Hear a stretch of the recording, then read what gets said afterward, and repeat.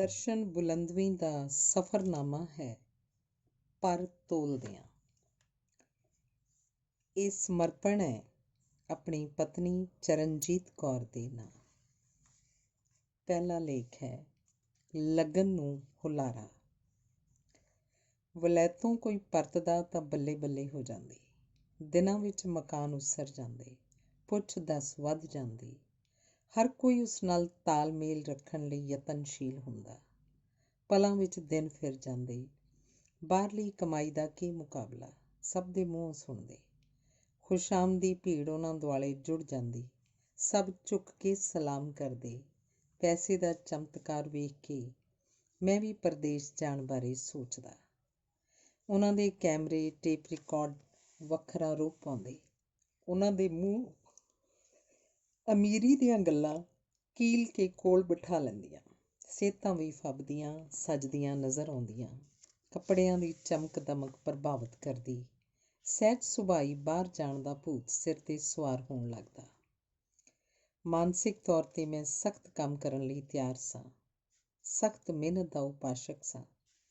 ਪਰ ਜੇ ਸਖਤ ਮਿਹਨਤ ਕਰਦਿਆਂ ਵੀ ਮੁੱਢਲੀਆਂ ਜ਼ਰੂਰਤਾਂ ਪੂਰੀਆਂ ਨਾ ਹੋਣ ਤਾਂ ਸਖਤ ਕੰਮ ਕਰਨ ਦੀ ਦ੍ਰਿੜਤਾ ਕਈ ਵਾਰ ਤਿੜਕ ਜਾਂਦੀ ਹੈ। ਬਚਪਨ ਤੋਂ ਮੈਂ ਆਪਣੇ ਬਾਪ ਨੂੰ ਬੜੀ ਸਖਤ ਮਿਹਨਤ 'ਚੋਂ ਲੰਘਦੇ ਵੇਖਿਆ ਸੀ। ਉਹ ਦਿਨੇ ਕਿਸੇ ਨਾ ਕਿਸੇ ਬਿਲਡਿੰਗ ਉਸਾਰੀ 'ਚ ਜੁਟੇ ਹੁੰਦੇ। ਸ਼ਾਮ ਨੂੰ ਘਰ ਪਰਤਦਿਆਂ ਹੀ ਖੂਹ 'ਤੇ ਪਾਣੀ ਲਾਉਣ ਚਲੇ ਜਾਂਦੇ। ਦਿਨ ਰਾਤ ਭੱਜੇ ਦੌੜੇ ਫਿਰਦੇ। ਇਹ ਤਾਂ ਰੱਬ ਜਾਣੇ ਉਹ ਥੱਕਦੇ ਕਿਉਂ ਨਹੀਂ ਸੀ।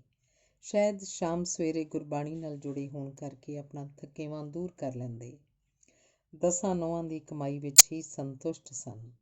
ਹੱਡ ਭੰਨਵੀਂ ਕਮਾਈ ਕਰਨ ਦੇ ਬਾਵਜੂਦ ਵੀ ਘਰ ਵਿੱਚ ਗੁਰਬਤ ਪ੍ਰਧਾਨ ਰਹੀ। ਮੁੱਢਲੀਆਂ ਪਰਿਵਾਰਕ ਲੋੜਾਂ ਵੀ ਪੂਰੀਆਂ ਨਾ ਕਰ ਸਕੇ। ਉਹਨਾਂ ਦਾ ਪਸੀਨਾ ਪਾਣੀ ਵਾਂਗ ਵਹਿੰਦਾ ਵੇਖ ਪਰਦੇਸ ਜਾਣ ਦੀ ਲਗਨ ਦਿਲ ਅੰਦਰ ਹੋਰ ਪੱਕੀ ਹੋਈ। ਮੈਨੂੰ ਕੋਈ ਅਮੀਰ ਬਣਨ ਦੀ ਖਾਹਿਸ਼ ਨਹੀਂ ਸੀ, ਪਰ ਆਮਦਨ ਦੇ ਕਿਸੇ ਅਜਿਹੇ ਸਾਧਨ ਦੀ ਤਲਾਸ਼ 'ਚ ਜ਼ਰੂਰ ਸਾਂ ਜਿਸ ਵਿੱਚ ਮੈਂ ਆਪਣੀ ਮਿਹਨਤ ਦਾ ਸਹੀ ਮੁੱਲ ਪੈਂਦਾ ਵੇਖ ਸਕਾਂ, ਭਵਿੱਖ ਦਾ ਸੁਪਨਾ ਵੇਖ ਸਕਾਂ, ਆਪਣੇ ਆਪ ਨੂੰ ਸੁਰੱਖਿਅਤ ਰੱਖ ਸਕਾਂ। ਇਸ ਤੋਂ ਇਲਾਵਾ ਸਮੇਂ ਦਾ ਤਕਾਜ਼ਾ ਵੀ ਕੁਝ ਅਜਿਹਾ ਸੀ ਕਿ ਬੇਰੁਜ਼ਗਾਰੀ ਦੀ ਹਨੇਰੀ ਪਹਿਲਾਂ ਹੀ ਝਟਕੇ ਦੇ ਰਹੀ ਸੀ। ਝਟਕਿਆਂ ਵਿੱਚ ਜੀ ਡੋਲਦਾ ਤਾਂ ਮੂਹਰੇ ਪਰਦੇਸ ਦਿਸਦਾ। ਪਰਦੇਸਾਂ ਵਿੱਚ ਆਸ ਪੁੰਗਰਦੀ ਦਿਸਦੀ। ਪਰਦੇਸ ਗਏ ਮੇਰੇ ਦੋਸਤ ਮੈਨੂੰ ਹਾਕ ਮਾਰਦੇ ਸੁਣਦੇ। ਦਿਲ ਨੂੰ ਹੌਸਲਾ ਹੁੰਦਾ। ਜੀਵਨ ਖੁਸ਼ਹਾਲ ਹੋਇਆ ਦਿਸਦਾ। ਅੱਖਾਂ ਅੱਗੇ ਪਰਦੇਸ ਘੁੰਮਦਾ। ਆਪਣੇ ਚੌਗਿਰਦੇ 'ਚੋਂ ਕਿਸੇ ਰੁਜ਼ਗਾਰ ਦੀ ਖਿੜਕੀ ਖੋਲ੍ਹਣ ਬਾਰੇ ਸੋਚਦਾ ਤਾਂ ਅੱਖਾਂ ਮੂਹਰੇ ਸਿਫਾਰਿਸ਼ ਤੇ ਰਿਸ਼ਵਤ ਦਾ ਜਿੰਨ ਮੂੰਹ 'ਚੋਂ ਅੱਗ ਦੀਆਂ ਲਾਟਾਂ ਕੱਢ ਕੇ ਡਰਾਉਂਦਾ ਦਿਸਦਾ। ਮੈਂ ਰਿਸ਼ਵਤ ਦੇਣ ਲਈ ਮਾਨਸਿਕ ਤੌਰ 'ਤੇ ਤਿਆਰ ਨਹੀਂ ਸੀ, ਨਾ ਹੀ ਪੈਸੇ ਦੀ ਕੋਲ ਗੁੰਜਾਇਸ਼ ਸੀ। ਆਪਣੀ ਕਵਿਤਾ ਨਾਲ ਕਰਪਟ ਪ੍ਰਸ਼ਾਸਨ ਨੂੰ ਨਿਸ਼ਾਨਾ ਬਣਾਉਂਦਿਆਂ ਮਹਿਸੂਸ ਹੁੰਦਾ ਸੀ ਕਿ ਇਹ ਕਿਸੇ ਨੌਕਰੀ ਲਈ ਕਿਸ ਕਦਰ ਸਵੀਕਾਰ ਕਰਨਗੇ। CID ਪਹਿਲਾਂ ਹੀ ਮੈਨੂੰ ਗ੍ਰਿਫਤਾਰ ਕਰਨ ਦੇ ਚੱਕਰ ਵਿੱਚ ਸੀ। ਰਿਸ਼ਤੇਦਾਰੀ ਦੇ ਸਾਰੇ ਪਤੇ ਇਕੱਤਰ ਕਰ ਚੁੱਕੀ ਸੀ। ਕਿਸੇ ਵੀ ਵਕਤ ਮੇਰੀ ਵਾਰੀ ਆ ਸਕਦੀ ਸੀ। ਇਨ੍ਹੀਂ ਦਿਨੀਂ ਸਾਹਿਤਕ ਚਿੰਤਨ ਦੀ ਮੁੱਖ ਧਾਰਾ ਵਿੱਚ ਅਚਾਨਕ ਮੋੜ ਆਇਆ। ਜੁਝਾਰ ਕਵਿਤਾ ਆਪਣੀ ਚੜ੍ਹਤ ਹੰਢਾ ਰਹੀ ਸੀ। ਇਸ ਕਵਿਤਾ ਨਾਲ ਜੁੜੇ ਪ੍ਰਮੁੱਖ ਸ਼ਾਇਰਾਂ ਵਿੱਚੋਂ ਅਮਰਜੀਤ, ਚੰਦਨ ਤੇ ਪਾਸ਼ ਸਨ।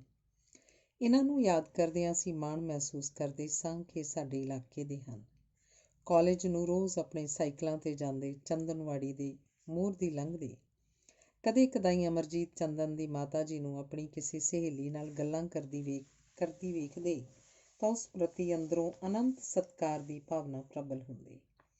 ਸਾਰੇ ਉਚੇਚ ਅਹਿਸਾਸ ਨਾਲ ਵੇਖਦੇ ਤੇ ਇੱਕ ਦੂਜੇ ਨੂੰ ਦੱਸਦੇ ਕਿ ਇਹ ਉਸ ਚੰਦਨ ਦੀ ਮਾਂ ਹੈ ਜੋ ਹੱਕ ਸੱਚ ਲਈ ਜੂਝਦਾ ਇਸ ਵਕਤ ਜੇਲ੍ਹ ਵਿੱਚ ਹੈ। ਉਸ ਵਕਤ ਮੈਂ ਵੀ ਕਵਿਤਾ ਤੇ ਕਹਾਣੀ ਲਿਖਣ ਲੱਗ ਪਿਆ ਸੀ। ਕਿਤੇ ਕੋਈ ਕਵਿਤਾ ਪੰਜਾਬੀ ਦੇ ਮੈਗਜ਼ੀਨ 'ਚ ਛਪ ਜਾਂਦੀ ਤਾਂ ਹੋਰ ਉਤਸ਼ਾਹ ਜਾਗਦਾ। ਕੁਝ ਗੀਤ ਵੀ ਲਿਖੇ ਜਿਨ੍ਹਾਂ ਨੂੰ ਕਿਰਪਾਲ ਕਮਲ ਤੇ ਅਰਜਨ ਅਨਜਾਨ ਨੇ ਮਾਰਕਸੀ ਪਾਰਟੀ ਦੀ ਸਟੇਜ 'ਤੇ ਗਾਇਆ। ਇਸ ਨਾਲ ਲਿਖਣ 'ਚ ਮੇਰਾ ਵਿਸ਼ਵਾਸ ਹੋਰ ਪੱਕਾ ਹੋਇਆ। ਪੰਜਾਬੀ ਨਾਲ ਮੋਹ ਜਾਗਿਆ।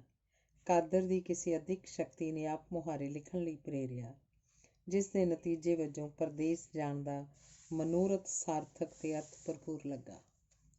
ਬਾਹਰੋਂ ਪੈਸਾ ਕਮਾ ਕੇ ਆਪਣੇ ਦੇਸ਼ ਵਿੱਚ ਇੱਕ ਪ੍ਰਿੰਟਿੰਗ ਪ੍ਰੈਸ ਲਾਉਣ ਦਾ ਖ਼ਾਬ ਸੀ। ਸੋਚਦਾ ਸੀ ਇਸ ਤਰ੍ਹਾਂ ਰੁਜ਼ਗਾਰ ਵੀ ਤੁਰ ਪਏਗਾ, ਆਪਣਾ ਸਾਹਿਤਕ ਸ਼ੌਕ ਵੀ ਵਧੇ ਫੁੱਲੇਗਾ, ਆਪਣਾ ਸੁਤੰਤਰ ਜੀਵਨ ਹੋਏਗਾ। ਕਿਸੇ ਦੇ ਮਾਤਹਿਤ ਨੌਕਰੀ ਕਰਨਾ ਮੇਰੇ ਸੁਭਾਅ ਤੋਂ ਬਾਹਰ ਸੀ। ਇਨੀ ਦਿਨੀ ਮੇਰਾ ਇੱਕ ਦੋਸਤ ਹਰਪ੍ਰਕਾਸ਼ ਸਿੰਘ ਚੀਮਾ ਹੁਣੇ ਗ੍ਰੀਸ ਤੋਂ ਮੁੜਿਆ ਸੀ। ਖੱਬੀ ਵਿਚਾਰਧਾਰਾ ਦਾ ਮੁੱਦਈ ਮੇਰਾ ਹਮਖਿਆਲੀ ਸੀ। ਨਕਸਲਾਈਟ ਹੋਣ ਕਰਕੇ CID ਦੀ ਨਜ਼ਰ 'ਚ ਆ ਚੁੱਕਾ ਸੀ। ਪੁਲਿਸ ਨਾਲ ਝੜਪ ਲੈ ਚੁੱਕਾ ਸੀ। ਇਹ ਕੁਝ ਬੰਦੇ ਲੈ ਕੇ ਵਾਪਸ ਗ੍ਰੀਸ ਜਾਣਾ ਚਾਹੁੰਦਾ ਸੀ। ਮੈਨੂੰ ਲੈ ਜਾਣ ਲਈ ਸਹਿਮਤ ਹੋ ਗਿਆ ਤਾਂ ਜੀ ਕਰੇ ਅੱਜ ਹੀ ਗ੍ਰੀਸ ਵੱਲ ਉੱਡ ਤੁਰਾਂ। ਬਸ ਖੰਭਾਂ ਦੀ ਲੋੜ ਸੀ ਤੇ ਖੰਭ ਮੈਨੂੰ ਚੀਮੇ ਦੇ ਹੱਥਾਂ ਵਿੱਚ ਫੜੇ ਨਜ਼ਰ ਆ ਰਹੇ ਸਨ। ਅੰਨਾ ਕੀ ਭਾਲੇ ਦੋ ਅੱਖਾਂ, ਮੈਂ ਤਾਂ ਪਹਿਲਾਂ ਹੀ ਪੱਬਾਂ ਭਾਰ ਖੜਾ ਸੀ ਕਿ ਕੋਈ ਪਰਮ ਮਿੱਤਰ ਭਰੋਸੇਯੋਗ ਮਿਲੇ ਤੇ ਉੱਡ ਤੁਰਾਂ। ਸਾਡੇ ਰਾਜਨੀਤਿਕ ਵਿਚਾਰ ਮਿਲਦੇ ਸਨ। ਇਹਨਾਂ ਵਿਚਾਰਾਂ ਦੀ ਸਾਂਝ ਸਦਕਾ ਸਾਡੀ ਮਿੱਤਰਤਾ ਹੋਰ ਵੀ ਗੂੜ੍ਹੀ ਹੋ ਗਈ। ਉਂਝ ਦਲਾਲ ਮਿੱਤਰਤਾਈ ਤੇ ਰਿਸ਼ਤੇਦਾਰੀ ਦੀ ਘੱਟ ਹੀ ਪਰਵਾਹ ਕਰਦੇ ਹਨ, ਪਰ ਹਰਪ੍ਰਕਾਸ਼ ਤਾਂ ਮੇਰਾ ਦੋਸਤ ਸੀ। ਉਹਦੇ ਅੰਦਰ ਦੋਸਤੀ ਦੀ ਲਾਜ ਤੇ ਲਿਹਾਜ਼ਦਾਰੀ ਸੀ। ਭਾਵੇਂ ਉਹ ਆਪ ਕਵੀ ਨਹੀਂ ਸੀ, ਪਰ ਮੈਥੋਂ ਅਕਸਰ ਕਵਿਤਾ ਸੁਣਦਾ ਰਹਿੰਦਾ ਸੀ। ਜਦ ਵੀ ਕਦੇ ਇਕੱਠੇ ਹੁੰਦੇ, ਨਕੋਦਰ ਕਿਸੇ ਰੈਸਟੋਰੈਂਟ 'ਚ ਬੈਠਦੇ, ਨਕਸਲਾਈਟ ਲਹਿਰ ਬਾਰੇ ਵਿਚਾਰ ਵਟਾਂਦਰਾ ਕਰਦੇ, ਇਲਾਕੇ ਦੇ ਲੇਖਕਾਂ ਬਾਰੇ ਗੱਲਾਂ ਕਰਦੇ। ਚੀਮੇ ਤੇ ਮੈਨੂੰ ਪੂਰਾ ਵਿਸ਼ਵਾਸ ਸੀ ਕਿ ਰਸਤੇ 'ਚ ਧੋਖਾ ਨਹੀਂ ਦੇਵੇਗਾ, ਆਪਣਾ ਵਾਅਦਾ ਪੂਰਾ ਨਿਭਾਏਗਾ, ਪੈਸਾ ਵਿਅਰਥ ਨਹੀਂ ਜਾਏਗਾ। ਅਖੀਰ ਸਾਡਾ ਸਮਝੌਤਾ 5000 ਰੁਪਏ ਦਾ ਹੋ ਗਿਆ। ਇੰਨੇ ਪੈਸਿਆਂ 'ਚ ਉਹਨੇ ਮੈਨੂੰ ਗ੍ਰੀਸ ਪੁੱਜਦੇ ਕਰਨਾ ਸੀ। ਅੱਗੋਂ ਕੰਮ-ਕਾਰ ਲੱਭਣਾ ਮੇਰੀ ਜ਼ਿੰਮੇਵਾਰੀ ਸੀ। ਗ੍ਰੀਸ 'ਚ ਪਹਿਲਾਂ ਤੋਂ ਹੀ ਮੇਰਾ ਇੱਕ ਦੋਸਤ ਸੰਤੋਖ ਸਿੰਘ ਸੰਘਾ ਰਹਿੰਦਾ ਸੀ। ਉਸ ਨਾਲ ਮੇਰੀ ਕਦੇ-ਕਦਾਈ ਚਿੱਠੀ ਪੱਤਰ ਹੁੰਦਾ ਰਹਿੰਦਾ ਸੀ। ਮੈਨੂੰ ਉਸ ਉੱਪਰ ਆਸ ਸੀ ਕਿ ਗ੍ਰੀਸ ਪਹੁੰਚਦਿਆਂ ਉਹ ਮੈਨੂੰ ਕਿਸੇ ਕੰਮ 'ਤੇ ਲਵਾ ਦੇਵੇਗਾ।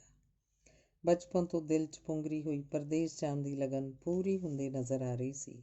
ਚੀਮੇ ਦਾ ਮੇਲ ਮੇਰੀ ਲਗਨ ਨੂੰ ਹੁੰਗਾਰਾ ਸੀ। ਅਗਲਾ ਲੇਖ ਹੈ ਨਸੀਹਤਾਂ ਦੇ ਰੂਬਰੂ। ਮੈਂ ਪਾਸਪੋਰਟ ਤਾਂ ਪਹਿਲਾਂ ਹੀ ਬਣਾ ਕੇ ਰੱਖਿਆ ਆਇਆ ਸੀ। ਹੁਣ ਮਸਲਾ 5000 ਰੁਪਏ ਦਾ ਦਰਪੇਸ਼ ਸੀ। ਘਰ ਵਿੱਚੋਂ ਇੰਨਾ ਪੈਸਾ ਇਕੱਠਾ ਕਰਨਾ ਵਿਤੋਂ ਬਾਹਰੀ ਗੱਲ ਸੀ।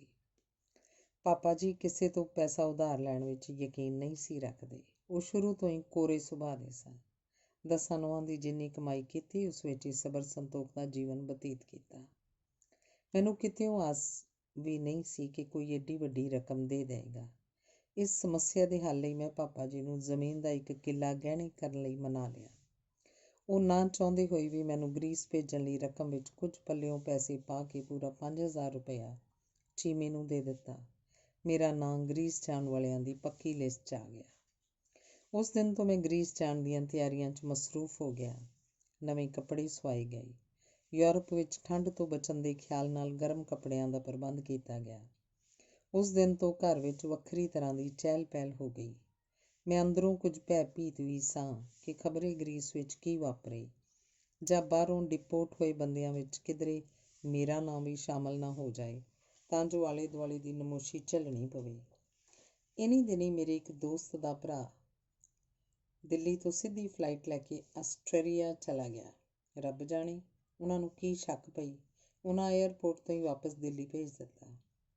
ਉਸ ਵਿਚਾਰੇ ਨੇ ਇੰਨੀ ਨਮੋਸ਼ੀ ਮੰਨੀ ਕਿ ਉਹ ਘਰ ਜਾਣ ਦੀ ਬਜਾਏ ਜਲੰਧਰ ਹੀ ਇੱਕ ਕਿਰਾਏ 'ਤੇ ਕਮਰਾ ਲੈ ਕੇ ਰਹਿਣ ਲੱਗ ਪਿਆ। ਘਰਦਿਆਂ ਨੂੰ ਰਾਤ ਬਰਾਤੇ ਚੋਰੀ ਮਿਲਣ ਗਿਆ ਤਾਂ ਜੋ ਆਪਣੇ ਸ਼ਰੀਕੇ ਤੇ ਪਿੰਡ ਵਿੱਚ ਨਾ ਪਤਾ ਲੱਗ ਜਾਏ, ਤੇ ਫਿਰ 3-4 ਹਫ਼ਤਿਆਂ ਵਿੱਚ ਹੀ ਪੈਸਿਆਂ ਦਾ ਪ੍ਰਬੰਧ ਕਰਕੇ ਦੁਬਾਰਾ ਆਸਟ੍ਰੇਲੀਆ ਚਲਾ ਗਿਆ ਤੇ ਆਪਣੇ ਮੱਥਿਓਂ ਨਮੋਸ਼ੀ ਦਾ ਦਾਗ ਧੋਤਾ। ਅਜਿਹੀ ਨਮੋਸ਼ੀ ਦੇ ਮੈਂ ਵੀ ਹੱਕ 'ਚ ਨਹੀਂ ਸੀ।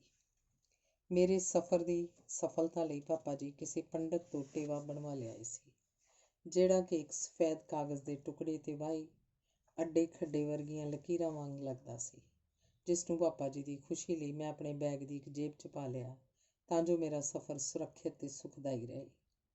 ਉਂਝ ਮੇਰਾ ਇਹਨਾਂ ਗੱਲਾਂ 'ਚ ਯਕੀਨ ਨਹੀਂ ਸੀ। ਉਸ ਦਿਨ ਤੋਂ ਮੇਰੇ ਬੀਬੀ ਜੀ ਰੋਜ਼ ਸਵੇਰੇ ਉੱਠ ਕੇ ਆਟੇ ਦੀਆਂ ਟਿੱਕੀਆਂ ਮੇਰੇ ਮੱਥੇ ਨੂੰ ਛੁਹਾ ਕੇ ਕੋਠੇ 'ਤੇ ਕਾਲੇ ਕਾਵਾਂ ਨੂੰ ਪਾਉਂਦੇ ਸਨ ਤਾਂ ਜੋ ਮੇਰੇ ਤੋਂ ਬਲਾਵਾਂ ਟਲਦੀਆਂ ਰਹੇ। ਜਦੋਂ ਗ੍ਰੀਸ ਨੂੰ ਜਾਣ 'ਚ ਕੁਝ ਹੀ ਦਿਨ ਰਹਿ ਗਏ ਤਾਂ ਇੱਕ ਸਧਾਰਨ ਪਾਠ ਘਰ 'ਚ ਰੱਖ ਦਿੱਤਾ ਗਿਆ। ਭੋਗ ਵਾਲੇ ਦਿਨ ਮੇਰੇ ਸਫ਼ਰ ਦੀ ਸਫਲਤਾ ਲਈ ਭਾਈ ਜੀ ਨੇ ਅਰਦਾਸਾਂ ਕੀਤੀਆਂ। ਚਲੰਤ ਜਿਹੀਆਂ ਨਸੀਹਤਾਂ ਨਾਲ ਮੇਰੀ ਬੁੱਧੀ ਦੇ ਖਜ਼ਾਨੇ ਨੂੰ ਭਰਪੂਰ ਕੀਤਾ ਗਿਆ ਕਿ ਮੈਂ ਪਰਦੇਸ 'ਚ ਜਾ ਕੇ ਆਪਣੇ ਭੈਣ ਭਰਾਵਾਂ, ਦੋਸਤਾਂ ਮਿੱਤਰਾਂ ਨੂੰ ਯਾਦ ਰੱਖਾਂ। ਮੈਂ ਸੁਣਦਿਆਂ ਕੋਈ ਉਜਰ ਨਾ ਕੀਤਾ, ਕੋਈ ਰੋਸ, ਕੋਈ ਸ਼ਿਕਾਇਤ, ਕੋਈ ਵਿਰੋਧ ਮੇਰੇ ਅੰਦਰੋਂ ਨਾ ਉੱਠਿਆ। ਮਾਤਾ ਪਿਤਾ ਦੀ ਖੁਸ਼ੀ ਲਈ ਹਾਂ 'ਚ ਹਾਂ ਮਿਲਾਉਣੀ ਹੀ ਮੈਨੂੰ ਵਧੇਰੇ ਅਕਲਮੰਦੀ ਜਾਪੀ। ਕੁਝ ਦਿਨ ਜਾਣ ਤੋਂ ਪਹਿਲਾਂ ਹਰਪ੍ਰਕਾਸ਼ ਨੇ ਇੱਕ ਗੁਪਤ ਮੀਟਿੰਗ ਜਲੰਧਰ 'ਚ ਆਯੋਜਿਤ ਕੀਤੀ, ਜਿਸ 'ਚ ਸਾਡੇ ਗਰੁੱਪ ਦੇ ਸਾਰੇ ਮੁੰਡੇ ਹਾਜ਼ਰ ਹੋਏ। ਇਸ ਮੀਟਿੰਗ ਦਾ ਮੁੱਖ ਮਕਸਦ ਅਗਲੇ ਪ੍ਰੋਗਰਾਮ ਬਾਰੇ ਲੋੜੀਂਦੀ ਜਾਣਕਾਰੀ ਦੇਣੀ ਸੀ।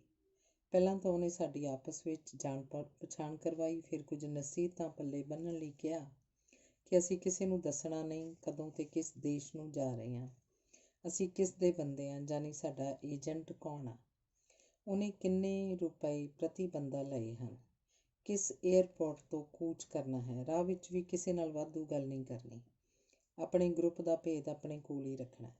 ਉਸ ਦਿਨ ਉਸਨੇ ਆਪਣੇ ਇੱਕ ਨਜ਼ਦੀਕੀ ਦੋਸਤ ਲਹਿੰਬਰ ਸਿੰਘ ਬੱਲ ਨੂੰ ਸਾਡਾ ਇੰਚਾਰਜ ਬਣਾ ਦਿੱਤਾ। ਤਹਿਰਾਨ ਤੱਕ ਅਸੀਂ ਆਪਣੇ ਦੁੱਖ ਸੁੱਖ ਉਸੇ ਨਾਲ ਸਾਂਝੇ ਕਰਨੇ ਸਨ। ਸਾਡੇ ਸਫ਼ਰ ਦੀ ਵਾਗਡੋਰ ਤਹਿਰਾਨ ਤੱਕ ਉਹਦੇ ਹੱਥ 'ਚ ਸੀ।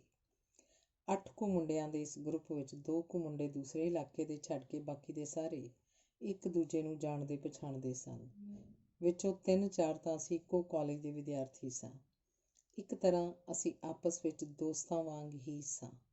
ਉਸ ਦਿਨ ਘਰੋਂ ਤੁਰਨ ਦੀ ਨਿਸ਼ਚਿਤ ਤਾਰੀਖ ਤੇ ਵਕਤ ਵੀ ਦੱਸ ਦਿੱਤਾ, ਜਿਸ ਨੂੰ ਅਸੀਂ ਇੱਕ ਭੇਦ ਵਾਂਗ ਆਪਣੇ ਦਿਲ ਵਿੱਚ ਰੱਖ ਲਿਆ। ਤੀਸਰਾ ਲੇਖ, ਅਲਵਿਦਾ ਤੋਂ ਪਹਿਲਾਂ। 5 ਅਪ੍ਰੈਲ 1975 ਦੇ ਪਹਿਲੇ ਹਫ਼ਤੇ ਦਾ ਕੋਈ ਅਣਚਾਹਿਆ ਦਿਨ ਸੀ, ਜਿਸ ਦਿਨ ਅਸੀਂ ਘਰੋਂ ਪਰਦੇਸ ਨੂੰ ਕੂਚ ਕਰਨਾ ਸੀ। ਸਵੇਰੇ ਉੱਠਦਿਆਂ ਹੀ ਨਹਾ ਧੋ ਕੇ ਮੈਂ ਆਪਣਾ ਲੋੜੀਂਦਾ ਸਮਾਨ ਬੈਗ 'ਚ ਪਾ ਲਿਆ। ਮਾਤਾ ਪਿਤਾ ਦੀ ਖੁਸ਼ੀ ਲਈ ਗੁਰਦੁਆਰੇ ਸੁੱਚੇ ਮੂੰਹ ਮੱਥਾ ਵੀ ਟੇਕ ਆਂਦਾ। ਪੰਡਤ ਦੀ ਨਸੀਹਤ ਅਨੁਸਾਰ ਘਰੋਂ ਚੜ੍ਹਦੇ ਸੂਰਜ ਤੁਰਨਾ ਸੀ, ਇਸ ਕਰਕੇ ਮੈਂ ਸਵੇਰੇ ਜਲਦੀ ਹੀ ਤਿਆਰ ਹੋ ਗਿਆ। ਘਰ ਵਿੱਚ ਗਮੀ ਖੁਸ਼ੀ ਦੇ ਰਲਵੇਂ ਜਿਹੇ ਹੰਝੂ ਸਨ। ਕੁਝ ਦੋਸਤ ਮਿੱਤਰ, ਨੇੜੇ ਦੇ ਰਿਸ਼ਤੇਦਾਰ ਵੀ ਆਏ ਹੋਏ ਸਨ, ਜਿਨ੍ਹਾਂ ਆਪਣੇ ਵਿੱਤ ਅਨੁਸਾਰ ਬਣਦਾ ਪਿਆਰ ਦਿੱਤਾ। ਘਰ ਦਾ ਦਰਵਾਜ਼ਾ ਪਾਰ ਕਰਨ ਲੱਗਿਆ ਕੋਈ ਗਰੀਬਣ ਪਾਣੀ ਦਾ ਗਲਾਸ ਲੈ ਕੇ ਖੜ੍ਹੀ ਸੀ, ਜਿਸ 'ਚ ਮੈਂ 1 ਰੁਪਈਆ ਪਾ ਦਿੱਤਾ। ਉਹਨੇ ਮੈਨੂੰ ਅਸੀਸ ਦਿੱਤੀ ਤੇ ਮੈਂ ਘਰ ਦੀ ਸਰਦਲ ਲੰਘ ਕੇ ਆਪਣੇ ਰਾਹੀ ਪੈ ਗਿਆ। ਮੈਂ ਘਰੋਂ ਹੀ ਆਪਣੇ ਮਾਤਾ ਪਿਤਾ ਤੇ ਭੈਣ ਭਰਾਵਾਂ ਨੂੰ ਪਿਆਰ ਸਤਿਕਾਰ ਦੇ ਕੇ ਵਿਦਾ ਲੈ ਲਈ ਸੀ। ਮੈਨੂੰ ਪਤਾ ਸੀ ਕਿ ਵਿਛੋੜਾ ਤਾਂ ਹੋਣਾ ਹੀ ਹੋਣਾ। ਪਿੰਡ ਕਰ ਲਿਆ ਜਾਂ ਅੰਮ੍ਰਿਤਸਰੋਂ, ਪੀੜ ਤਾਂ ਓਨੀ ਉੱਠਣੀ ਹੈ। ਵਿਛੜਨ ਵੇਲੇ ਉਹ ਪੀੜ ਛਾਤੀ 'ਚੋਂ ਉੱਠੀ ਤੇ ਅੱਖਾਂ ਅੱਗੇ ਪਲ ਦੀ ਪਲ ਹਨੇਰਾ ਜਿਹਾ ਫੈਲਾ ਕੇ ਖਿੰਡ ਗਿਆ। ਮੇਰੇ ਨਾਲ ਮੇਰਾ ਦੋਸਤ ਬਲਦੇਵ ਸਿੰਘ ਢਿੱਲੋਂ ਤੇ ਮੇਰੇ ਤਾਏ ਦਾ ਮੁੰਡਾ ਕੁਲਦੀਪ ਸਿੰਘ ਸੀ। ਪਿੰਡੋਂ ਸਿੱਧੀ ਬੱਸ ਜਲੰਧਰ ਦੀ ਨਾ ਮਿਲਣ ਕਰਕੇ ਅਸੀਂ ਨਕੋਦਰ ਦੀ ਬੱਸ ਲੈ ਲਈ। ਨਕੋਦਰ ਦੇ ਬੱਸ ਅੱਡੇ 'ਚ ਉਤਰੇ ਤਾਂ ਜੀ ਕਰੇ ਇਹਦੀ ਉੜਦੀ ਧੂੜ ਵਿੱਚ ਗੁਆਚ ਜਾਵਾਂ। ਮੁੰਡੇ ਕੁੜੀਆਂ ਦੇ ਬੱਝੇ ਹੋਏ ਝੁੰਡ ਇੱਧਰ ਉੱਧਰ ਖਿੰਡਦੇ ਵੱਜਦੇ ਦਿਲ ਮੋਹ ਰਹੇ ਸਨ। ਉਂਝ ਤਾਂ ਰੋਜ਼ ਹੀ ਇੱਥੇ ਬੱਸੋਂ ਉਤਰ ਕੇ ਕਾਲਜ ਜਾਈਦਾ ਸੀ, ਪਰ ਅੱਜ ਜਿਸ ਅਹਿਸਾਸ ਨਾਲ ਤੱਕ ਰਿਹਾ ਸਾਂ, ਇਸ ਵਿੱਚ ਅਨੋਖਾ ਮੋਹ ਵੈਰਾਗ ਸੀ। ਮੇਰੀ ਭਰਵੀਂ ਨਜ਼ਰ ਇਹਦੀ ਧੂੜ ਦੇ ਹਰ ਕਿਣਕੇ ਤੋਂ ਪਾਰ ਹੋ ਰਹੀ ਸੀ। ਮੈਂ ਜਜ਼ਬਾਤੀ ਰੌਂ ਵਿੱਚ ਸੁੱਤੇ ਸਿੱਧ ਇਹਦੇ ਸਮੁੱਚੇ ਪ੍ਰਭਾਵ ਤੋਂ ਕੁਰਬਾਨ ਹੋ ਰਿਹਾ ਸਾਂ। ਇਹਦੇ ਅਜਿਹੇ ਜਾਦੂਮਈ ਪ੍ਰਭਾਵ ਤੋਂ ਵੱਖ ਹੋਣ ਦੀ ਮੇਰੇ ਵਿੱਚ ਮਾਨਸਿਕ ਸ਼ਕਤੀ ਨਹੀਂ ਸੀ, ਪਰ ਪੇਟ ਦੀ ਅੱਗ ਅੱਗੇ ਲਾਚਾਰ ਸਾਂ। ਮੁੰਡੇ ਕੁੜੀਆਂ ਦੇ ਬੱਝੇ ਹੋਏ ਝੁੰਡਾਂ ਨੂੰ ਮੁੜ ਮੁੜ ਤੱਕਣ ਦੀ ਅਭਿਲਾਸ਼ਾ ਜਾਗ ਰਹੀ ਸੀ। ਇਹਨਾਂ ਝੁੰਡਾਂ 'ਚੋਂ ਮੈਨੂੰ ਆਪਣਾ ਪੰਜਾਬ ਹੱਸਦਾ ਗਾਉਂਦਾ ਨਜ਼ਰ ਆ ਰਿਹਾ ਸੀ। ਇਹਨਾਂ 'ਚੋਂ ਆਪਣੇ ਅਮੀਰ ਸੱਭਿਆਚਾਰ ਦੀ ਲਾਸਾਨੀ ਜੋਬਨਮਤੀ ਝਲਕ ਮੈਨੂੰ ਅਟਕਣ ਦਾ ਵਾਸਤਾ ਪਾ ਰਹੀ ਸੀ। ਇਹਨਾਂ ਝੁੰਡਾਂ ਵਿੱਚ ਕਿਤੇ ਰਾਂਝਾ ਜੋਗੀ ਬਣਿਆ ਫਿਰਦਾ ਸੀ, ਕਿਤੇ ਹੀਰ ਆਪਣੀਆਂ ਸਹੇਲੀਆਂ ਵਿੱਚ ਆਪਣੀਆਂ ਸੁੰਦਰਮਈ ਅਦਾਵਾਂ ਦੀ ਲਿਸ਼ਕੋਰ ਨਾਲ ਅੱਖਾਂ ਚੁੰਧਿਆ ਰਹੀ ਸੀ। ਜੀ ਕਰਦਾ ਸੀ ਇਹਨਾਂ ਦੀ ਸਾਗਰ ਜਿਹੀ ਗਹਿਰਾਈ 'ਚ ਉਤਰ ਕੇ ਦੁਰਲੱਭ ਹੀਰੇ ਮੋਤੀ ਚੁਗ ਲਿਆਵਾਂ। ਇਹਨਾਂ ਝੁੰਡਾਂ ਨੂੰ ਜਾ ਕੇ ਕਹਾਂ ਕਿ ਤੁਸੀਂ ਕਦੇ ਵੀ ਖਿੰਡਿਓ ਨਾ। ਮੈਂ ਵਾਪਸ ਪਰਤ ਕੇ ਤੁਹਾਨੂੰ ਇਸੇ ਤਰ੍ਹਾਂ ਬੱਝੇ ਤੱਕਣਾ ਚਾਹੁੰਦਾ। ਆਪਣੇ ਸਾਬਤ ਜਾਂ ਟੁੱਟੇ ਦਿਲ ਸਮੇਤ ਤੁਹਾਡੇ 'ਚ ਸ਼ਾਮਲ ਹੋਣਾ ਚਾਹੁੰਦਾ ਹਾਂ। ਦਿਲ ਅੰਦਰ ਦੁਆ ਸੀ ਕਿ ਇਹਨਾਂ ਨੂੰ ਕਿਸੇ ਗੱਦਾਰ ਦੀ ਨਜ਼ਰ ਨਾ ਲੱਗੇ, ਕਿਸੇ ਜਨੂੰਨ ਦੀ ਹਿੰਸਾ 'ਚ ਨਾ ਲਹੂ ਲੁਹਾਣ ਹੋਣ। ਮੇਰੇ ਸੋਚਾਂ ਦੀ ਕਸ਼ਮਕਸ਼ 'ਚ ਪੂਰਾ ਬੱਸ ਅੱਡਾ ਸ਼ਾਮਲ ਸੀ। ਜਾਣ ਪਛਾਣ ਵਾਲਿਆਂ ਨੂੰ ਨਜ਼ਰ ਢੂੰਡ ਰਹੀ ਸੀ। ਉਹਨਾਂ ਦੀ ਕੋਮਲ ਸਲਾਮ ਤੇ ਨਿੱਘੀ ਗਲਵੱਕੜੀ ਨੂੰ ਹਾਕ ਦੇ ਰਹੀ ਸੀ। 1 ਘੰਟਾ ਕੁ ਅਸੀਂ ਇੱਧਰ ਉੱਧਰ ਭਟਕਦੀਆਂ ਸਵਾਰੀਆਂ ਨੂੰ ਵਾਚਿਆ। ਹੁਣ ਅਸੀਂ ਹੋਰ ਲੇਟ ਨਹੀਂ ਸੀ ਹੋਣਾ ਚਾਹੁੰਦੇ। ਇੱਥੋਂ ਹੀ ਜਲੰਧਰ ਵਿੱਚੋਂ ਹੋ ਕੇ ਬੱਸ ਰਾਹੀਂ ਅੰਮ੍ਰਿਤਸਰ ਚਲੇ ਗਏ, ਜਿੱਥੇ ਸਭ ਤੋਂ ਪਹਿਲਾਂ ਹਰਿਮੰਦਰ ਸਾਹਿਬ ਜਾ ਕੇ ਮੱਥਾ ਟੇਕਿਆ। 1.25 ਰੁਪਏ ਦਾ ਪ੍ਰਸ਼ਾਦ ਚੜਾਇਆ। ਫਿਰ 3 ਵੀਲਰ ਲੈ ਕੇ ਸਿੱਧਾ ਅੰਮ੍ਰਿਤਸਰ ਏਅਰਪੋਰਟ 'ਤੇ ਪਹੁੰਚ ਗਏ। ਮੇਰੇ ਨਾਲ ਦੇ ਸਾਰੇ ਸਾਥੀ ਪਹਿਲਾਂ ਹੀ ਪਹੁੰਚ ਚੁੱਕੇ ਸਨ। ਮੈਂ ਕੁਝ ਲੇਟ ਸਾਂ, ਇਸ ਕਰਕੇ ਉਹ ਕੁਝ ਫਿਕਰਮੰਦ ਹੋਏ ਮੇਰੀ ਉਡੀਕ ਕਰ ਰਹੇ ਸਨ। ਪਹੁੰਚਣ ਦੀ ਦੇਰ ਹੀ ਸੀ ਕਿ ਮੇਰੇ ਦੋਸਤ ਹਰਪ੍ਰਕਾਸ਼ ਚੀਮੇ ਨੇ ਮੈਨੂੰ ਕਾਹਲੀ ਨਾਲ ਇੱਕ ਫਾਰਮ ਭਰਨ ਨੂੰ ਕਿਹਾ, ਜਿਸ ਨੂੰ ਭਰਨ ਨਾਲ ਮੈਨੂੰ ਗੌਰਮੈਂਟ ਦੇ ਖਜ਼ਾਨੇ 'ਚੋਂ 8 ਪੌਂਡ ਮਿਲਣੇ ਸਨ। ਉਨ੍ਹੀਂ ਦਿਨੀਂ ਵਿਦੇਸ਼ੀ ਮੁਦਰਾ ਦੀ ਇਹੋ ਸੀਮਾ ਸੀ। ਵਿਦੇਸ਼ ਨੂੰ ਜਾਣ ਦੇ ਚਾਹਵਾਨ 8 ਪੌਂਡ ਨਾਲ ਤਾਂ ਇੱਕ ਦਿਨ ਵੀ ਨਹੀਂ ਸੀ ਲੰਘਾ ਸਕਦੇ, ਪਰ ਇਹ ਭਗਤ ਨਜਾਇਜ਼ ਢੰਗਾਂ ਨਾਲ ਆਪੋ ਆਪਣੀ ਸੂਝ ਅਨੁਸਾਰ ਪੌਂਡ ਜਾਂ ਡਾਲਰ ਲੁਕੋ ਕੇ ਬਾਹਰ ਲੈ ਜਾਂਦੇ ਸਨ। ਕੋਈ ਪੋਚਵੀਂ ਪੱਗ ਦੇ ਪੇਚਾਂ 'ਚ ਰੱਖ ਕੇ, ਕੋਈ ਜੁਰਾਬ ਦੇ ਤਲੇ ਹੇਠ ਰੱਖ ਕੇ ਤੇ ਕੋਈ ਜੁੱਤੀ ਦੀ ਅੱਡੀ ਵਿੱਚ ਮੋਚੀ ਤੋਂ ਮੜਵਾ ਕੇ ਆਪਣੀ ਵਿੱਤ ਮੁਜਬ ਲੈ ਜਾਂਦੇ ਸਨ। ਹੋਰ ਵੀ ਦਾਅ ਪੇਚ ਉਨ੍ਹੀਂ ਦਿਨੀਂ ਸੁਣਨ ਵਿੱਚ ਆਉਂਦੇ ਸਨ। ਏਅਰਪੋਰਟ ਅਧਿਕਾਰੀਆਂ ਨੇ ਕਈ ਕੇਸ ਇਸ ਤਰ੍ਹਾਂ ਦੇ ਫੜੇ ਵੀ ਸਨ। ਇਹਨਾਂ ਅਧਿਕਾਰੀਆਂ ਨੂੰ ਇਹ ਵੀ ਭਲੀ ਪ੍ਰਕਾਰ ਪਤਾ ਹੁੰਦਾ ਸੀ ਕਿ ਹਰ ਗਰੁੱਪ ਨਾਲ ਇੱਕ ਏਜੰਟ ਹੁੰਦਾ, ਜਿਸ ਕੋਲ ਨਜਾਇਜ਼ ਬਲੈਕ ਵਿੱਚ ਲਏ ਪੌਂਡ ਜਾਂ ਡਾਲਰ ਹੁੰਦੇ। ਇਸ ਬਲੈਕ ਦੀ ਮੁਦਰਾ 'ਚ ਉਹ ਵੀ ਆਪਣੇ ਹੱਥ ਰੰਗਣਾ ਚਾਹੁੰਦੇ ਸਨ, ਪਰ ਚੀਮਾ ਆਪਣੀ ਸੋਚੀ ਸਮਝੀ ਸਕੀਮ ਅਨੁਸਾਰ ਸਾਡੇ ਨਾਲ ਕਾਬਲ ਨੂੰ ਫਲਾਈਟ ਨਹੀਂ ਸੀ ਲੈ ਰਿਹਾ। ਉਹਦੀ ਦਿੱਲੀ ਤੋਂ ਸਿੱਧੀ ਫਲਾਈਟ ਤਹਿਰਾਨ, ਈਰਾਨ ਦੀ ਸੀ। ਤਹਿਰਾਨ ਹੀ ਉਸ ਨਾਲ ਸਾਡਾ ਨਿਸ਼ਚਿਤ ਮਿੱਥੇ ਥਾਂ 'ਤੇ ਮੇਲ ਹੋਣਾ ਸੀ। ਤਹਿਰਾਨ ਤੋਂ ਗਰੀਸ ਪਹੁੰਚਣ ਲਈ ਲੋੜੀਂਦੇ ਡਾਲਰ ਵੀ ਉਸੇ ਕੋਲ ਸਨ। ਮੇਰੇ ਨਾਲ ਦੇ ਸਾਰੇ ਸਾਥੀ ਸੁੱਖੀ ਸਾਂਦੀ ਬਿਨਾਂ ਕਿਸੇ ਇੱਕ ਝਰੀਟ ਦੇ ਇਮੀਗ੍ਰੇਸ਼ਨ 'ਚੋਂ ਲੰਘ ਗਏ ਸਨ। ਉਹਨਾਂ ਦੀ ਕੋਈ ਬਹੁਤੀ ਤਲਾਸ਼ੀ ਨਾ ਹੋਈ। ਮੈਂ ਸਭ ਤੋਂ ਪਿੱਛੇ ਸਾਂ, ਕੁਝ ਲੇਟ ਵੀ ਸਾਂ। ਮੇਰੀ ਜਾਮਨੂ ਰੰਗ ਦੀ ਵਲੈਤੀ ਕਮੀਜ਼ ਦੂਰੋਂ ਹੀ ਲਿਸ਼ਕਾਂ ਮਾਰਦੀ ਸੀ। ਪਤਾ ਨਹੀਂ ਕੋਈ ਉਹਦੀ ਕਰਾਮਾਤ ਹੋਈ ਜਾਂ ਉਹਨਾਂ ਦੀ ਹੀ ਨਜ਼ਰ ਕੋਈ ਭੁਲੇਖਾ ਖਾ ਗਈ। ਜਦ ਇਮੀਗ੍ਰੇਸ਼ਨ 'ਚੋਂ ਮੈਂ ਲੰਘ ਰਿਹਾ ਸਾਂ ਤਾਂ ਉਹਨਾਂ ਨੂੰ ਮੇਰੇ 'ਤੇ ਏਜੰਟ ਹੋਣ ਦੀ ਪੱਕੀ ਸ਼ੱਕ ਪੈ ਗਈ। ਉਹ ਮੇਰੇ ਹੈਂਡਬੈਗ ਦੀਆਂ ਇਕਹਿਰੀਆਂ ਤਣੀਆਂ ਨੂੰ ਵੀ ਇਸ ਤਰ੍ਹਾਂ ਵਾਰ-ਵਾਰ ਟੋਹ ਰਹੇ ਸਨ, ਜਿਵੇਂ ਡਾਲਰ ਇਹਨਾਂ ਤਣੀਆਂ ਵਿੱਚ ਹੀ ਸੀਤੇ ਹੋਣ। ਬੈਗ ਦੇ ਹੇਠ ਲੱਗੇ ਗੱਤੇ ਦੀ ਜਾਂਚ ਪੜਤਾਲ ਇਸ ਤਰ੍ਹਾਂ ਕਰ ਰਹੇ ਸਨ ਜਿਵੇਂ ਇਹਦੀਆਂ ਕਈ ਤਹਿਆਂ ਹੋਣ, ਇਹਨਾਂ ਤਹਿਆਂ 'ਚ ਰੱਖੇ ਡਾਲਰ ਹੋਣ। ਆਪਣੇ ਸਿੱਧੇ ਪੁੱਠੇ ਸਵਾਲਾਂ ਨਾਲ ਮੈਨੂੰ ਇੰਝ ਮੁਖਾਤਿਬ ਹੋ ਰਹੇ ਸਨ ਜਿਵੇਂ ਮੈਂ ਕਿਸੇ ਜੁਰਮ ਦਾ ਦੋਸ਼ੀ ਹੋਵਾਂ। ਉਹ ਇਸ ਗੱਲ 'ਤੇ ਜ਼ੋਰ ਦੇ ਰਹੇ ਸਨ ਕਿ ਤੂੰ 8 ਪੌਂਡ ਨਾਲ ਯੂਰਪ ਦੀ ਕਿਵੇਂ ਸੈਰ ਕਰੇਂਗਾ। ਮੈਂ ਕਿਹਾ, ਇੰਗਲੈਂਡ ਤੋਂ ਮੇਰੇ ਕੁਝ ਦੋਸਤ ਕਾਬਲ ਪਹੁੰਚ ਰਹੇ ਹਨ, ਉਹ ਅੱਗੋਂ ਮੇਰੇ ਖਰਚੇ ਦਾ ਇੰਤਜ਼ਾਮ ਕਰਨਗੇ। ਸਿੱਖਿਆ ਸਿਖਾਇਆ ਝੂਠ ਮੈਂ ਵੀ ਉਹਨਾਂ ਨਾਲ ਬੋਲਣ ਲੱਗਾ। ਉਹ ਰੋਜ਼ ਅਜਿਹਾ ਝੂਠ ਸੁਣਨ ਦੇ ਆਦੀ ਸਨ। ਉਹ ਸੁਣ ਕੇ ਬੁੱਲ੍ਹਾਂ ਵਿੱਚ ਹੀ ਮਿੰਨਾ ਮੁਸਕਰਾ ਰਹੇ ਸਨ।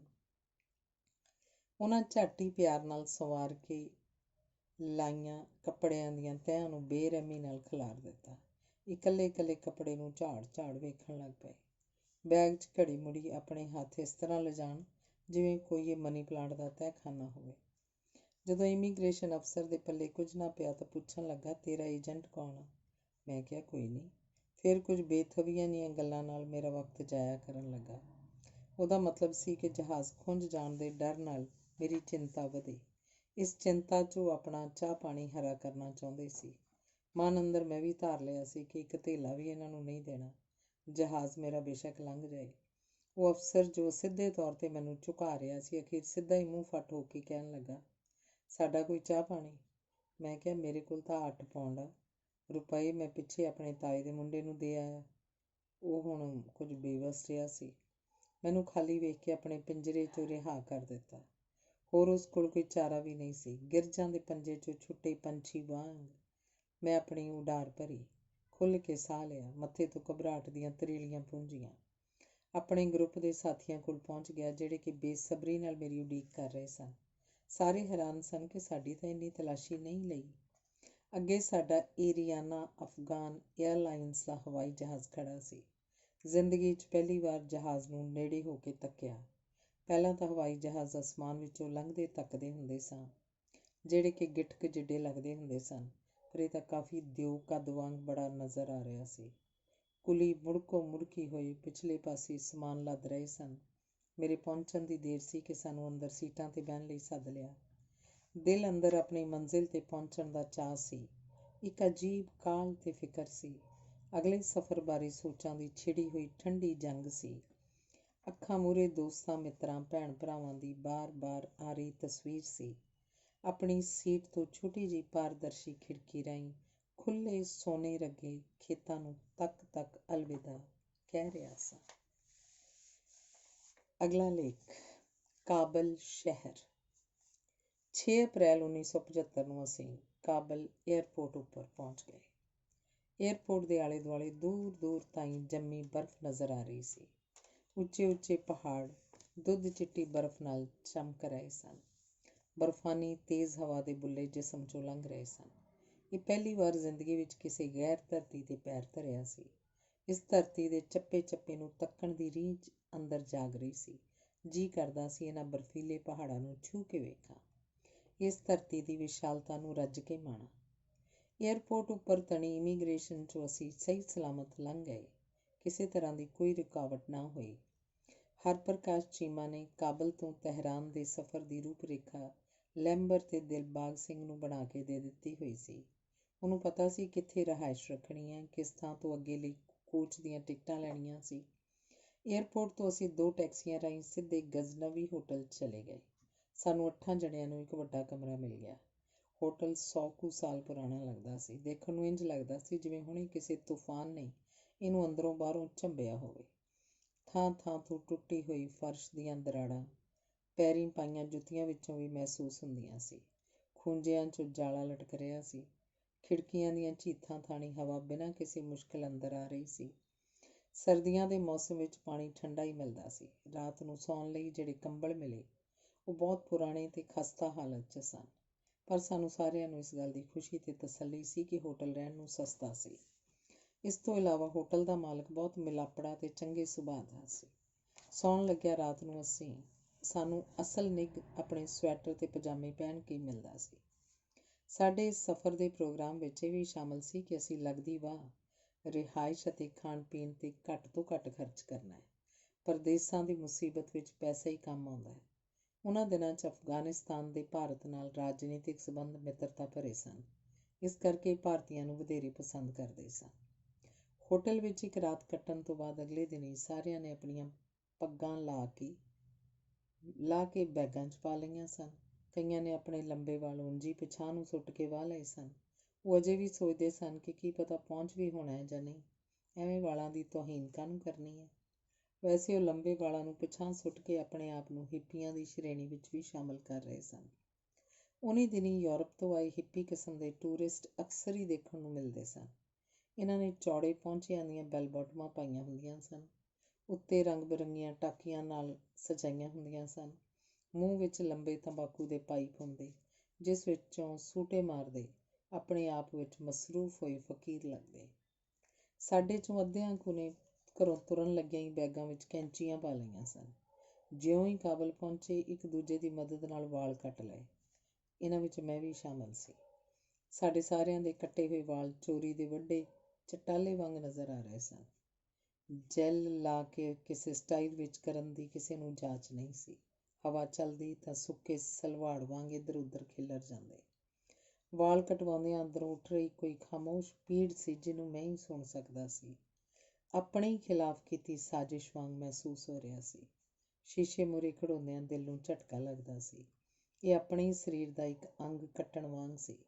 ਅਸੀਂ ਸਾਰੇ ਹੁਣ ਅੰਗਹੀਣ ਮੁਸਾਫਰ ਬਣ ਗਏ ਸੀ। ਕੋਈ ਨਹੀਂ ਸੀ ਕਿਸੇ 'ਤੇ ਉਂਗਲ ਕਰ ਸਕਦਾ।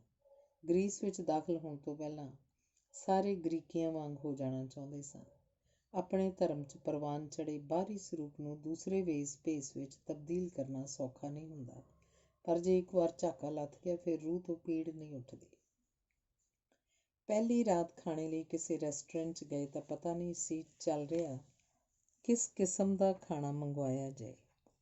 ਗਜ਼-ਗਜ਼ ਲੰਬੇ ਨਾਨ ਸਨ ਜਿਸ ਦੇ ਸੁਆਦ ਬਾਰੇ ਕੋਈ ਗਿਆਨ ਨਹੀਂ ਸੀ। ਖਾਣ ਨੂੰ ਦਿਲ ਨਹੀਂ ਸੀ ਮੰਨ ਰਿਹਾ। ਚੌਲ ਮੰਗੇ ਤਾਂ ਹਰ ਕਿਸਮ ਦੇ ਬਣੇ ਚੌਲਾਂ ਵਿੱਚ ਗਊ ਦਾ ਮੀਟ ਸੀ। ਬਹਿਰੇ ਕੋਲੋਂ ਅਸੀਂ ਗਊ ਦੇ ਮੀਟ ਤੋਂ ਬਿਨਾਂ ਖਾਣਾ ਮੰਗ ਰਹੇ ਸੀ, ਪਰ ਉਹ ਸਮਝ ਨਹੀਂ ਸੀ ਰਿਹਾ। ਉਂਝ ਮੀਟ ਦੀ ਵਾਸ਼ਨਾ ਨਾਲ ਸਾਰਿਆਂ ਦੀਆਂ ਬਰਾਛਾਂ ਵਿੱਚ ਪਾਣੀ ਆ ਰਿਹਾ ਸੀ। ਸਾਰੇ ਦੱਬੀ ਘੁੱਟੀ ਆਵਾਜ਼ 'ਚ ਨਾ ਤਾਂ ਹਾਂ ਕਰਦੇ ਸੀ ਤੇ ਨਾ ਹੀ ਵੱਜ ਕੇ ਨਾ ਕਰਦੇ ਸੀ।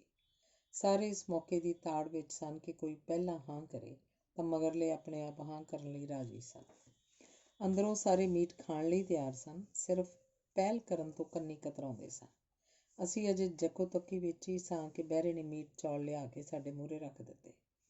ਨਾ ਅਸੀਂ ਉਹਦੀ ਬੋਲੀ ਨੂੰ ਸਮਝਣ ਦੀ ਕੋਸ਼ਿਸ਼ ਕੀਤੀ, ਨਾ ਹੀ ਉਹ ਠੀਕ ਢੰਗ ਨਾਲ ਸਮਝਾ ਸਕਿਆ। ਜੋ ਉਹਨੇ ਪਰੋਸਿਆ ਸਾਰਿਆਂ ਵਾਹਿਗੁਰੂ ਕਹਿ ਕੇ ਛਕ ਲਿਆ। ਕਾਬਲ ਤੋਂ ਗ੍ਰੀਸ ਤੱਕ ਦਾ ਪੈਂਡਾ ਅਸੀਂ ਕੋਚ ਰਾਹੀਂ ਹੀ ਕਰਨਾ ਸੀ। ਲੈਂਬਰ ਨੇ ਅੱਗੋਂ ਕਾਬਲ ਤੋਂ ਕੰਧਾਰ, ਕੰਧਾਰ ਤੋਂ ਮਸ਼ਹਦ, ਈਰਾਨ ਕੋਚ ਦੀਆਂ ਟਿਕਟਾਂ ਲੈ ਆਂਦੀਆਂ। ਟੂਰਿਸਟਾਂ ਦੀ ਭਰਮਾਰ ਕਰਕੇ ਸਾਨੂੰ 3 ਦਿਨਾਂ ਬਾਅਦ ਕੋਚ ਮਿਲਣੀ ਸੀ। 3 ਦਿਨ ਸਾਡੇ ਕੋਲ ਵਿਹਲੇ ਸਨ। ਜਦ ਵੀ ਵਕਤ ਮਿਲਦਾ ਅਸੀਂ ਟੋਲੀਆਂ ਬਣਾ ਕੇ ਘੁੰਮਣ ਫਿਰਨ ਸ਼ਹਿਰ ਵੱਲ ਚਲੇ ਜਾਂਦੇ। ਸ਼ਹਿਰ ਵਿੱਚ ਸਿੱਖ ਭਾਪਿਆਂ ਦੀਆਂ ਕੱਪੜੇ ਦੀਆਂ ਦੁਕਾਨਾਂ ਅਕਸਰ ਹੀ ਦੇਖਣ ਨੂੰ ਮਿਲਦੀਆਂ ਸਨ। ਹੋਰ ਵੀ ਉਹਨਾਂ ਦੇ ਵੱਡੇ ਵੱਡੇ ਬਿਜ਼ਨਸ ਦਿਖਾਈ ਦੇ ਰਹੇ ਸਨ। ਉਹ ਬੂਟੀਦਾਰ ਪੱਗਾਂ ਬੰਨ੍ਹੀ ਆਪਣੇ ਸਿੱਖ ਹੋਣ 'ਤੇ ਬਹੁਤ ਫਖਰ ਕਰਦੇ ਵਿਖਾਈ ਦੇ ਰਹੇ ਸਨ। ਜਦ ਅਸੀਂ ਉਹਨਾਂ ਨੂੰ ਪੰਜਾਬ ਤੋਂ ਆਏ ਦੱਸਦੇ ਤਾਂ ਉਹ ਸਾਡੀਆਂ ਕੱਟੀਆਂ ਦਾੜ੍ਹੀਆਂ ਨੂੰ ਇੰਝ ਘੂਰਦੇ ਜਿਵੇਂ ਉਹਨਾਂ ਦੇ ਖਿਲਾਫ ਅਸੀਂ ਕੋਈ ਸਾਜ਼ਿਸ਼ ਕੀਤੀ ਹੋਵੇ, ਜਿਵੇਂ ਅਸੀਂ ਉਹਨਾਂ ਦੇ ਅਪਰਾਧੀ ਹੋਈਏ। ਪੰਜਾਬ ਨੂੰ ਉਹ ਆਪਣੇ ਪੁਰਖਿਆਂ ਦੀ ਮਾਤ ਭੂਮੀ ਮਹਿਸੂਸਦੇ ਸਨ। ਵਪਾਰ ਦੇ ਸਬੰਧ ਵਿੱਚ ਦਿੱਲੀ ਤੇ ਅੰਮ੍ਰਿਤਸਰ ਅਕਸਰ ਆਉਂਦੇ ਜਾਂਦੇ ਰਹਿੰਦੇ ਸਨ। ਕਾਬਲ ਵਿੱਚ ਉਹਨਾਂ ਦੀਆਂ ਕੱਪੜੇ ਦੀਆਂ ਕਾਫੀ ਦੁਕਾਨਾਂ ਸਨ। ਕਾਬਲ ਪਹੁੰਚ ਕੇ ਸਾਨੂੰ ਪਤਾ ਲੱਗਾ ਸੀ ਇੱਥੇ ਕਈ ਗੁਰਦੁਆਰੇ ਵੀ ਸਨ। ਸ੍ਰੀ ਗੁਰੂ ਨਾਨਕ ਦੇਵ ਜੀ ਆਪਣੀ ਉਦਾਸੀ ਦੌਰਾਨ ਇੱਥੇ ਵੀ ਫੇਰਾ ਪਾਇਆ ਸੀ। ਇੱਕ ਦਿਨ ਸਾਰਿਆਂ ਨਿਸ਼ਚਾ ਕੀਤਾ ਕਿ ਹੋਟਲ ਤੋਂ ਨੇੜਲੇ ਗੁਰਦੁਆਰਿਆਂ ਦੇ ਦਰਸ਼ਨ ਕੀਤੇ ਜਾਣ। ਇੱਕ ਗੁਰਦੁਆਰੇ ਅਸੀਂ ਮੱਥਾ ਟੇਕ ਕੇ ਸਹੀ ਸਲਾਮਤ ਬਿਨਾਂ ਰੋਕ ਟੋਕ ਵਾਪਸ ਆ ਗਏ। ਦੂਸਰੇ ਗੁਰਦੁਆਰੇ ਗਏ ਤਾਂ ਉੱਥੇ ਉਸ ਵਕਤ ਲੰਗਰ ਚੱਲ ਰਿਹਾ ਸੀ। ਅਸੀਂ ਮੱਥਾ ਟੇਕ ਕੇ ਅਜੇ ਲੰਗਰ ਛਕਣ ਲਈ ਕਮਰ ਕੱਸ ਹੀ ਰਹੇ ਸਾਂ ਕਿ ਭਾਈ ਗੁਰਸਿੱਖ ਸਾਡੇ ਕੋਲ ਆਇਆ। ਉਹਨੇ ਸਰਸਰੀ ਜੀ ਨਜ਼ਰ ਸਾਡੀਆਂ ਕੱਟੀਆਂ ਦਾੜ੍ਹੀਆਂ ਵੱਲ ਨਜ਼ਰ ਮਾਰੀ, ਸਾਨੂੰ ਪੰਗਤ ਵੱਲ ਜਾਣ ਤੋਂ ਰੋਕ ਦਿੱਤਾ। ਅਸਾਂ ਸਿਰ ਆਪਣੇ ਤਾਂ ਢਕੇ ਹੋਏ ਸਨ। ਉਸ ਦਾ ਵਤੀਰਾ ਬੜਾ ਅਜੀਬ ਲੱਗਾ। ਅਸੀਂ ਸ਼ਰਮਿੰਦੇ ਹੋਏ ਆਪਣੀਆਂ ਜੁੱਤੀਆਂ ਪਾਉਣ ਲੱਗ ਪਏ। ਅਸੀਂ ਨਿੰਮੋ ਝੂਣ ਹੋਏ ਇਸ ਹੱਤਕ ਨੂੰ ਨਾ ਸਹਾਰਦੇ ਹੋਏ ਹੋਟਲ 'ਚ ਆ ਗਏ। ਕਿਸੇ ਵਿਚਾਰ ਵਟਾਂਦਰੇ ਦੀ ਝੜਪ 'ਚ ਪੈਣਾ ਯੋਗ ਨਾ ਸਮਝਿਆ। 3 ਦਿਨਾਂ ਤੋਂ ਬਾਅਦ ਕੋਚ ਰਾਹੀਂ ਕੰਧਾਰ ਵੱਲ ਚੱਲ ਪਏ ਸਾਂ। ਸਾਰਾ ਕੋਚ ਹੀ ਵਿਦੇਸ਼ੀ ਟੂਰਿਸਟਾਂ ਨਾਲ ਭਰਿਆ ਸੀ। ਕੋਚ ਦੀਆਂ ਗੱਦੀਦਾਰ ਸੀਟਾਂ ਕਾਫੀ ਆਰਾਮਦੇਹ ਸਨ। ਸੌਣ ਜਾਂ ਆਰਾਮ ਕਰਨ ਲਈ ਅੱਗੇ ਪਿੱਛੇ ਹੋ ਜਾਂਦੀਆਂ ਸਨ। ਕਾਬਲ ਸ਼ਹਿਰ ਤੋਂ ਕੁਝ ਮੀਲ ਬਾਹਰ ਨਿਕਲਦਿਆਂ ਹੀ ਸੜਕ ਦੇ ਆਲੇ ਦੁਆਲੇ ਕਿਤੇ ਕਿਤੇ ਕੱਚੇ ਕੋਠੇ ਉਸਰੇ ਹੋਏ ਨਜ਼ਰ ਆ ਰਹੇ ਸਨ, ਜੋ ਅਫਗਾਨਿਸਤਾਨ ਦੀ ਗਰੀਬੀ ਦਾ ਪ੍ਰਤੱਖ ਪ੍ਰਤੀਕ ਸਨ। ਆਲੇ ਦੁਆਲੇ ਲੰਬੀਆਂ ਚੌੜੀਆਂ ਖਾਲੀ ਜੂਹਾਂ ਦਿਸ ਰਹੀਆਂ ਸਨ। ਇਹਨਾਂ ਜੂਹਾਂ 'ਚ ਕਿਤੇ ਕਿਤੇ ਭੇਡਾਂ ਬੱਕਰੀਆਂ ਦੇ ਇੱਜੜ ਚੱਲ ਰਹੇ ਸਨ ਜਾਂ ਬਰਫ਼ਾਂ ਦੇ ਝੰਬੇ ਹੋਏ ਖਾਕੀ ਪੀਲੇ ਰੰਗ ਦੇ ਦਰਖਤ ਦਿਸ ਰਹੇ ਸਨ ਜਾਂ ਛੋਟੀਆਂ ਛੋਟੀਆਂ ਪਹਾੜੀਆਂ ਦੇ ਪੈਰਾਂ 'ਚ ਬਣੇ ਪਾਣੀ ਦੇ ਚਸ਼ਮੇ ਚਮਕ ਰਹੇ ਸਨ। ਇਹਨਾਂ ਦੁਆਲੇ ਚਰਵਾਹੇ ਪਰਿਕਰਮਾ ਕਰਦੇ ਨਜ਼ਰ ਆ ਰਹੇ ਸਨ। ਕੁਝ ਘੰਟਿਆਂ ਤੋਂ ਬਾਅਦ ਪਥਰੀਲੀ ਭੌਂ ਸ਼ੁਰੂ ਹੋ ਗਈ ਸੀ। ਕਾਲੀਆਂ ਤੇ ਸਲੇਟੀ ਰੰਗ ਦੀਆਂ ਚੱਟਾਨਾਂ ਸੁੰਨਮਸਾਨ ਦਿਸ ਰਹੀਆਂ ਸਨ। ਸੜਕ ਇਹਨਾਂ ਚੱਟਾਨਾਂ ਨੂੰ ਕੱਟ ਕੇ ਬਣੀ ਹੋਈ ਸੀ। ਆਲੇ ਦੁਆਲੇ ਕਿਤੇ ਨਾ ਬੰਦਾ ਨਾ ਪਰਿੰਦਾ ਨਜ਼ਰ ਆ ਰਿਹਾ ਸੀ। ਚੱਟਾਨਾਂ ਦੀ ਖਾਮੋਸ਼ੀ 'ਚ ਕੋਈ ਭਿਅੰਕਰ ਡਰਾਉਣੀ ਜਿਹੀ ਉਜਾੜ ਵਸੀ ਹੋਈ ਸੀ। ਜਿਉਂ ਹੀ ਅਸੀਂ ਕੰਧਾਰ ਦੇ ਨਜ਼ਦੀਕ ਪਹੁੰਚੇ ਤਾਂ ਕਿਤੇ ਕਿਤੇ ਹਰਿਆਵਲ ਨਜ਼ਰੀ ਆਉਣ ਲੱਗ ਪਈ। ਸੁੱਕਿਆਂ ਫਲਾਂ ਦੇ ਬਾਗ ਨਜ਼ਰ ਆ ਰਹੇ ਸਨ। ਕਿਤੇ ਕੋਈ ਫਸਲ ਵੀ ਝੂਮ ਰਹੀ ਸੀ। ਇੱਥੇ ਬਦਾਮ, ਅਖਰੋਟ, ਪਿਸਤਾ, ਸੌਗੀ ਕਿਸਮ ਦੀਆਂ ਵਸਤਾਂ ਬਹੁਤ ਸਸਤੀਆਂ ਸਨ। ਅਫਗਾਨਿਸਤਾਨ ਦੀ ਪੈਦਾਵਾਰ ਦਾ ਇਹ ਬਹੁਤ ਵੱਡਾ ਸੋਮਾ ਸਨ। ਕਾਬਲ ਤੋਂ ਕੰਧਾਰ ਤੱਕ ਦਾ ਸਫ਼ਰ 18 ਘੰਟਿਆਂ ਦਾ ਸੀ। ਡਰਾਈਵਰ ਮੁੱਖ ਅੱਡਿਆਂ 'ਤੇ ਚਾਹ ਪਾਣੀ ਲਈ ਕੋਚ ਰੋਕ ਲੈਂਦਾ ਸੀ। ਕੰਧਾਰ ਇੱਕ ਰਾਤ ਹੋਟਲ 'ਚ ਕੱਟਣ ਤੋਂ ਬਾਅਦ ਅਗਲੀ ਸਵੇਰੇ ਮਸ਼ਹਦ, ਈਰਾਨ ਦੇ ਸ਼ਹਿਰ ਨੂੰ ਰਵਾਨਾ ਹੋਣਾ ਸੀ। ਇਸ ਸਫ਼ਰ ਦੌਰਾਨ ਕਦੀ ਕਦੀ ਦੂਸਰੇ ਦੇਸ਼ਾਂ ਦੇ ਮੁੰਡੇ ਕੁੜੀਆਂ ਨਾਲ ਛੇੜਖਾਨੀ ਵੀ ਹੋ ਜਾਂਦੀ ਸੀ, ਪਰ ਆਪਣੇ ਮੁੰਡਿਆਂ ਵਿੱਚ ਸ਼ਰਮ ਤੇ ਝਿਜਕ ਸੀ। ਹੀਣਤਾ ਦਾ ਭਾਵ ਉਹਨਾਂ 'ਤੇ ਭਾਰੂ ਰਹਿੰਦਾ ਸੀ। ਸ਼ਾਇਦ ਇਸ ਕਰਕੇ ਕਿ ਉਹ ਸੱਚੇ ਟੂਰਿਸਟ ਨਹੀਂ ਸਨ। ਅਸਲ ਮਕਸਦ ਤਾਂ ਘਰੋਂ ਰੋਜ਼ੀ ਕਮਾਉਣ ਨਿਕਲੇ ਸੀ। ਸੱਚੇ ਟੂਰਿਸਟ ਹੋਣ ਦਾ ਤਾਂ ਢੋਂਗ ਹੀ ਕਰਦੇ ਸਨ। ਸੱਚੇ ਮਾਰਗ ਚੱਲਦਿਆਂ ਹੀ ਸਵੈ ਵਿਸ਼ਵਾਸ ਵੱਜਦਾ ਹੈ। ਹੀਣਤਾ ਦਾ ਭਾਵ ਟਲਦਾ ਹੈ। ਸਾਡੇ ਵਿੱਚੋਂ ਕਿਸੇ ਦਾ ਵੀ ਕਿਸੇ ਸ਼ਹਿਰ ਦੇ ਇਤਿਹਾਸ ਨਾਲ ਜਾਂ ਉੱਥੋਂ ਦੀ ਇਮਾਰਤ ਕਲਾ ਨਾਲ ਜਾਂ ਖੂਬਸੂਰਤ ਪਾਰਕਾਂ ਜਾਂ ਉੱਥੋਂ ਦੀ ਸਮਾਜਿਕ ਜ਼ਿੰਦਗੀ ਤੇ ਸੱਭਿਆਚਾਰ ਨਾਲ ਕੋਈ ਲਗਾਅ ਨਹੀਂ ਸੀ। ਨਾ ਹੀ ਇਸ ਪਾਸੇ ਕੋਈ ਸੋਚਦਾ ਸੀ, ਨਾ ਹੀ ਕਿਸੇ ਦਾ ਇੱਧਰ ਧਿਆਨ ਜਾਂਦਾ ਸੀ। ਹਰ ਵੇਲੇ ਇਹੀ ਕੋਸ਼ਿਸ਼ ਰਹਿੰਦੀ ਸੀ ਕਿ ਸੰਕੋਚ ਨਾਲ ਪੈਸਾ ਖਰਚਣਾ ਹੈ। ਵੈਸੇ ਵੀ ਜੇਬਾਂ ਸਾਰਿਆਂ ਦੀਆਂ ਖਾਲੀ ਸਨ। ਸਾਰੇ ਆਪਣੇ ਇੰਚਾਰਜ ਲੈਂਬਰ ਬਲ ਉੱਪਰ ਖਰਚੇ ਲਈ ਨਿਰਭਰ ਸਨ। ਉਹੀ ਹੌਸਲਾ ਕਰਕੇ ਜੇ ਕਿਧਰੇ ਲੈ ਜਾਂਦਾ ਸੀ ਤਾਂ ਅਸੀਂ ਤੁਰ ਪੈਂਦੇ ਸਾਂ, ਨਹੀਂ ਤਾਂ ਕਮਰੇ ਵਿੱਚ ਹੀ ਬੈਠੇ ਰੰਗੀਨ ਭਵਿੱਖ ਦੇ ਸੁਪਨੇ ਲੈ ਛੱਡਦੇ ਸਾਂ। ਸਾਡਾ ਆਪਸ ਵਿੱਚ ਖੂਬ ਹਾਸਾ ਮਖੌਲ ਚੱਲਦਾ ਰਹਿੰਦਾ ਸੀ। ਸਫ਼ਰ ਦੀ ਥਕਾਵਟ ਵਿੱਚ ਚੂਰ ਹੋਏ ਜਦ ਕਦੀ ਇਕੱਠੇ ਬਹਿਣ ਦਾ ਮੌਕਾ ਮਿਲਦਾ ਤਾਂ ਹਾਸੇ ਮਖੌਲ ਦੀਆਂ ਗੱਲਾਂ ਵਿੱਚ ਥਕਾਵਟ ਦੂਰ ਹੋ ਜਾਂਦੀ ਸੀ। ਸਾਡੇ ਵਿੱਚ ਤਰਲੋਕ ਸਿੰਘ ਪਿੰਡ ਰਾਮੂਵਾਲ ਤੋਂ ਉੱਚਾ ਲੰਬਾ ਜਵਾਨ ਮੁੰਡਾ ਸੀ, ਜਿਹੜਾ ਕਿ MA ਪੋਲੀਟੀਕਲ ਫਾਈਨਲ 'ਚੋਂ ਆਪਣੀ ਪੜ੍ਹਾਈ ਛੱਡ ਕੇ ਸਾਡੇ ਨਾਲ ਤੁਰ ਪਿਆ ਸੀ। ਉਹ ਮਾਮੂਲੀ ਘਟਨਾਵਾਂ ਨੂੰ ਜੋੜ ਕੇ ਇਸ ਤਰ੍ਹਾਂ ਸੁਣਾਉਂਦਾ ਜਿਵੇਂ ਕੋਈ ਸੱਚਮੁੱਚ ਦਿਲਚਸਪ ਕਹਾਣੀ ਪੜ੍ਹ ਰਿਹਾ ਹੋਵੇ। ਉਸ ਦੀਆਂ ਗੱਲਾਂ ਸਾਰਿਆਂ ਨੂੰ ਕੀਲ ਕੇ ਆਪਣੇ ਦੁਆਲੇ ਬਿਠਾ ਲੈਂਦੀਆਂ ਸਨ। ਜੱਗ ਬੀਤੀਆਂ ਤੇ ਹੱਡ ਬੀਤੀਆਂ ਨੂੰ ਉਹ ਇਸ ਤਰ੍ਹਾਂ ਕਹਾਣੀ 'ਚ ਗੁੰਦ ਕੇ ਸੁਣਾਉਂਦਾ ਕਿ ਸੁਣਨ ਵਾਲਿਆਂ ਦਾ ਜੀ ਰਤਾ ਨਾ ਉਕਤਾਉਂਦਾ, ਸਗੋਂ ਅੱਗੋਂ ਜਾਣਨ ਲਈ ਮਨ ਹੋਰ ਕਾਹਲਾ ਪੈਂਦਾ। ਉਹ ਉਦਾਸ ਹੋਏ ਮਾਹੌਲ ਨੂੰ ਝੱਟ ਆਪਣੀ ਜਾਦੂਮਈ ਗੱਲ ਨਾਲ ਗਰਮਾ ਲੈਂਦਾ, ਕੋਈ ਬੋਰ ਨਾ ਹੁੰਦਾ। ਗ੍ਰੀਸ ਪਹੁੰਚਣ ਤੱਕ ਉਹ ਰੋਜ਼ ਨਵੀਂ ਤੋਂ ਨਵੀਂ ਅਤੇ ਵੰਨ-ਸੁਵੰਨੀ ਅਸਲ ਸੱਚੀ ਕਹਾਣੀ ਨੂੰ ਸੁਣਾ ਕੇ ਸਾਡਾ ਮਨੋਰੰਜਨ ਕਰਦਾ ਰਿਹਾ। ਉਂਝ ਸਾਰੇ ਵਾਰੋ-ਵਾਰੀ ਕੋਈ ਨਾ ਕੋਈ ਨਿੱਕੀ ਮੋਟੀ ਹੱਡ ਬੀਤੀ ਜਾਂ ਚੁਟਕਲਾ ਸੁਣਾਉਂਦਾ ਸੀ, ਪਰ ਉਹ ਗੱਲ ਨਹੀਂ ਸੀ ਬਣਦੀ ਜਿਹੜੀ ਕਿ ਤਰਲੋਕ ਸਿੰਘ ਦੇ ਮੂੰਹੋਂ ਬਣਦੀ ਸੀ। ਜਦ ਮੇਰੀ ਵਾਰੀ ਆਉਂਦੀ ਤਾਂ ਉਹ ਕੋਈ ਗੀਤ ਜਾਂ ਕਵਿਤਾ ਸੁਣਾਉਣ ਲਈ ਕਹਿੰਦੇ, ਮੈਂ ਉਹਨਾਂ ਨੂੰ ਸ਼ਿਵ ਬਟਾਲਵੀ ਦਾ ਗੀਤ ਮੈਨੂੰ ਤੇਰਾ ਸ਼ਬਾਬ ਲੈ ਬੈਠਾ ਗਾ ਕੇ ਸੁਣਾਉਂਦਾ ਜਾਂ ਕੋਈ ਹੋਰ ਆਪਣਾ ਲਿਖਿਆ ਗੀਤ ਗਾਉਂਦਾ। ਗਰੁੱਪ ਦੇ ਸਾਰੇ ਦੋਸਤਾਂ ਵਿੱਚੋਂ ਲੈਂਬਰ ਬਲ ਤੇ ਬਖਸ਼ੀਸ਼ ਸਿੰਘ ਮੇਰੇ ਵਧੇਰੇ ਨਜ਼ਦੀਕ ਸਨ। ਲੈਂਬਰ ਸਿੰਘ ਨਕਸਲਾਈਟ ਮੂਵਮੈਂਟ ਵਿੱਚ ਕਿਸੇ ਕੇਸ 'ਚ ਫਸਣ ਕਾਰਨ ਹੁਣੇ ਇੰਟੈਰੋਗੇਸ਼ਨ ਸੈਂਟਰ 'ਚੋਂ ਸਜ਼ਾ ਕੱਟ ਕੇ ਬਾਹਰ ਆਇਆ ਸੀ। ਆਪਣੇ ਹੱਕ ਸੱਚ 'ਤੇ ਡਟਣ ਵਾਲਾ ਸ਼ਖਸ ਸੀ। ਨਿਮਾਣਿਆਂ ਨਿਤਾਣਿਆਂ ਦੀ ਮਦਦ ਲਈ ਸਦਾ ਤਿਆਰ ਰਹਿੰਦਾ। ਆਪਸੀ ਸਹਿਯੋਗ ਤੇ ਹਾਸੇ ਮਖੌਲ ਨੇ ਕੋਚ ਦੇ ਲੰਬੇ ਥਕਾਵਟ ਭਰੇ ਸਫ਼ਰ ਨੂੰ ਸੁਖਾਵਾਂ ਬਣਾ ਦਿੱਤਾ ਸੀ। ਅਗਲਾ ਲੇਖ ਹੈ ਮਸ਼ਹਦ ਅਤੇ ਤਹਿਰਾਨ ਲੰਘਦਿਆਂ। ਅਫਗਾਨਿਸਤਾਨ ਨੂੰ ਪਾਰ ਕਰਕੇ 14 ਅਪ੍ਰੈਲ 1975 ਨੂੰ ਈਰਾਨ ਦੇ ਸ਼ਹਿਰ ਮਸ਼ਹਦ ਪਹੁੰਚ ਗਏ ਸੀ। ਇਸ ਤੋਂ ਅੱਗੇ ਅਸੀਂ ਈਰਾਨ ਦੀ ਰਾਜਧਾਨੀ ਤਹਿਰਾਨ ਪਹੁੰਚਣਾ ਸੀ। ਸਾਡੇ ਕੋਲ ਅੱਗੋਂ ਟਿਕਟਾਂ ਨਹੀਂ ਸਨ। ਟਿਕਟਾਂ ਦਾ ਪ੍ਰਬੰਧ ਕਰਨ ਗਏ ਤਾਂ ਪਤਾ ਲੱਗਾ ਕਿ ਇੱਥੇ ਕੱਲ੍ਹ ਨੂੰ ਭਾਰੀ ਮੇਲਾ ਹੈ। ਲੋਕ ਦੂਰੋਂ ਦੂਰੋਂ ਇੱਥੇ ਆ ਜਾ ਰਹੇ ਸਨ, ਜਿਸ ਕਰਕੇ ਸਾਡੀਆਂ ਟਿਕਟਾਂ 2 ਦਿਨ ਬਾਅਦ ਦੀਆਂ ਬੁੱਕ ਹੋਈਆਂ। 2 ਰਾਤਾਂ ਦੀ ਰਿਹਾਇਸ਼ ਸਾਨੂੰ ਹੋਟਲ 'ਚ ਰੱਖਣੀ ਪੈ ਗਈ। ਅਗਲੀ ਸਵੇਰੇ ਉੱਠੇ ਤਾਂ ਸ਼ੀਆ ਮੁਸਲਿਮ ਭਾਰੀ ਗਿਣਤੀ 'ਚ ਛੋਟੇ-ਛੋਟੇ ਕਾਫਲਿਆਂ ਦੇ ਰੂਪ 'ਚ ਗਾਉਂਦੀ ਹੋਈ ਮਸਜਿਦ ਨੂੰ ਜਾ ਰਹੇ ਸਨ, ਜਿਸ ਦਾ ਨਾਂ ਗੋਲਡਨ ਸ਼ਰਾਈਨ ਸੀ। ਉਹਨਾਂ ਸਿਰ ਤੋਂ ਪੈਰਾਂ ਤੱਕ ਕਾਲੇ ਕੱਪੜੇ ਪਹਿਨੇ ਸਨ। ਹਰ ਕਾਫਲੇ ਦੇ ਮੂਹਰੇ ਉਹਨਾਂ ਦਾ ਆਗੂ ਕਾਜੀ ਕੁਰਾਨ ਦੀਆਂ ਆਇਤਾਂ ਆਪਣੀ ਮਿੱਠੀ ਆਵਾਜ਼ 'ਚ ਗਾਉਂਦਾ ਜਾਂਦਾ ਸੀ। ਉਹਦੇ ਮਗਰਲੇ ਸ਼ਰਧਾਲੂ ਉਸੇ ਤਰ੍ਹਾਂ ਉਹਨਾਂ ਸਤਰਾਂ ਨੂੰ ਰਲ ਕੇ ਇਕਸੁਰ ਆਵਾਜ਼ ਵਿੱਚ ਬਾਰ-ਬਾਰ ਦੁਹਰਾਉਂਦੇ ਤੁਰੇ ਜਾਂਦੇ ਸਨ। ਸਵੇਰ ਦੇ ਸ਼ਾਂਤਮਈ ਮਾਹੌਲ 'ਚ ਉਹਨਾਂ ਦੀ ਮਧੁਰ ਆਵਾਜ਼ ਸੰਗੀਤ ਘੋਲਦੀ ਜਾਂਦੀ ਸੀ। ਇਹਨਾਂ ਕਾਫਲਿਆਂ 'ਚ ਔਰਤਾਂ ਤੇ ਮਰਦ ਸਾਰੇ ਸ਼ਾਮਲ ਸਨ। ਉਹਨਾਂ ਦੀਆਂ ਹੱਥਾਂ ਵਿੱਚ ਫੜੇ ਹੋਏ ਸੰਗਲਾਂ ਦੇ ਗੁੱਛੇ, ਜਿਨ੍ਹਾਂ ਪਿੱਛੇ ਲੱਕੜੀ ਦਾ ਦਸਤਾ ਲੱਗਿਆ ਸੀ, ਉਹ ਦਸਤਿਓਂ ਫੜ ਕੇ ਇਕਸਾਰ ਵਾਰੋ-ਵਾਰੀ ਆਪਣੇ ਮੋਢਿਆਂ ਨੂੰ ਝੰਬ ਰਹੇ ਸਨ। ਕਈਆਂ ਦੇ ਮੋਢਿਆਂ ਤੋਂ ਕਮੀਜ਼ਾਂ ਫਟ ਗਈਆਂ ਸਨ। ਉਹਨਾਂ ਦਾ ਮਾਸ ਦੂਰੋਂ ਹੀ ਉੱਚੜਿਆ ਹੋਇਆ ਨਜ਼ਰ ਆ ਰਿਹਾ ਸੀ। ਮੋਢਿਆਂ 'ਚੋਂ ਲਹੂ ਸਿੰਮ ਰਿਹਾ ਸੀ, ਪਰ ਉਹ ਫਿਰ ਵੀ ਓਨੇ ਹੀ ਜੋਸ਼ ਨਾਲ ਆਪਣੇ ਮੋਢਿਆਂ ਨੂੰ ਝੰਬ ਰਹੇ ਸਨ। ਸਰਦੀਆਂ ਦੇ ਯਖ ਮੌਸਮ ਵਿੱਚ ਤਾਂ ਇਹ ਹੋਰ ਵੀ ਦੁਖਦਾਈ ਲੱਗਦਾ ਸੀ।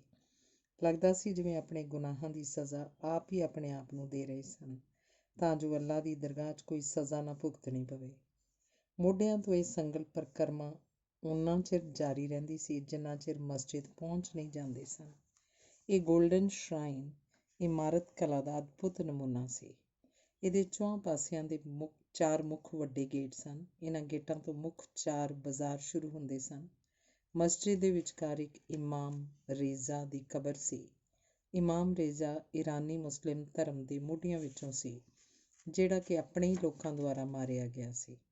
ਕਬਰ ਦੇ ਦੁਆਲੇ ਇੱਕ ਪਾਸੇ ਮਰਦ, ਇੱਕ ਪਾਸੇ ਔਰਤਾਂ ਨਮਾਜ਼ ਪੜ੍ਹਦੇ ਨਜ਼ਰ ਆ ਰਹੇ ਸਨ। ਮੁਸਲਿਮ ਲੋਕਾਂ ਦੁਆਰਾ ਮਨਾਇਆ ਜਾ ਰਿਹਾ ਇਹ ਸ਼ਹੀਦੀ ਦਿਨ ਜ਼ਿੰਦਗੀ 'ਚ ਪਹਿਲੀ ਵਾਰ ਦੇਖਿਆ ਸੀ। ਉਂਝ ਮਸ਼ਹਦ ਸ਼ਹਿਰ ਯੂਰਪੀਨ ਦੇਸ਼ਾਂ ਵਾਂਗ ਹੀ ਉਸਰਿਆ ਦਿਖਾਈ ਦੇ ਰਿਹਾ ਸੀ। ਉੱਚੀਆਂ-ਉੱਚੀਆਂ ਆਕਾਸ਼ ਛੂੰਹਦੀਆਂ ਬਿਲਡਿੰਗਾਂ ਦੂਰੋਂ ਹੀ ਦਿਸ ਰਹੀਆਂ ਸਨ। ਯੂਰਪੀਨ ਦੇਸ਼ਾਂ ਵਾਂਗ ਹੀ ਸੜਕਾਂ ਤੇ ਬਾਜ਼ਾਰਾਂ ਦੀ ਸਫਾਈ ਸੀ, ਸੋਹਣੇ ਪਾਰਕ ਸਨ। ਇੱਥੋਂ ਸਾਨੂੰ ਅੱਗੇ ਤਹਿਰਾਨ ਜਾਣ ਦੀ ਕਾਹਲ ਸੀ। ਮੇਲੇ ਦੀ ਭੀੜ ਘਟ ਗਈ ਸੀ। 2 ਦਿਨਾਂ ਤੋਂ ਬਾਅਦ ਅਸੀਂ ਆਪਣੀ ਕੋਚ ਫੜ ਕੇ ਤਹਿਰਾਨ ਨੂੰ ਚੱਲ ਪਏ ਸਾਂ। 12 ਕੁ ਘੰਟਿਆਂ ਦੇ ਸਫ਼ਰ ਤੋਂ ਬਾਅਦ ਅਸੀਂ ਤਹਿਰਾਨ ਪਹੁੰਚ ਗਏ ਸਾਂ। ਤਹਿਰਾਨ ਪਹੁੰਚਦਿਆਂ ਹੀ ਸਭ ਤੋਂ ਪਹਿਲਾਂ ਸਾਡੀ ਕੋਸ਼ਿਸ਼ ਚੀਮੇ ਨੂੰ ਮਿਲਣ ਦੀ ਸੀ। ਚੀਮਾ ਦਿੱਲੀ ਤੋਂ ਸਿੱਧੀ ਫਲਾਈਟ ਲੈ ਕੇ ਤਹਿਰਾਨ ਪਹੁੰਚ ਚੁੱਕਾ ਸੀ। ਉਹਨੇ ਵਾਅਦਾ ਕੀਤਾ ਸੀ ਉਹ ਸਾਰਿਆਂ ਨੂੰ ਤਹਿਰਾਨ ਹੀ ਮਿਲੇਗਾ। ਅਗਲੇ ਪ੍ਰੋਗਰਾਮ ਦੀ ਜਾਣਕਾਰੀ ਬਾਰੇ ਹੁਣ ਚੀਮੇ ਤੋਂ ਹੀ ਪਤਾ ਚੱਲਣਾ ਸੀ। ਲੈਂਬਰ ਤਹਿਰਾਨ ਤੱਕ ਸਾਨੂੰ ਲਿਆ ਕੇ ਆਪਣੀ ਜ਼ਿੰਮੇਵਾਰੀ ਤੋਂ ਸੁਰਖਰੂ ਹੋ ਗਿਆ ਸੀ। ਲੈਂਬਰ ਸਾਰਿਆਂ ਨੂੰ ਕੋਚ ਸਟੇਸ਼ਨ 'ਤੇ ਬਿਠਾ ਕੇ ਚੀਮੇ ਬਾਰੇ ਪਤਾ ਕਰਨ ਗਿਆ ਤਾਂ ਵਾਪਸ ਨਿਰਾਸ਼ ਹੋ ਕੇ ਖਾਲੀ ਮੁੜ ਆਇਆ। ਜਿਸ ਹੋਟਲ 'ਤੇ ਮਿਲਣ ਦਾ ਪਤਾ ਚੀਮੇ ਨੇ ਸਾਨੂੰ ਦਿੱਤਾ ਸੀ, ਉਹ ਹੋਟਲ ਵਾਲੇ ਕਹਿ ਰਹੇ ਸਨ ਕਿ ਇਸ ਨਾਂ ਦਾ ਬੰਦਾ ਕੋਈ ਨਹੀਂ ਇੱਥੇ ਰਹਿੰਦਾ। ਇਹ ਖਬਰ ਸੁਣ ਕੇ ਸਾਰਿਆਂ ਨੂੰ ਹੱਥਾਂ ਪੈਰਾਂ ਦੀ ਪੈ ਗਈ। ਕਈ ਇਹ ਵੀ ਸੋਚਦੇ ਸਨ ਕਿ ਚੀਮਾ ਸ਼ਾਇਦ ਪੈਸੇ ਲੈ ਕੇ ਦੂਸਰੇ ਦਲਾਲਾਂ ਵਾਂਗ ਕਿਸੇ ਪਾਸੇ ਖਿਸਕ ਗਿਆ ਹੋਣਾ। ਅਗਰ ਸੱਚਮੁੱਚ ਹੀ ਚੀਮਾ ਨਾ ਮਿਲਿਆ ਤਾਂ ਫਿਰ ਕਿੱਧਰ ਜਾਵਾਂਗੇ? ਇਹ ਸਵਾਲ ਸਾਰਿਆਂ ਦੀ ਅੱਖਾਂ ਮੂਹਰੇ ਸਵਾਲੀਆ ਫਿਕਰੇ ਵਾਂਗ ਸੀ। ਸਾਰਿਆਂ ਦੇ ਚਿਹਰੇ ਉੱਡੇ ਹੋਏ ਨਜ਼ਰ ਆ ਰਹੇ ਸਨ। ਅੰਦਰੋਂ ਘਬਰਾਏ ਹੋਏ ਹੋਠਾਂ 'ਤੇ ਝੂਠੀ ਮੁਸਕਾਨ ਲਿਆ ਕੇ ਅਗਲੀਆਂ ਸਕੀਮਾਂ ਘੜ ਰਹੇ ਸਨ। ਜੇਬਾਂ ਸਾਰਿਆਂ ਦੀਆਂ ਖਾਲੀ ਸਨ। ਵਿਦੇਸ਼ਾਂ ਵਿੱਚ ਅਸਲ ਸਾਥੀ ਤਾਂ ਪੈਸਾ ਹੀ ਹੁੰਦਾ ਹੈ। ਪੈਸੇ ਤੋਂ ਬਿਨਾਂ ਅੱਗੇ ਇੱਕ ਕਦਮ ਵੀ ਪੁੱਟਣਾ ਕਠਿਨ ਹੁੰਦਾ ਹੈ। ਮੇਰੇ ਮਨ ਵਿੱਚ ਕਈ ਤਰ੍ਹਾਂ ਦੇ ਖਿਆਲ ਆਪਣੀ ਉਡਾਰੀ ਭਰਨ ਲੱਗ ਪਏ ਸਨ। ਹੋ ਸਕਦਾ ਹੈ ਅੱਗੋਂ ਗਰੀਸ ਦਾ ਵੀਜ਼ਾ ਮਿਲਣਾ ਮੁਸ਼ਕਿਲ ਹੋਵੇ, ਜਿਸ ਕਰਕੇ ਚੀਮਾ ਵਫ਼ਾਦਾਰ ਹੁੰਦਾ ਵੀ ਬੇਵੱਸ ਹੋ ਸਕਦਾ ਹੈ। ਪਰ ਦੂਜੇ ਪਾਸੇ ਚੀਮਾ ਦਲਾਲ ਹੀ ਨਹੀਂ, ਉਹ ਦੋਸਤ ਵੀ ਹੈ ਸਾਰਿਆਂ ਦਾ। ਦੋਸਤੀ ਦੀ ਲਾਜ ਲਈ ਸਾਨੂੰ ਗਰੀਸ ਪਹੁੰਚ ਕੇ ਉਹ ਆਪਣਾ ਇਕਰਾਰ ਜ਼ਰੂਰ ਨਿਭਾਏਗਾ, ਸਾਨੂੰ ਪੂਰੀ ਆਸ ਸੀ। ਇਸ ਆਸ ਤੇ ਨਿਰਾਸ਼ਾ 'ਚ ਸਾਰੇ ਸਿੱਧੇ ਪੁੱਠੇ ਲਟਕ ਰਹੇ ਸਨ। ਮਨ ਘੜਤ ਖਿਆਲਾਂ ਦੇ ਆਪਣੇ ਆਪ ਨੂੰ ਦਿਲਾਸੇ ਦੇ ਰਹੇ ਸਨ। ਅਖੀਰ ਧੀਰਜ ਨਾਲ ਵਿਚਾਰ ਕੇ ਹਥਲਾ ਸਾਰਾ ਸਮਾਨ ਕੁਝ ਦੋਸਤਾਂ ਨੂੰ ਸੌਂਪ ਦਿੱਤਾ। ਸਾਡੇ ਵਿੱਚੋਂ 6 ਜਣਿਆਂ ਨੇ 2-2 ਦੀਆਂ 3 ਜੋੜੀਆਂ ਬਣਾ ਲਈਆਂ। ਫਿਰ ਤਿੰਨੇ ਮੁੱਖ ਪਬਲਿਕ ਥਾਵਾਂ ਤੋਂ ਚੀਮੇ ਨੂੰ ਲੱਭਣ ਲਈ ਤੁਰ ਪਏ। 2 ਜਣੇ ਮੁੱਖ ਕੋਚ ਸਟੇਸ਼ਨ ਵੱਲ ਚਲੇ ਗਏ। 2 ਜਣੇ ਫਿਰ ਦੁਬਾਰਾ ਉਸ ਹੋਟਲ ਨੂੰ ਚਲੇ ਗਏ ਜਿਸ ਦਾ ਐਡਰੈਸ ਚੀਮੇ ਨੇ ਸਾਨੂੰ ਦਿੱਤਾ ਸੀ। ਮੈਂ ਤੇ ਤਰਲੋਕ ਆਲੇ ਦੁਆਲੇ ਦੀਆਂ ਪਾਰਕਾਂ 'ਚ ਉਹਦਾ ਖੁਰਾ ਖੋਜ ਲੱਭਣ ਤੁਰ ਪਏ। ਸਾਡੇ ਵਾਂਗ ਹੋਰ ਵੀ ਆਪਣੇ ਪੰਜਾਬੀ ਭਰਾ ਘੁੰਮਦੇ ਟਾਵੇਂ ਦਿਸ ਰਹੇ ਸਨ।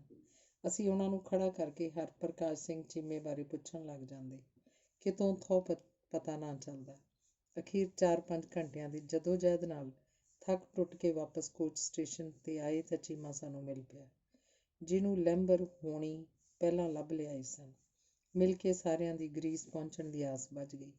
ਸਾਰਿਆਂ ਦਾ ਫਿਕਰ ਪਲਾਂ 'ਚ ਸੁੱਕੇ ਬੱਦਲਾਂ ਵਾਂਗ ਖਿੰਡ ਗਿਆ। ਸਾਰਿਆਂ ਗਲਵੱਕੜੀ ਨਾਲ ਦੋਸਤੀ ਦਾ ਨਿੱਘ ਦਿੱਤਾ।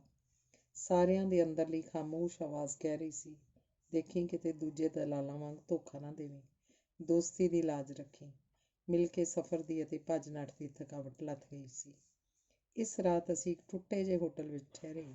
ਲੱਗਦਾ ਸੀ ਕਿ ਤਹਿਰਾਨ ਸ਼ਹਿਰ 'ਚ ਹੀ ਸਭ ਤੋਂ ਘਟੀਆ ਹੋਟਲ ਹੋਣਾ, ਪਰ ਅਸੀਂ ਗਰੀਬੋ ਗਰੀਬੀ ਸਾਰਨਾ ਹੀ ਸੀ। ਕੋਈ ਗਿਲਾ ਕੋਈ ਸ਼ਿਕਵਾ ਨਹੀਂ ਕੀਤਾ। ਜਿਸ ਤਰ੍ਹਾਂ ਦਾ ਪ੍ਰਬੰਧ ਰਹਿਣ ਲਈ ਚੀਮੇ ਨੇ ਕਰ ਦਿੱਤਾ, ਅਸੀਂ ਖਿੜੇ ਮੱਥੇ ਅਮੁੱਲੀ ਦਾਤ ਵਾਂਗ ਕਬੂਲ ਕਰ ਲਿਆ। ਤਹਿਰਾਨ ਵਿੱਚ ਚਿਰਾਂ ਤੋਂ ਵਸੇ ਭਾਪੇ ਸਿੱਖ ਸਨ, ਜਿਨ੍ਹਾਂ ਦੇ ਵੱਡੇ ਵੱਡੇ ਕਾਰਖਾਨੇ ਤੇ ਕਾਰੋਬਾਰ ਸਨ। ਇਹਨਾਂ ਰਲ ਕੇ ਇੱਕ ਮਸਜਿਦ-ਏ-ਹਿੰਦ ਗੁਰਦੁਆਰਾ ਬਣਾਇਆ ਹੋਇਆ ਸੀ। ਇੱਥੇ ਹਰ ਰੋਜ਼ ਸ਼ਾਮ ਨੂੰ ਅਤੁੱਟ ਲੰਗਰ ਵਰਤਦਾ ਸੀ। ਹਫ਼ਤੇ ਦੇ ਅਖੀਰ ਐਤਵਾਰ ਨੂੰ ਭੋਗ ਪੈਂਦਾ, ਕੀਰਤਨ ਹੁੰਦਾ, ਸਿੱਖ ਹੁੰਮ-ਹੁਮਾ ਕੇ ਗੁਰੂ ਘਰ ਹਾਜ਼ਰੀ ਲਵਾਉਂਦੇ ਸਨ। ਸਵੇਰ ਤੋਂ ਹੀ ਚਾਹ ਪਾਣੀ ਦਾ ਉਚੇਚਾ ਪ੍ਰਬੰਧ ਹੁੰਦਾ। ਹੋਟਲ ਵਿੱਚ ਇੱਕ ਰਾਤ ਕੱਟਣ ਤੋਂ ਬਾਅਦ ਚੀਮੇ ਨੇ ਸਲਾਹ ਦਿੱਤੀ ਕਿ ਇਸ ਮਸਜਿਦ-ਏ-ਹਿੰਦ ਗੁਰਦੁਆਰੇ ਵਿੱਚ 2 ਕੁ ਰਾਤਾਂ ਠਹਿਰਿਆ ਜਾਵੇ। ਹੋਟਲ ਨਾਲੋਂ ਗੁਰਦੁਆਰੇ 'ਚ ਰਹਿਣਾ ਸਹੂਲਤਾਂ ਪੱਖੋਂ ਕਈ ਦਰਜੇ ਚੰਗਾ ਸੀ।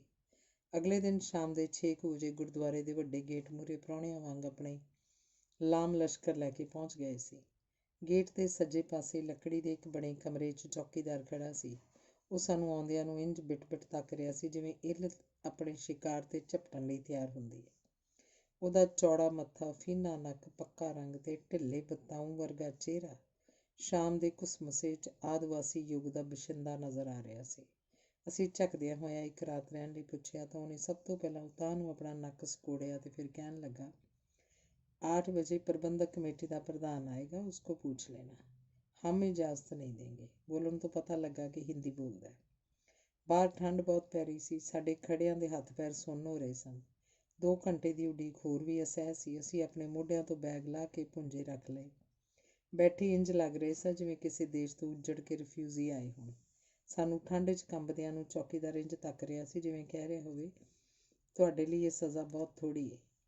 ਅਸੀਂ ਡਰਦੇ ਮਾਰੇ ਇੱਧਰ ਉੱਧਰ ਵੀ ਨਾ ਗਏ ਕਿ ਇਹ ਕਿਤੇ ਮੁੜਦਿਆਂ ਨੂੰ ਐਵੇਂ ਆਖ ਹੀ ਨਾ ਦੇਵੇ, ਪ੍ਰਧਾਨ ਆਇਆ ਸੀ, ਤੁਹਾਡੀ ਉਡੀਕ ਕਰਕੇ ਚਲਾ ਗਿਆ। 8 ਵਜੇ ਪ੍ਰਧਾਨ ਆਇਆ ਤਾਂ ਸਾਨੂੰ ਅੰਦਰ ਜਾਣ ਦੀ ਇਜਾਜ਼ਤ ਮਿਲ ਗਈ। ਸਾਨੂੰ ਮਿਲ ਕੇ ਉਹ ਖੁਸ਼ ਹੋਇਆ। ਬੜਾ ਦਿਆਲੂ ਤੇ ਨਿਮਰ ਮਨੁੱਖ ਲੱਗਾ। ਗੁਰਦੁਆਰਾ ਵਾਕਿਆ ਹੀ ਬਹੁਤ ਖੂਬਸੂਰਤ ਸੀ। ਸਾਰੀਆਂ ਆਧੁਨਿਕ ਸਹੂਲਤਾਂ ਇਸ ਵਿੱਚ ਮੁਹੱਈਆ ਸਨ। ਗਰਾਊਂਡ ਫਰਸ਼ 'ਤੇ ਇੱਕ ਵੱਡਾ ਹਾਲ ਬਾਹਰੋਂ ਆਏ ਮੁਸਾਫਰਾਂ ਲਈ ਬਣਿਆ ਹੋਇਆ ਸੀ, ਜਿਸ ਵਿੱਚ ਕਾਰਪੈਟ ਵਿਛੀ ਸੀ। ਇੱਥੇ 100 ਕੁ ਬੰਦਾ ਸੌਖਿਆਂ ਹੀ ਸੌਂ ਸਕਦਾ ਸੀ। ਇਸ਼ਨਾਨ ਘਰ ਦੇ ਪਖਾਨੇ ਵਿੱਚ ਲੱਗਾ ਸੰਗਮਰਮਰ ਚਮਕ ਰਿਹਾ ਸੀ। ਤੱਤਾ ਠੰਡਾ ਪਾਣੀ ਹਰ ਵੇਲੇ ਉਪਲਬਧ ਸੀ। ਅਸੀਂ ਹਾਲ ਦੀ ਇੱਕ ਦੀਵਾਰ ਨਾਲ ਆਪਣਾ ਬੋਰੀ ਬਿਸਤਰਾ ਰੱਖ ਲਿਆ। ਹੇਠਾਂ ਪਹਿਲਾਂ ਹੀ ਸਾਫ਼ ਸੋਹਣੀ ਮੋਟੀ ਦਰੀ ਵਿਛੀ ਸੀ। ਅੰਦਰ ਸੈਂਟਰਲ ਹੀਟਿੰਗ ਲੱਗੀ ਹੋਈ ਹੋਣ ਕਰਕੇ ਲੋੜੀਂਦਾ ਨਿੱਘ ਸੀ। ਹਾਲ ਅੰਦਰ ਹੋਰ ਵੀ ਆਪਣੇ ਭਾਈਬੰਦ ਦੀਵਾਰਾਂ ਨਾਲ ਢੋਹ ਲਾਈ ਬੈਠੇ ਆਪਣੇ ਕਰਮਾਂ ਦਾ ਲੇਖਾ ਜੋਖਾ ਕਰ ਰਹੇ ਸਨ। ਇੱਕ ਰਾਤ ਕੱਟਣ ਤੋਂ ਬਾਅਦ ਹੀ ਪਤਾ ਲੱਗ ਗਿਆ ਸੀ ਕਿ ਮੋਟਾ ਚੌਕੀਦਾਰ ਇੰਨਾ ਸਖਤ ਕਿਉਂ ਸੀ। ਅਸਲ 'ਚ ਜਿਉਂ-ਜਿਉਂ ਆਪਣੇ ਲੋਕਾਂ ਦੀ ਗਿਣਤੀ ਤਹਿਰਾਨ 'ਚ ਵਧੀ, ਕਈਆਂ ਨੂੰ ਤਾਂ ਥੋੜ੍ਹੀ ਜਿਹੀ ਕੋਸ਼ਿਸ਼ ਨਾਲ ਕੰਮਕਾਰ ਮਿਲ ਗਿਆ। ਉਹਨਾਂ ਨੇ ਆਪਣੀ ਰਿਹਾਇਸ਼ ਲਈ ਕਮਰੇ ਵਗੈਰਾ ਦਾ ਪ੍ਰਬੰਧ ਕਰ ਲਿਆ ਸੀ। ਜਿਨ੍ਹਾਂ ਨੂੰ ਦਲਾਲ ਅੱਗੋਂ ਵੀਜ਼ਾ ਨਾ ਮਿਲਣ ਕਾਰਨ ਜਾਂ ਪੈਸੇ ਮੁੱਕ ਜਾਣ ਕਾਰਨ ਅੱਗੇ ਮਿੱਥੀ ਮੰਜ਼ਿਲ 'ਤੇ ਨਾ ਲਿਜਾ ਸਕੇ, ਉਹ ਵਿਚਾਰੇ ਰੁਲਦੇ ਹੋਏ ਕੁਝ ਦਿਨਾਂ ਦੇ ਸਹਾਰੇ ਲਈ ਗੁਰਦੁਆਰੇ 'ਚ ਆ ਗਏ। ਫਿਰ ਮਹੀਨਾ ਉੱਥੇ ਟਿਕੇ ਰਹੇ। ਪਹਿਲਾਂ ਪ੍ਰਬੰਧਕ ਕਮੇਟੀ ਵੱਲੋਂ ਕਿਸੇ ਤਰ੍ਹਾਂ ਦੀ ਕੋਈ ਸਖਤੀ ਨਹੀਂ ਸੀ, ਕਿਸੇ ਤਰ੍ਹਾਂ ਦੀ ਰੋਕ-ਟੋਕ ਤੇ ਪੁੱਛ-ਗਿੱਛ ਨਹੀਂ ਸੀ। ਇਹਨਾਂ ਬੇਸਹਾਰਿਆਂ ਨੂੰ ਸੱਚਮੁੱਚ ਹੀ ਰੋਟੀ ਤੇ ਸਿਰ 'ਤੇ ਛੱਤ ਦੀ ਲੋੜ ਸੀ। ਇਸ ਤੋਂ ਇਲਾਵਾ ਨਵੇਂ ਆ ਰਹੇ ਬੰਦਿਆਂ ਨੇ ਵੀ ਆਪਣੇ ਹੋਟਲ ਵਗੈਰਾ ਦਾ ਖਰਚਾ ਬਚਾਉਣ ਲਈ ਜਦ ਇੱਧਰ ਨੂੰ ਵੀ ਹੀਰਾਂ ਘੱਤ ਲਈਆਂ, ਤਾਂ ਗੁਰਦੁਆਰੇ ਵਿੱਚ ਸੀਮਤ ਸਹੂਲਤਾਂ ਹੋਣ ਕਰਕੇ ਭਾਰੀ ਗਿਣਤੀ 'ਚ ਅੰਦਰ ਰਹਿਣਾ ਮੁਸ਼ਕਿਲ ਹੋ ਗਿਆ। ਇਹਨਾਂ ਹਾਲਤਾਂ ਨੂੰ ਮੁੱਖ ਰੱਖਦਿਆਂ ਪ੍ਰਬੰਧਕ ਕਮੇਟੀ ਨੇ ਵੱਧ ਤੋਂ ਵੱਧ 2 ਰਾਤਾਂ ਰੱਖਣ ਦਾ ਫੈਸਲਾ ਲੈ ਲਿਆ। ਉਂਝ ਤਾਂ ਨਵੇਂ ਆ ਰਹੇ ਬੰਦਿਆਂ ਨੂੰ ਇਸ ਗੁਰਦੁਆਰੇ ਦਾ ਕੋਈ ਗਿਆਨ ਨਹੀਂ ਸੀ ਹੁੰਦਾ। ਦਲਾਲ ਹੀ ਆਪਣੇ ਬੰਦੇ ਇੱਥੇ ਲਿਆ ਕੇ ਛੱਡ ਜਾਂਦੇ ਸਨ। ਉਹਨਾਂ ਨੂੰ ਹੀ ਵਧੇਰੇ ਲਾਭ ਹੁੰਦਾ ਸੀ। ਸਾਡੇ ਵਰਗੇ ਤਾਂ ਜੀ ਭਿਆਣੇ ਹੁਕਮ ਦੇ ਬੱਧੇ ਸੀ। ਪ੍ਰਬੰਧਕ ਕਮੇਟੀ ਦੇ ਫੈਸਲੇ ਦੇ ਹੱਲ ਲਈ ਦਲਾਲਾਂ ਨੇ ਚੋਰੀ ਛੁਪੇ ਚੌਕੀਦਾਰ ਦੀ ਮੁੱਠੀ ਗਰਮ ਕਰਨੀ ਸ਼ੁਰੂ ਕਰ ਦਿੱਤੀ ਸੀ, ਜਿਸ ਕਾਰਨ ਉਸ ਦਲਾਲ ਦੇ ਬੰਦੇ 2 ਰਾਤਾਂ ਦੀ ਬਜਾਏ 4 ਰਾਤਾਂ ਕੱਟ ਜਾਂਦੇ ਸਨ। ਗੁਰਦੁਆਰੇ 'ਚ ਬੈਠੇ ਆਪਣੇ ਭਾਈਬੰਦ ਇਉਂ ਮਹਿਸੂਸ ਕਰਦੇ ਸਨ ਜਿਉਂ ਕਿਸੇ ਆਪਣੀ ਹੀ ਹਵੇਲੀ 'ਚ ਬੈਠੇ ਹੋਣ। ਬਿਲਕੁਲ ਨਿਡਰ, ਨਿਰਭੈ, ਬੇਫਿਕਰ ਦਿਖਾਈ ਦਿੰਦੇ ਸਨ। ਬੇਸ਼ੱਕ ਮਜਬੂਰੀ ਦੇ ਮਾਰੇ ਹੀ ਇੱਥੇ ਪਨਾਹਗੀਰਾਂ ਵਾਂਗ ਬੈਠੇ ਸਨ। ਜਿਉਂ ਹੀ ਡੂੰਘੀਆਂ ਤਰਕਾਲਾਂ ਪੈਂਦੀਆਂ ਆਪਣੇ ਡੱਬਾਂ ਵਿੱਚ ਦਿੱਤੀ ਸ਼ਰਾਬ ਚੋਰੀ ਪੀਣ ਲੱਗ ਪੈਂਦੇ। ਕਹਿੰਦੇ ਰੋਟੀ ਖਾਣੀ ਆ, ਮੂਡ ਬਣਾ ਲਈਏ। ਅੰਦਰੋਂ ਸ਼ਰਾਬ ਦਾ ਮੁਸ਼ਕ ਆਉਣ ਕਰਕੇ ਜਦ ਇਹਦੀ ਖਬਰ ਪ੍ਰਬੰਧਕ ਕਮੇਟੀ ਨੂੰ ਗਈ ਤਾਂ ਉਹਨਾਂ ਦਾ ਆਪਣੇ ਲੋਕਾਂ ਪ੍ਰਤੀ ਰਵੱਈਆ ਹੋਰ ਵੀ ਸਖਤ ਹੋ ਗਿਆ। ਇੱਥੋਂ ਤੱਕ ਕਿ ਕਦੀ-ਕਦੀ ਤਾਂ ਨਸ਼ੇ ਦੇ ਲੋਰ 'ਚ ਆਪਣੇ ਲੋਕਾਂ ਦੇ ਆਪਸ ਵਿੱਚ ਵੀ ਸਿੰਗ ਫਸ ਜਾਂਦੇ ਸਨ, ਜਿਸ ਦੇ ਕਾਰਨ ਆਪਣੇ ਲੋਕਾਂ ਨੂੰ ਹੋਰ ਵੀ ਸਖਤ ਹਦਾਇਤਾਂ 'ਚੋਂ ਲੰਘਣ ਲਈ ਕਿਹਾ ਜਾਂਦਾ ਸੀ। ਚੌਕੀਦਾਰ ਦੀਆਂ ਹਦਾਇਤਾਂ 'ਚੋਂ ਲੰਘਣਾ ਪੰਜਾਬੀ ਸੁਭਾਅ ਨੂੰ ਮਾਫਕ ਨਹੀਂ ਸੀ। ਇਸ ਕਰਕੇ ਚੌਕੀਦਾਰ ਨਾਲ ਦਿਲੋਂ ਖਾਰ ਖਾਣ ਲੱਗ ਜਾਂਦੇ ਸਨ। 3-4 ਰਾਤਾਂ ਕੱਟ ਕੇ ਜਾਣ ਲੱਗਦੇ ਤਾਂ ਉਹਨੂੰ 4 ਬੜਕਾਂ ਵੀ ਮਾਰ ਜਾਂਦੇ, ਗਾਲੀ ਗਲੋਚ ਵੀ ਕਰ ਜਾਂਦੇ, ਜਿਹਦਾ ਨਤੀਜਾ ਨਵੇਂ ਆਉਣ ਵਾਲੇ ਬੰਦਿਆਂ ਨੂੰ ਭੁਗਤਣਾ ਪੈਂਦਾ ਸੀ। ਹੋਰ ਸਖਤ ਹਦਾਇਤਾਂ, ਹੋਰ ਸਖਤ ਅਨੁਸ਼ਾਸਨ, ਪਹਿਲਾਂ ਵਰਗਾ ਅਸਰ ਰਸੂਖ ਨਾ ਸੀ।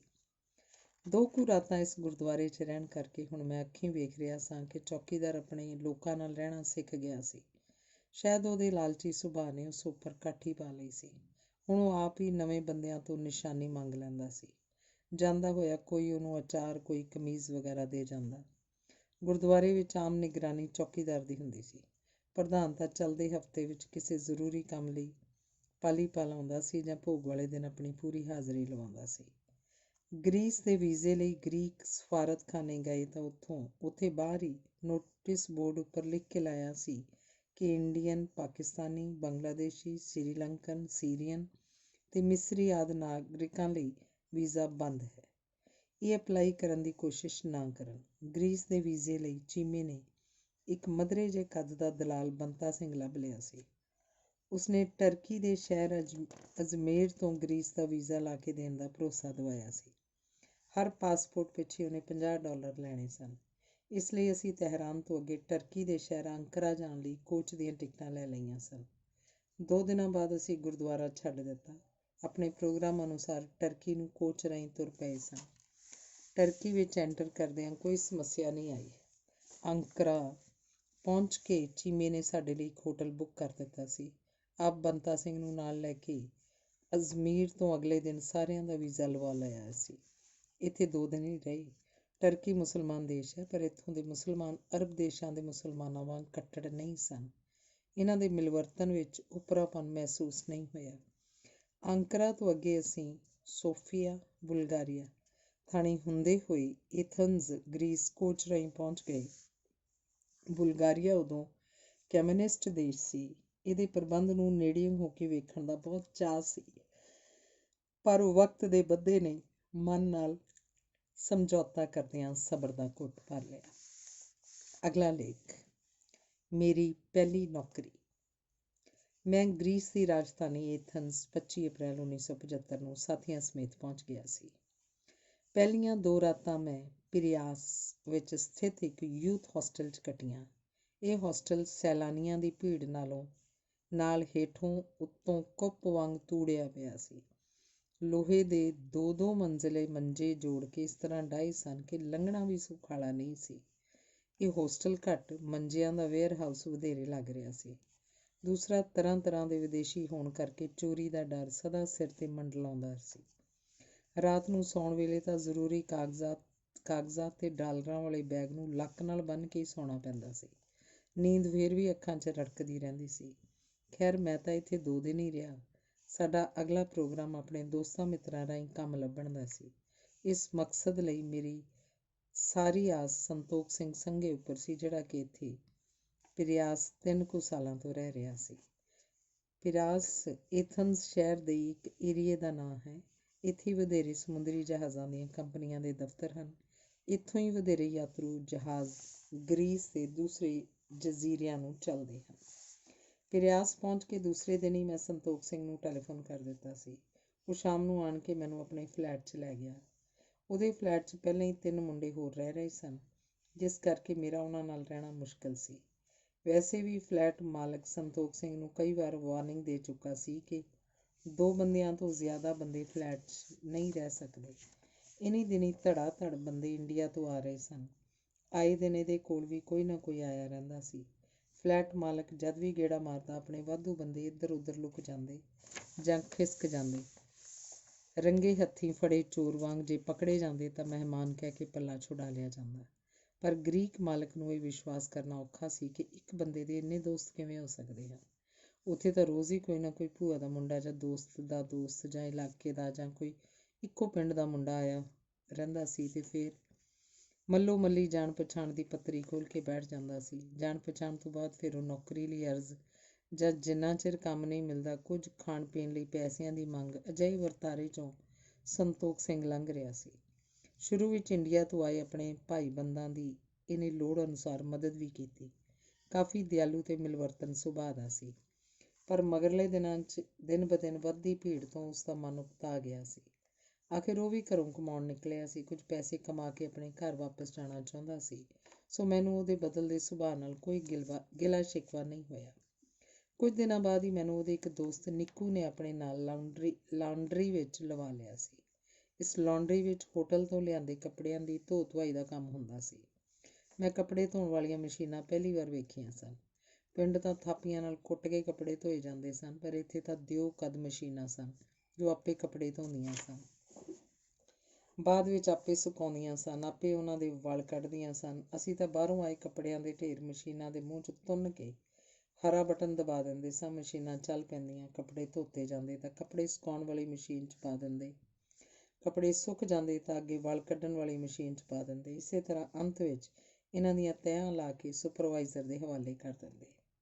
ਇੱਥੇ ਮੈਂ ਸਿਰਫ 2 ਹਫ਼ਤੇ ਹੀ ਕੰਮ ਕੀਤਾ। ਕੰਮ ਬੜਾ ਸੌਖਾ ਸੀ, ਪਰ ਦਿਲਚਸਪ ਨਹੀਂ ਸੀ। ਮੈਂ ਹਰ ਵਕਤ ਬੋਰ ਹੀ ਰਹਿੰਦਾ ਸੀ। ਉਬਾਸੀ ਤੇ ਉਬਾਸੀ। ਪੈਸੇ ਵੀ ਬਹੁਤ ਘੱਟ ਮਿਲਦੇ ਸਨ। ਸੋਚਿਆ ਜੇ ਪਰਦੇਸਾਂ ਦਾ ਭੱਠ ਹੀ ਝੋਕਣਾ ਹੈ ਤਾਂ ਫਿਰ ਜ਼ਿਆਦਾ ਪੈਸਿਆਂ ਵਾਲੀ ਨੌਕਰੀ ਲੱਭੀ ਜਾਵੇ। ਇਸ ਵਿੱਚ ਸਾਨੂੰ ਲਾਂਡਰੀ ਦਾ ਮਾਲਕ ਗ੍ਰੀਕੀਆਂ ਦੇ ਮੁਕਾਬਲੇ ਬਹੁਤ ਘੱਟ ਪੈਸੇ ਦਿੰਦਾ ਸੀ, ਕਿਉਂਕਿ ਅਸੀਂ ਗੈਰ ਕਾਨੂੰਨੀ ਸਾਂ। ਉਹਨੂੰ ਸਸਤੇ ਭਾਅ ਦੀ ਲੇਬਰ ਦਾ ਲਾਲਚ ਸੀ। ਮੈਨੂੰ ਕੰਮ ਮਿਲਣ ਦੀ ਖੁਸ਼ੀ ਤਾਂ ਸੀ, ਪਰ ਉਹ ਨਹੀਂ ਸੀ ਜਿਹਦੀ ਮੈਨੂੰ ਤਲਾਸ਼ ਸੀ। ਇੱਕ ਦਿਨ ਮੈਂ ਨਿੱਕੂ ਨੂੰ ਪੁੱਛਿਆ ਕਿ ਇੱਥੇ ਇਮੀਗ੍ਰੇਸ਼ਨ ਛਾਪਾ ਵਗੈਰਾ ਤਾਂ ਨਹੀਂ ਮਾਰਦੀ, ਤਾਂ ਉਹਨੇ ਦੱਸਿਆ ਕਿ ਪਹਿਲਾਂ 2-3 ਵਾਰ ਇਮੀਗ੍ਰੇਸ਼ਨ ਵਾਲਿਆਂ ਨੇ ਛਾਪਾ ਮਾਰਿਆ ਸੀ। ਲਾਂਡਰੀ ਦਾ ਮੂਹਰਲਾ ਹਿੱਸਾ ਸਾਰਾ ਸ਼ੀਸ਼ੇ ਦਾ ਬਣਿਆ ਹੋਣ ਕਰਕੇ ਮਾਲਕ ਨੂੰ ਜਾਂ ਫੋਰਮੈਨ ਨੂੰ ਪਹਿਲਾਂ ਹੀ ਪਤਾ ਲੱਗ ਜਾਂਦਾ ਕਿ ਇਮੀਗ੍ਰੇਸ਼ਨ ਪੁਲਿਸ ਆ ਗਈ ਹੈ। ਉਹਨਾਂ ਸਾਨੂੰ ਸੂਚਿਤ ਕਰਨ ਲਈ ਘੰਟੀ ਲਵਾ ਛੱਡੀ ਸੀ। ਜਦ ਇਮੀਗ੍ਰੇਸ਼ਨ ਆਉਂਦੀ ਦਿਸਦੀ ਤਾਂ ਤੁਰੰਤ ਉਹ ਘੰਟੀ ਵਾਲਾ ਬਟਨ ਦਫ਼ਤਰ ਵਿੱਚੋਂ ਹੀ ਦਬਾ ਦਿੰਦੇ। ਸਾਰੀ ਫੈਕਟਰੀ ਵਿੱਚ ਘੰਟੀ ਵੱਜ ਜਾਂਦੀ। ਅਸੀਂ ਵਿੱਚ ਹੀ ਆਪਣਾ ਕੰਮ ਕਾਰ ਛੱਡ ਕੇ ਥੱਲੇ ਅੰਡਰਗਰਾਊਂਡ ਸਟੋਰ ਵਿੱਚ ਜਾ ਲੁਕਦੇ ਸਾਂ। ਇਸ ਤਰ੍ਹਾਂ ਜਦ ਤੀਜੀ ਵਾਰ ਇਮੀਗ੍ਰੇਸ਼ਨ ਨੇ ਛਾਪਾ ਮਾਰਿਆ ਤਾਂ ਉਹਨਾਂ ਨੇ ਮਾਲਕ ਨੂੰ ਭਰੋਸੇ ਵਿੱਚ ਲੈ ਕੇ ਪੁੱਛਿਆ ਕਿ ਸਾਨੂੰ ਇਤਲਾਹ ਮਿਲੀ ਹੈ ਕਿ ਇੱਥੇ ਗੈਰ ਕਾਨੂੰਨੀ ਵਿਦੇਸ਼ੀ ਕੰਮ ਕਰਦੇ ਹਨ। ਅਸੀਂ ਉਹਨਾਂ ਨੂੰ ਗ੍ਰਿਫਤਾਰ ਨਹੀਂ ਕਰਦੇ, ਨਾ ਹੀ ਦੁਬਾਰਾ ਇੱਥੇ ਆਵਾਂਗੇ। ਤੁਸੀਂ ਸਾਨੂੰ ਉਹਨਾਂ ਨਾਲ ਮਿਲਾ ਦਿਓ। ਮਾਲਕ ਨੇ ਜਦ ਸਾਨੂੰ ਤੇ ਸਾਡੇ ਲੁਕਣ ਟਿਕਾਣਿਆਂ ਨੂੰ ਦਿਖਾਇਆ ਤਾਂ ਇਮੀਗ੍ਰੇਸ਼ਨ ਅਫਸਰ ਹੈਰਾਨ ਸਨ ਕਿ ਰੋਜ਼ੀ ਖਾਤਰ ਗਰੀਬ ਮੁਲਕਾਂ ਦੇ ਬੰਦੇ ਕਿਸ ਤਰ੍ਹਾਂ ਲੁਕਣ ਲਈ ਤਿਆਰ ਹੋ ਜਾਂਦੇ ਸਨ। ਉਹਨਾਂ ਨੇ ਸਾਡੇ ਪਾਸਪੋਰਟ ਵੇਖਣ ਲਈ ਪੁੱਛਿਆ। ਉਸ ਵਕਤ ਸਾਡੇ ਕੋਲ ਪਾਸਪੋਰਟ ਨਹੀਂ ਸਨ, ਪਰ ਬਾਅਦ ਵਿੱਚ ਮਾਲਕ ਨੇ ਸਾਡੇ ਕੋਲੋਂ ਪਾਸਪੋਰਟ ਲੈ ਕੇ ਇਮੀਗ੍ਰੇਸ਼ਨ ਅਫਸਰ ਨੂੰ ਦਿਖਾ ਦਿੱਤੇ ਸਨ। ਸਾਨੂੰ ਕਿਸੇ ਨੇ ਕੁਝ ਨਹੀਂ ਕਿਹਾ। ਬਾਅਦ ਵਿੱਚ ਪਤਾ ਲੱਗਾ ਸੀ ਕਿ ਉਹ ਕਿਸੇ ਦਲਾਲ ਦੀ ਭਾਲ ਵਿੱਚ ਸਨ। ਉਸੇ ਦੀ ਸ਼ੱਕ ਵਿੱਚ ਉਹ ਇੱਧਰ ਆ ਜਾਂਦੇ ਸਨ। ਅਗਲਾ ਲੇਖ ਹੈ ਮੁੜਕੇ ਦੀ ਖੁਸ਼ਬੂ। ਏਥਨਸ ਪਹੁੰਚਦਿਆਂ ਹੀ ਲਹਿੰਬਰ ਕੰਬ ਦੀ ਤਲਾਸ਼ ਵਿੱਚ ਸਕਾਲਾ ਅਰੂਪੋ ਚਲਾ ਗਿਆ ਸੀ, ਜਿਹੜਾ ਕਿ ਏਥਨਸ ਤੋਂ 60 ਕੁ ਮੀਲ ਦੀ ਦੂਰੀ 'ਤੇ ਸੀ। ਇਹ ਛੋਟਾ ਜਿਹਾ ਸ਼ਹਿਰ ਸਮੁੰਦਰ ਦੇ ਕੰਢੇ ਵਸਿਆ ਹੋਇਆ ਸੀ। ਕੁਦਰਤ ਦੀ ਅਮੀਰੀ ਨਾਲ ਭਰਪੂਰ ਸੀ। ਇਹਦਾ ਆਲਾ ਦੁਆਲਾ ਪੇਂਡੂ ਜੀਵਨ ਨਾਲ ਖੁਸ਼ਹਾਲ ਸੀ। ਆਲੇ ਦੁਆਲੇ ਅੰਗੂਰਾਂ ਤੇ ਪਿਸਤਿਆਂ ਦੇ ਬਾਗ ਆਪਣੀ ਹਰਿਆਵਲ ਨਾਲ ਧਰਤੀ 'ਤੇ ਸਵਰਗ ਉਸਾਰੀ ਬੈਠੇ। ਜੈਤੂਨ ਦੇ ਦਰਖਤ ਸੜਕਾਂ ਦੇ ਆਲੇ ਦੁਆਲੇ ਵੇਖੇ ਜਾ ਸਕਦੇ ਸਨ। ਏਥਨਸ ਤੇ ਵੱਡੇ ਸ਼ਹਿਰਾਂ ਦੇ ਅਮੀਰ ਲੋਕਾਂ ਨੇ ਇੱਥੇ ਆਪਣੇ ਛੁੱਟੀਆਂ ਕੱਟਣ ਲਈ ਘਰ ਖਰੀਦੇ ਹੋਏ ਸਨ, ਜਿਹੜੇ ਕਿ ਹਫ਼ਤੇ ਦੇ ਅਖੀਰ ਸਨਿਚਰ ਤੇ ਐਤਵਾਰ ਇੱਥੇ ਆ ਕੇ ਆਪਣਾ ਥਕੇਵਾਂ ਲਾਹ ਜਾਂਦੇ ਸਨ। ਘਰਾਂ ਦੇ ਮੂਹਰੇ ਤੇ ਆਸ-ਪਾਸ ਫਲਾਂ ਦੇ ਘਣੇ ਦਰਖਤ ਲੱਗੇ ਹੋਏ ਸਨ। ਹੱਥੀਂ ਲਾਏ ਹੋਏ ਮੌਸਮੀ ਫੁੱਲ ਖਿੜੇ ਹੋਏ ਘਰਾਂ ਦੀ ਸੁੰਦਰਤਾ ਵਧਾਉਂਦੇ ਰੂਹ ਨੂੰ ਤਾਜ਼ਾ ਕਰ ਜਾਂਦੇ ਸਨ। ਸਕਾਲਾ ਅਰੂਪੋ ਦੇ ਪਰਲੇ ਪਾਸੇ ਹਲਕੇ ਦਾ ਸ਼ਹਿਰ ਵਸਿਆ ਹੋਇਆ ਸੀ, ਜਿਹਦੇ ਪਹਾੜਾਂ ਨੂੰ ਅਸੀਂ ਆਪਣੇ ਪਾਸਿਓਂ ਸੌਖਾ ਹੀ ਵੇਖ ਸਕਦੇ ਸਾਂ। ਸਕਾਲਾ ਅਰੂਪੋ ਦੀ ਬੰਦਰਗਾਹ ਉਦੋਂ ਕੱਚੀ ਸੀ। ਇਹਦੇ ਬਾਵਜੂਦ ਹਰ 2 ਘੰਟਿਆਂ ਬਾਅਦ ਇੱਥੋਂ ਸਮੁੰਦਰੀ ਜਹਾਜ਼ ਚੱਲਦਾ ਸੀ। ਇਹਨਾਂ ਜਹਾਜ਼ਾਂ ਦੀ ਆਵਾਜਾਈ ਦੋਨਾਂ ਸ਼ਹਿਰਾਂ ਨੂੰ ਜੋੜਦੀ ਸੀ। ਬੰਦਰਗਾਹ ਅਜੇ ਉਸਾਰੀ ਅਧੀਨ ਸੀ। ਇਸ ਉਸਾਰੀ ਦਾ ਕੰਮ ਲਿਮਨਿਕਾ ਆਰਗੋ ਕੰਪਨੀ ਦੀ ਛਤਰ ਛਾਇਆ ਹੇਠ ਚੱਲ ਰਿਹਾ ਸੀ। ਇਸ ਕੰਪਨੀ ਵਿੱਚ ਚੱਕ ਮਾਈਦਾਸ ਤੋਂ ਇੱਕ ਮੁੰਡਾ ਰਾਮਦਾਸ ਕੰਮ ਕਰਦਾ ਸੀ। ਤੁਰਿਆਂ ਫਿਰਦਿਆਂ ਸਬੱਬ ਨਾਲ ਲੈਂਬਰ ਦਾ ਉਸ ਨਾਲ ਮੇਲ ਹੋ ਗਿਆ। ਕੰਪਨੀ ਨੂੰ ਉਸ ਵਕਤ ਕੁਝ ਬੰਦਿਆਂ ਦੀ ਲੋੜ ਸੀ। ਰਾਮਦਾਸ ਨੂੰ ਜਦ ਪਤਾ ਲੱਗਾ ਕਿ ਲੈਂਬਰ ਕੰਮ ਦੀ ਤਲਾਸ਼ ਵਿੱਚ ਹੈ ਤਾਂ ਉਹਨੇ ਤਰਸ ਕਰਕੇ ਆਪਣੀ ਕੰਪਨੀ ਵਿੱਚ ਕੰਮ 'ਤੇ ਲਵਾ ਲਿਆ। ਬਾਅਦ ਵਿੱਚ ਲੈਂਬਰ ਦੀ ਮਦਦ ਨਾਲ ਮੈਨੂੰ ਤੇ ਬਖਸ਼ੀਸ਼ ਨੂੰ ਵੀ ਕੰਮ ਮਿਲ ਗਿਆ। ਸਾਡਾ ਕੰਮ ਕੰਕਰੀਟ ਦੇ ਵੱਡੇ ਵੱਡੇ ਬਲਾਕ ਬਣਾਉਣਾ ਹੁੰਦਾ ਸੀ, ਜਿਹੜੇ ਕਿ ਲੰਬਾਈ ਚੌੜਾਈ ਵਿੱਚ 7 ਫੁੱਟ ਦੇ ਸਨ। ਕਰੇਨਾਂ ਦੀ ਮਦਦ ਨਾਲ ਇਹ ਪਾਣੀ ਦੇ ਹੇਠਾਂ ਬੰਦਰਗਾਹ ਦੀ ਉਸਾਰੀ ਲਈ ਲਾਏ ਜਾਂਦੇ ਸਨ। ਲੱਕੜ ਦੇ 4 ਫੱਟਿਆਂ ਨੂੰ ਆਪਸ ਵਿੱਚ ਜੋੜ ਕੇ ਇੱਕ ਵੱਡਾ ਬਕਸਾ ਤਿਆਰ ਕਰ ਲਿਆ ਜਾਂਦਾ ਸੀ, ਜਿਸ ਨੂੰ ਅਸੀਂ ਸੀਮੈਂਟ ਨਾਲ ਰਲੀ ਕੰਕਰੀਟ ਤੇ ਪੱਥਰਾਂ ਨਾਲ ਭਰ ਦਿੰਦੇ ਸਾਂ। ਹਫ਼ਤੇ ਬਾਅਦ ਬਕਸੇ ਨੂੰ ਖੋਲ੍ਹ ਦਿੰਦੇ ਸਾਂ। ਅਸੀਂ 6 ਵਰਕਰ ਇਹ ਬਲਾਕ ਤਿਆਰ ਕਰਦੇ ਸਾਂ। ਇਹਨਾਂ ਵਿੱਚ ਅਸੀਂ 3 ਪੰਜਾਬੀ ਤੇ 3 ਗ੍ਰੀਕੀ ਵਰਕਰ ਸਾਂ। ਅਸੀਂ ਮਿਲ ਕੇ ਆਪੋ ਆਪਣੀ ਡਿਊਟੀ ਵੰਡੀ ਹੋਈ ਸੀ। ਇੱਥੋਂ ਇੱਕ ਵੱਡਾ ਸੀਮੈਂਟ ਮਿਕਸਰ ਸੀ। ਮੈਂ ਤੇ ਇੱਕ ਗ੍ਰੀਕੀ ਪਾਣੀ ਦੇ ਪੀਪੇ ਭਰ ਭਰ ਸਮੁੰਦਰ 'ਚੋਂ ਸੀਮੈਂਟ ਮਿਕਸਰ ਵਿੱਚ ਲੋੜ ਅਨੁਸਾਰ ਪਾ ਦਿੰਦੇ। ਵੱਡੀ ਉਮਰ ਦਾ ਹੋਣ ਕਰਕੇ ਅਸੀਂ ਸਾਰੇ ਇਸ ਗ੍ਰੀਕੀ ਨੂੰ ਬਾਬਾ ਸਤਾਵਰੋ ਹੀ ਆਖਦੇ ਸਾਂ। ਬਖਸ਼ੀਸ਼ ਸਿੰਘ ਲੋੜ ਅਨੁਸਾਰ ਸੀਮੈਂਟ ਦੇ ਬੈਗ ਖੋਲ੍ਹ ਕੇ ਮਿਕਸਰ ਵਿੱਚ ਪਾ ਦਿੰਦਾ। ਇੱਕ ਗ੍ਰੀਕੀ ਜਿਹਦਾ ਨਾਂ ਸਾਕੀ ਸੀ, ਉਹ ਬੁਲਡੋਜ਼ਰ ਨਾਲ ਮਿਕਸਰ ਵਿੱਚ ਕੰਕਰੀਟ ਪਾ ਦਿੰਦਾ। ਲੈਂਬਰ ਵੱਡੇ ਵੱਡੇ ਪੱਥਰ ਬਕਸੇ 'ਚ ਸੁੱਟ ਦਿੰਦਾ। ਇੰਝ ਛੇਤੀ ਇੱਕ ਵੱਡਾ ਬਲਾਕ ਪੱਥਰ ਦੇ ਚੌਰਸ ਟੁਕੜੇ ਵਰਗਾ ਤਿਆਰ ਹੋ ਜਾਂਦਾ ਸੀ। ਕੰਮ ਬੜਾ ਸਖਤ ਸੀ। ਸਾਡੇ ਸਿਰ ਮੂੰਹ ਸੀਮੈਂਟ ਨਾਲ ਲਿਬੜੇ ਰਹਿੰਦੇ ਸਨ। ਕੱਪੜੇ ਭਿੱਜੇ ਹੋਏ ਸਰੀਰ ਨਾਲ ਚਿੱਪ ਚਿੱਪ ਕਰਦੇ ਸਨ। ਬਾਹਾਂ ਤੇ ਲੱਤਾਂ ਵਿੱਚ ਦਿਨ ਰਾਤ ਖੱਲੀਆਂ ਰੜਕਦੀਆਂ ਰਹਿੰਦੀਆਂ, ਪਰ ਦਿਲ ਨੂੰ ਇਸ ਗੱਲ ਦਾ ਹੌਸਲਾ ਸੀ ਕਿ ਸਖਤ ਕੰਮ ਤਾਂ 2-3 ਸਾਲ ਹੀ ਹੈ। ਬਾਅਦ ਵਿੱਚ ਆਪਣੇ ਦੇਸ਼ ਜਾ ਕੇ ਕੋਈ ਬਿਜ਼ਨਸ ਵਗੈਰਾ ਚਲਾਵਾਂਗੇ ਤੇ ਚੰਗੀ ਜ਼ਿੰਦਗੀ ਬਸ਼ਰ ਕਰਾਂਗੇ। ਸ਼ੁਰੂ 'ਚ ਭਾਵੇਂ ਬਹੁਤੀ ਗ੍ਰੀਕੀ ਨਹੀਂ ਸੀ ਆਉਂਦੀ, ਪਰ ਅਸੀਂ ਇਹਨਾਂ 3 ਗ੍ਰੀਕੀਆਂ ਨਾਲ ਛੇਤੀ ਘਿਓ ਖਿਚੜੀ ਹੋ ਗਏ ਸਾਂ। ਕੰਮ ਦੇ ਦਰਮਿਆਨ ਆਪਸ ਵਿੱਚ ਖੂਬ ਛੇੜਖਾਨੀ ਕਰਦੇ। ਉਹ ਅਸ਼ਲੀਲ ਤੋਂ ਅਸ਼ਲੀਲ ਗੱਲਾਂ ਕਰਕੇ ਬਹੁਤ ਖੁਸ਼ ਹੁੰਦੇ ਸਨ। ਉੱਚੀ ਉੱਚੀ ਬੱਚਿਆਂ ਵਾਂਗ ਠਹਾਕੇ ਮਾਰਦੇ। ਆਪਣੀਆਂ ਮਸ਼ੂਕਾਂ ਦੀਆਂ ਸਿਫਤਾਂ ਕਰ ਕਰਕੇ ਸਰੂਰ 'ਚ ਇੰਝ ਅੱਖਾਂ ਬੰਦ ਕਰ ਲੈਂਦੇ, ਜਿਵੇਂ ਉਹਨਾਂ ਦੇ ਹੁਸਨ ਦੀ ਮਿਠਾਸ ਨੂੰ ਘੁੱਟ ਘੁੱਟ ਕਰਕੇ ਅੰਦਰ ਲੰਘਾ ਰਹੇ ਹੋਣ। ਅਸੀਂ ਵੀ ਲੱਗਦੀ ਵਾਹ ਉਹਨਾਂ ਦੀਆਂ ਅਸ਼ਲੀਲ ਗੱਲਾਂ 'ਚ ਸ਼ਾਮਲ ਹੁੰਦੇ। ਸਾਡੇ ਆਲੇ ਦੁਆਲੇ ਖੁੱਲ੍ਹੀ ਹਵਾਦਾਰ ਰੇਤਲੀ ਬੀਚ ਸੀ। ਇਸ ਉੱਪਰ ਅਕਸਰ ਸਕੈਂਡੀਨੇਵੀਅਨ ਟੂਰਿਸਟ ਕੁੜੀਆਂ ਆਪਣੀ ਅੰਗੀ ਚੱਡੀ ਵਿੱਚ ਮਸਤ ਲੇਟੀਆਂ ਹੁੰਦੀਆਂ। ਨਿੱਘੀ ਤੇਜ਼ ਧੁੱਪ ਵਿੱਚ ਅਲਸਾਈਆਂ ਹੋਈਆਂ ਕਲੇਜੇ ਧੂ ਪਾਉਂਦੀਆਂ। ਆਪਣੇ ਗੋਰੇ ਮੁਲਾਇਮ ਸਰੀਰ 'ਤੇ ਧੁੱਪ ਤੋਂ ਬਚਣ ਲਈ ਲੋਸ਼ਨ ਲਾਇਆ ਹੁੰਦਾ ਸੀ, ਜਿਸ ਨਾਲ ਜਿਸਮ ਹੋਰ ਵੀ ਗੁਲਾਬੀ ਹੋ ਕੇ ਲਿਸ਼ਕਦਾ। ਗ੍ਰੀਕੀ ਆਪ ਇੰਗਲਿਸ਼ ਨਹੀਂ ਸੀ ਬੋਲ ਸਕਦੇ। ਸਾਨੂੰ ਵਾਸਤਾ ਜਿਹਾ ਪਾਉਂਦੇ ਕਿ ਜਾ ਪੁੱਛ ਕੇ ਆ, ਕਿਤੇ ਠੰਡੀ ਬੀਅਰ ਪੀਣ ਚੱਲੀਏ। ਅਸੀਂ ਸੀਮੈਂਟ ਨਾਲ ਲਿਬੜੇ ਜਾਣ ਤੋਂ ਝਿਜਕਦੇ। ਕਦੀ ਕਦੀ ਰਾਮਦਾਸ ਨੂੰ ਹਵਾ ਦੇ ਕੇ ਭੇਜ ਦਿੰਦੇ। ਉਹ ਡਰਦਾ ਝਿਜਕਦਾ ਉਹਨਾਂ ਦੇ ਕੋਲ ਜਾ ਕੇ ਇਸ ਤਰ੍ਹਾਂ ਹੈਲੋ ਹੈਲੋ ਕਰਦਾ ਨਜ਼ਰ ਆਉਂਦਾ, ਜਿਵੇਂ ਕੋਈ ਸ਼ਹਿਦ ਖਾਣ ਤੋਂ ਪਹਿਲਾਂ ਡੂਮਣੇ ਨੂੰ ਹੱਥ ਪਾਉਂਦਾ। ਜਦ ਵੀ ਗ੍ਰੀਕ ਕੁੜੀਆਂ ਸਾਡੇ ਕੋਲੋਂ ਲੰਘਦੀਆਂ ਤਾਂ ਗ੍ਰੀਕੀ ਝੱਟ ਉਹਨਾਂ ਨੂੰ ਏਸੀ ਪੋਲੀ ਓਰੀਓ ਬ੍ਰਾਹਮਾ, ਤੂੰ ਬਹੁਤ ਸੁੰਦਰ ਚੀਜ਼ ਆ, ਕਹਿ ਕੇ ਛੇੜਦੇ। ਅਸੀਂ ਤੋਤੇ ਵਾਂਗ ਇਹ ਲਫ਼ਜ਼ ਉਹਨਾਂ ਤੋਂ ਸਿੱਖ ਲਿਆ ਸੀ। ਜਦ ਕਦੇ ਵੀ ਮੌਕਾ ਮਿਲਦਾ ਇਹ ਲਫ਼ਜ਼ ਦੁਹਰਾ ਦਿੰਦੇ। ਸਾਡੇ ਮੂੰਹੋਂ ਆਪਣੀ ਬੋਲੀ ਦਾ ਇਹ ਸ਼ਬਦ ਸੁਣ ਕੇ ਬਹੁਤ ਖੁਸ਼ ਹੁੰਦੀਆਂ। ਨਿਰਛਲ ਹਾਸਾ ਹੱਸਦੀਆਂ ਸਾਡੇ ਨਾਲ ਗੱਲਾਂ ਕਰਨ ਲਈ ਖੜੋ ਜਾਂਦੀਆਂ। ਪੁੱਛਣ ਲੱਗ ਜਾਂਦੀਆਂ, ਤੁਸੀਂ ਕਿਸ ਦੇਸ਼ ਤੋਂ ਤੇ ਕਿਸ ਤਰ੍ਹਾਂ ਆਏ ਹੋ? ਕੀ ਤੁਹਾਨੂੰ ਸਾਡਾ ਦੇਸ਼ ਚੰਗਾ ਲੱਗਾ? ਜਿੰਨੀ ਕੁ ਗ੍ਰੀਕੀ ਸਾਨੂੰ ਆਉਂਦੀ ਸੀ ਅਸੀਂ ਉਹਦੇ ਵਿੱਚ ਸਮਝਾਉਣ ਦੀ ਕੋਸ਼ਿਸ਼ ਕਰਦੇ। ਕੁਝ ਇਸ਼ਾਰਿਆਂ ਤੋਂ ਵੀ ਭਾਸ਼ਾ ਦਾ ਕੰਮ ਲੈ ਲੈਂਦੇ। ਉਹ ਆਪਣੀ ਬੋਲੀ 'ਚ ਸਾਨੂੰ ਇੰਡੋ ਆਖਦੀਆਂ ਸਨ। ਸਾਡਾ ਕੰਮ 3 ਵਜੇ ਖਤਮ ਹੋ ਜਾਂਦਾ। ਇਸ ਵਕਤ ਧੁੱਪ ਆਪਣੀ ਤਪਸ਼ ਵਿੱਚ ਸਿਖਰ 'ਤੇ ਹੁੰਦੀ ਸੀ। ਕੁਝ ਠੰਡੇ ਹੋਣ ਲਈ ਅਸੀਂ ਵੀ ਸਿੱਧੇ ਸਮੁੰਦਰ 'ਚ ਜਾ ਛਾਲਾਂ ਮਾਰਦੇ। ਆਪਣੀ ਸਮਰੱਥਾ ਅਨੁਸਾਰ ਇੱਧਰ ਉੱਧਰ ਤੈਰਦੇ, ਚੁੱਭੀਆਂ ਲਾਉਂਦੇ, ਲਹਿਰਾਂ 'ਚ ਕੁੱਦਦੇ, ਉਛਲਦੇ, ਗੋਤੇ ਖਾਂਦੇ, ਚੋਣ ਚੁਆਈ ਖੇਡਦੇ। ਤੈਰਦਿਆਂ ਹੀ ਭੀੜ ਵਿੱਚ ਸ਼ਾਮਲ ਹੋ ਕੇ ਖੁਸ਼ੀ ਅਨੁਭਵ ਕਰਦੇ ਸਾਂ। ਅੱਕ ਥੱਕ ਜਾਂਦੇ ਤਾਂ ਆਪਣੇ ਕੱਪੜੇ ਚੁੱਕ ਆਪਣੇ ਫਲੈਟ ਵੱਲ ਤੁਰ ਪੈਂਦੇ। ਰਸਤੇ 'ਚ ਜਾਣ ਪਛਾਣ ਵਾਲੇ ਗ੍ਰੀਕ ਪਰਿਵਾਰ ਸਾਨੂੰ ਕਾਲੋਪਿਦੀ, ਚੰਗੇ ਮੁੰਡੇ ਕਹਿ ਕੇ ਸੰਬੋਧਨ ਹੁੰਦੇ, ਸ਼ਾਇਦ ਇਸ ਕਰਕੇ ਕਿ ਸਖਤ ਕੰਮ ਕਰਨ ਵਾਲਿਆਂ ਨੂੰ ਸਤਿਕਾਰ ਦੇ ਦ੍ਰਿਸ਼ਟੀਕੋਣ ਤੋਂ ਵਾਚਦੇ ਸਨ। ਜਿਨ੍ਹਾਂ ਤੋਂ ਸੌਦਾ ਪੱਤਾ ਲੈਂਦੇ ਸਾਂ ਉਹ ਵੀ ਸਾਡੇ ਦੋਸਤ ਬਣ ਗਏ ਸਨ। ਜਦ ਵੀ ਕੋਈ ਉਹਨਾਂ ਦਾ ਤਿਉਹਾਰ ਆਉਂਦਾ ਉਹ ਸਾਨੂੰ ਆਪਣੇ ਘਰ ਆਉਣ ਲਈ ਦਾਵਤ ਦਿੰਦੇ, ਪਰ ਅਸੀਂ ਕਦੀ ਕਿਸੇ ਦਾਵਤ 'ਤੇ ਨਹੀਂ ਗਏ। ਸਾਡੇ ਅੰਦਰ ਹੀਣਤਾ ਦਾ ਭਾਵ ਸੀ। ਜਿਸ ਕੰਪਨੀ ਦੇ ਅਸੀਂ ਮੁਲਾਜ਼ਮ ਸਾਂ ਉਸ ਕੰਪਨੀ ਨੇ ਆਪਣੇ ਵਰਕਰਾਂ ਲਈ ਇੱਕ 5 ਮੰਜ਼ਲੀ ਇਮਾਰਤ ਕਿਰਾਏ ਉੱਪਰ ਲਈ ਸੀ। ਇਸ ਇਮਾਰਤ ਵਿੱਚੋਂ ਸਾਨੂੰ ਚੌਹਾਂ ਨੂੰ 2 ਫਲੈਟ ਮਿਲ ਗਏ ਸਨ। ਆਪਣਾ ਰੋਟੀ ਟੁੱਕ ਬਣਾਉਣ ਲਈ ਇੱਕ ਰਸੋਈ ਮਿਲ ਗਈ ਸੀ। ਅਸੀਂ ਆਪਣਾ ਚਾਹ ਪਾਣੀ ਅਤੇ ਸ਼ਾਮ ਦੀ ਰੋਟੀ ਆਪ ਹੀ ਤਿਆਰ ਕਰਦੇ ਸਾਂ। ਗ੍ਰੀਕ ਭੋਜਨ ਨਾਲ ਅਜੇ ਮਨ ਬਹੁਤ ਪਰਚਦਾ ਨਹੀਂ ਸੀ। ਪੇਟ ਨੂੰ ਪੂਰੀ ਤਸੱਲੀ ਨਹੀਂ ਸੀ ਹੁੰਦੀ ਜਿੰਨਾ ਚਿਰ ਆਪਣੀ ਦਾਲ ਸਬਜ਼ੀ ਨਹੀਂ ਸੀ ਬਣਦੀ। ਪਰ ਆਪਣਾ ਖਾਣਾ ਤਿਆਰ ਕਰਨ ਲਈ ਰਾਮਦਾਸ ਨੇ ਪਤਾ ਨਹੀਂ ਕਿੱਥੋਂ ਬਦਕਿਸਮਤੀ ਨਾਲ ਰਸੋਈ 'ਚ ਸਟੋਵ ਲਿਆ ਰੱਖਿਆ ਸੀ। ਸਟੋਵ ਦੇ ਧੂੰਏਂ ਨਾਲ ਸਾਫ਼ ਸੁੱਚੇ ਸ਼ੀਸ਼ੇ ਵਰਗੀ ਰਸੋਈ ਦਿਨਾਂ 'ਚ ਹੀ ਧੁਆਂਕੀ ਗਈ। ਯੂਰਪੀਅਨ ਅਸੂਲ ਮੁਤਾਬਕ ਤਾਂ ਗੈਸ ਕੁੱਕਰ ਹੋਣਾ ਚਾਹੀਦਾ ਸੀ, ਪਰ ਵਕਤੀ ਰਿਹਾਇਸ਼ ਹੋਣ ਕਰਕੇ ਕੋਈ ਵੀ ਆਪਣੀ ਜੇਬ ਵਿੱਚੋਂ ਪੈਸੇ ਖਰਚਣ ਲਈ ਤਿਆਰ ਨਹੀਂ ਸੀ। ਸਾਰੇ ਸੋਚਦੇ ਸਨ ਕਿ ਕੱਲ੍ਹ ਦਾ ਕੀ ਪਤਾ ਕਿਸ ਤਰ੍ਹਾਂ ਦਾ ਪੈਗਾਮ ਲੈ ਕੇ ਚੜ੍ਹੇਗਾ। ਖਾਣਾ ਬਣਾਉਣ ਵੇਲੇ ਅਸੀਂ ਬਥੇਰਾ ਰਸੋਈ ਦਾ ਦਰਵਾਜ਼ਾ ਢੋਹ ਕੇ ਰੱਖਣਾ ਕਿ ਕੋਈ ਦੇਖ ਨਾ ਲਵੇ, ਪਰ ਫਿਰ ਵੀ ਕਿਸੇ ਗ੍ਰੀਕ ਵਰਕਰ ਨੇ ਧੂੰਏਂ ਨਾਲ ਕਾਲੀ ਹੋ ਰਹੀ ਰਸੋਈ ਬਾਰੇ ਰਿਪੋਰਟ ਕਰ ਦਿੱਤੀ, ਜਿਸ ਦਾ ਕੰਪਨੀ ਮੈਨੇਜਰ ਨੇ ਬੁਰਾ ਮਨਾਇਆ। ਬਾਅਦ ਵਿੱਚ ਅਸੀਂ ਖੜ੍ਹੇ ਪੈਰ ਗੈਸ ਕੁੱਕਰ ਲੈ ਕੇ ਮੈਨੇਜਰ ਨੂੰ ਆਪਣੇ ਨਾਲ ਰਾਜ਼ੀ ਕਰ ਲਿਆ। ਇਲਾਕੇ 'ਚ ਕੋਈ ਨਵਾਂ ਪੰਜਾਬੀ ਮੁੰਡਾ ਆਉਂਦਾ ਤਾਂ ਉਹ ਬਿਨਾਂ ਜਾਣ ਪਛਾਣ, ਬਿਨਾਂ ਦੱਸੇ ਬੇਵਕਤ ਵੀ ਆ ਧਮਕਦਾ। ਜਾਣ ਪਛਾਣ ਦੀਆਂ ਗੰਢਾਂ ਖੁੱਲ੍ਹਦੀਆਂ ਉਹ ਗੱਲਾਂ ਕਰਦੇ, ਇੰਨਾ ਉੱਚੀ ਖਿੜਖਿੜਾਉਂਦੇ ਹੋਏ ਹੱਸਦੇ ਕਿ ਆਪਣਾ ਆਪ ਹੀ ਭੁੱਲ ਜਾਂਦੇ, ਆਪਣੇ ਵੱਸ ਤੋਂ ਬਾਹਰ ਹੋ ਜਾਂਦੇ। ਬੇਪਰਵਾਹ ਹੋਏ ਭੁੱਲ ਜਾਂਦੇ ਕਿ ਹੁਣ ਉਹ ਪੰਜਾਬ ਦੀ ਕਿਸੇ ਹਵੇਲੀ 'ਚ ਨਹੀਂ, ਸਗੋਂ ਗਰੀਸ ਦੇ ਇੱਕ ਸ਼ਹਿਰ 'ਚ ਸਨ।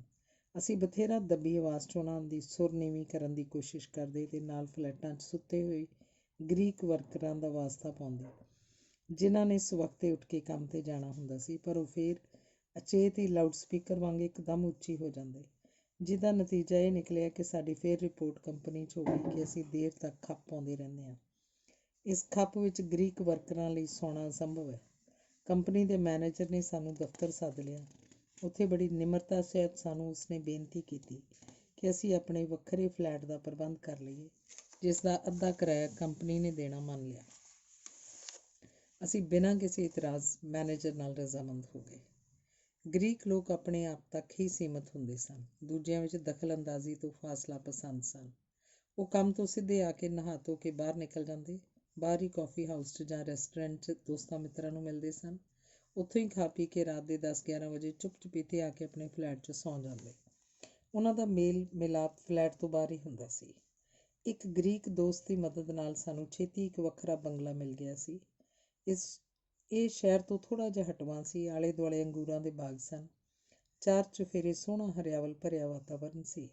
ਇਹਦੇ ਖੱਬੇ ਸੱਜੇ ਨੇੜੇ ਹੀ 2 ਹੋਰ ਵੀ ਬੰਗਲੇ ਸਨ। ਇਹਨਾਂ ਵਿੱਚ ਸਿਰਫ ਹਫ਼ਤੇ ਦੇ ਅਖੀਰ ਦੀ ਹੀ ਰੌਣਕ ਹੋਇਆ ਕਰਦੀ ਸੀ। ਸਾਡੇ ਬੰਗਲੇ 'ਚ ਇੱਕ ਸੌਣ ਵਾਲਾ ਕਮਰਾ ਅਤੇ ਇੱਕ ਰਸੋਈ ਸੀ। ਅਸੀਂ ਚਾਰੇ ਇੱਕੋ ਕਮਰੇ 'ਚ ਸੁਖਾਲਾ ਸੌਂ ਜਾਂਦੇ ਸਾਂ। ਇੱਥੇ ਅਸੀਂ ਖੂਬ ਖੁੱਲ੍ਹ ਕੇ ਉੱਚੀ ਉੱਚੀ ਹੱਸ ਸਕਦੇ ਸਾਂ, ਬੱਚਿਆਂ ਵਾਂਗ ਕਿਲਕਾਰੀਆਂ ਮਾਰ ਸਕਦੇ ਸਾਂ, ਉੱਚੀ ਸੁਰ ਵਿੱਚ ਪੰਜਾਬੀ ਦੇ ਗੀਤ ਵਜਾ ਸਕਦੇ ਸਾਂ। ਕਿਸੇ ਦਾ ਕੋਈ ਦਖਲ ਨਹੀਂ ਸੀ, ਕਿਸੇ ਦੀ ਕੋਈ ਰੋਕ ਟੋਕ ਨਹੀਂ ਸੀ। ਆਜ਼ਾਦ ਪੰਛੀਆਂ ਵਾਂਗ ਆਪਣੇ ਵਿਹੜੇ 'ਚ ਉਡਾਰੀਆਂ ਲਾ ਸਕਦੇ ਸੀ। ਆਲੇ ਦੁਆਲੇ ਦੀ ਬਹਾਰ ਦਾ ਸਾਨੂੰ ਭਰਵਾਂ ਹੁੰਗਾਰਾ ਸੀ। ਸਾਡਾ ਕੰਮ ਵੀ ਇੱਥੋਂ ਨੇੜੇ ਹੀ ਸੀ। 2 ਕੁ ਮਹੀਨਿਆਂ ਬਾਅਦ ਹੀ ਮੇਰੀ ਡਿਊਟੀ ਬਦਲ ਕੇ ਬਣ ਰਹੀ ਬੰਦਰਗਾਹ ਉੱਪਰ ਲੱਗ ਗਈ। ਇੱਥੇ ਇੱਕ ਕ੍ਰੇਨ ਮਾਸਟਰ ਸਮੁੰਦਰ ਦੇ ਥੱਲਿਓਂ ਮਿੱਟੀ ਖਰੋਚ ਕੇ ਆਪਣੀ ਕ੍ਰੇਨ ਦੀ ਮਦਦ ਨਾਲ ਬਾਹਰ ਲਿਆਉਂਦਾ ਅਤੇ ਕੋਲ ਖੜ੍ਹੀ ਪਾਣੀ 'ਚ ਤੈਰਦੀ ਹੋਈ ਇੱਕ ਵੱਡੀ ਬੇੜੀ ਵਰਗੀ ਟਰਾਲੀ 'ਚ ਉਲਟਾ ਦਿੰਦਾ। ਜਦੋਂ ਹੀ ਟਰਾਲੀ ਭਰ ਜਾਂਦੀ ਤਾਂ ਅਸੀਂ ਆਪਣੇ ਲਾਂਚ ਨਾਲ ਬੰਨ੍ਹ ਕੇ ਬੰਦਰਗਾਹ ਤੋਂ 4 ਮੀਲ ਪਰੇ ਲੈ ਜਾਂਦੇ। ਇਸ ਟਰਾਲੀ ਦੇ ਹੇਠ 2 ਬੰਦ ਦਰਵਾਜ਼ੇ ਹੁੰਦੇ ਸਨ, ਜਿਹੜੇ ਕਿ ਇੱਕ ਲੋਹੇ ਦੇ ਮੋਟੇ ਸੰਗਲ ਨਾਲ ਬਾਰ-ਬਾਰ ਖੂਹ ਦੇ ਚੱਕਲੇ ਵਰਗੀ ਚਰਖੜੀ ਨਾਲ ਬੰਨ੍ਹੇ ਹੁੰਦੇ। ਇਹ ਚਰਖੜੀ ਲੋਹੇ ਦੀ ਹੁੱਕ ਨਾਲ ਪਿੱਛੇ ਘੁੰਮਣ ਤੋਂ ਰੁਕੀ ਹੁੰਦੀ ਸੀ। ਮੈਂ ਜਿਉਂ ਹੀ ਇਸ ਲੋਹੇ ਦੀ ਹੁੱਕ ਨੂੰ ਹਥੌੜੇ ਦੀ ਸੱਟ ਨਾਲ ਪਰੇ ਕਰਦਾ ਤਾਂ ਚਰਖੜੀ ਖੂਹ ਦੇ ਪੁੱਠੇ ਗੇੜੇ ਵਾਂਗ ਘੁੰਮਦੀ, ਹੇਠਲੇ ਦਰਵਾਜ਼ੇ ਖੁੱਲ੍ਹ ਜਾਂਦੇ, ਸਾਰੀ ਮਿੱਟੀ ਹੇਠ ਸਮੁੰਦਰ ਵਿੱਚ ਘਿਰ ਜਾਂਦੀ। ਮੈਂ ਫਿਰ ਚਰਖੜੀ ਨੂੰ ਸਿੱਧੇ ਪਾਸੇ ਘੁਮਾ ਕੇ ਹੇਠੋਂ ਦਰਵਾਜ਼ਾ ਬੰਦ ਕਰ ਦਿੰਦਾ। ਮੇਰੀ ਬਸ ਇਹੋ ਡਿਊਟੀ ਸੀ। ਅਸੀਂ ਫਿਰ ਬੰਦਰਗਾਹ ਵੱਲ ਤੁਰ ਪੈਂਦੇ। ਇਹ ਕੰਮ ਥੋੜ੍ਹਾ ਸੌਖਾ ਸੀ। ਜਿੰਨਾ ਚਿਰ ਟਰਾਲੀ ਭਰਦੀ ਰਹਿੰਦੀ ਸੀ, ਮੈਂ ਬਸ ਵਿਹਲਿਆਂ ਵਾਂਗ ਇੱਧਰ ਉੱਧਰ ਭਟਕ ਛੱਡਦਾ ਸੀ। ਇੱਥੇ ਮੈਂ 3 ਕੁ ਹਫ਼ਤੇ ਹੀ ਕੰਮ ਕੀਤਾ। ਜਿੰਨੇ ਕੁ ਸੀਮੈਂਟ ਦੇ ਬਲਾਕ ਕੰਪਨੀ ਨੇ ਤਿਆਰ ਕਰਵਾਉਣੇ ਸੀ, ਉਹ ਬਣ ਚੁੱਕੇ ਸਨ।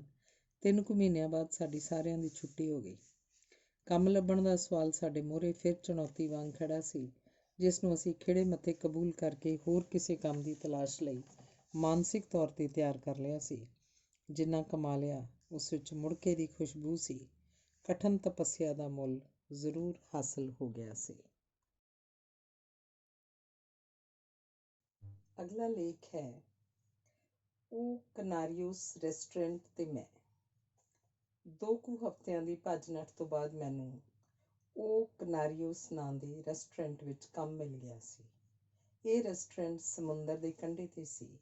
ਇਹਦੀ ਮੋਹਰਲੀ ਬੀਚ 'ਤੇ ਤੇਜ਼ ਧੁੱਪ ਤੋਂ ਬਚਣ ਲਈ ਕਨਾਤਾਂ ਲਾ ਕੇ ਉੱਪਰ ਚਾਨਣੀ ਪਾਈ ਹੋਈ ਸੀ। ਹੇਠ ਮੇਜ਼ ਕੁਰਸੀਆਂ ਲਾਈਆਂ ਸਨ। ਰੈਸਟੋਰੈਂਟ ਦੇ ਸੱਜੇ ਪਾਸੇ ਵੀ ਇਸੇ ਤਰ੍ਹਾਂ ਵਿਜ਼ਿਟਰਾਂ ਦੇ ਬੈਠਣ ਦਾ ਪ੍ਰਬੰਧ ਕੀਤਾ ਹੋਇਆ ਸੀ। ਇਸ ਰੈਸਟੋਰੈਂਟ ਦੇ ਮਾਲਕ ਦਾ ਨਾਂ ਸਪੀਰੋ ਤੇ ਮਾਲਕਣ ਦਾ ਨਾਂ ਵਾਸੋ ਸੀ। ਇਹਨਾਂ ਦੋਨਾਂ ਦਾ 7-8 ਸਾਲ ਦਾ ਮੁੰਡਾ ਜਾਨੀ ਸੀ, ਜਿਹੜਾ ਕਿ ਜਮਾਂਦਰੂ ਅਪਾਹਜ ਸੀ, ਜਿਸ ਦਾ ਮਾਨਸਿਕ ਵਿਕਾਸ ਬਿਲਕੁਲ ਨਹੀਂ ਸੀ ਹੋਇਆ। ਇਹ ਜ਼ਿਆਦਾਤਰ ਵੀਲਚੇਅਰ ਉੱਪਰ ਹੀ ਆਪਣਾ ਸਮਾਂ ਬਿਤਾਉਂਦਾ ਸੀ। ਇਸ ਦੀ ਦੇਖਭਾਲ ਸਾਰੇ ਰਲ ਕੇ ਕਰਦੇ ਸਨ।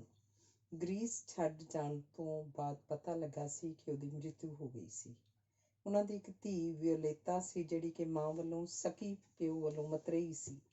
ਇਹ ਦਿਨ ਵੇਲੇ ਆਪਣੀ ਫਲ ਫਰੂਟ ਦੀ ਦੁਕਾਨ ਉੱਪਰ ਕੰਮ ਕਰਦੀ ਸੀ। ਸ਼ਾਮ ਨੂੰ ਰੈਸਟੋਰੈਂਟ 'ਚ ਆ ਕੇ ਆਪਣੇ ਮੰਮੀ ਡੈਡੀ ਨਾਲ ਹੱਥ ਵਟਾਉਂਦੀ ਸੀ।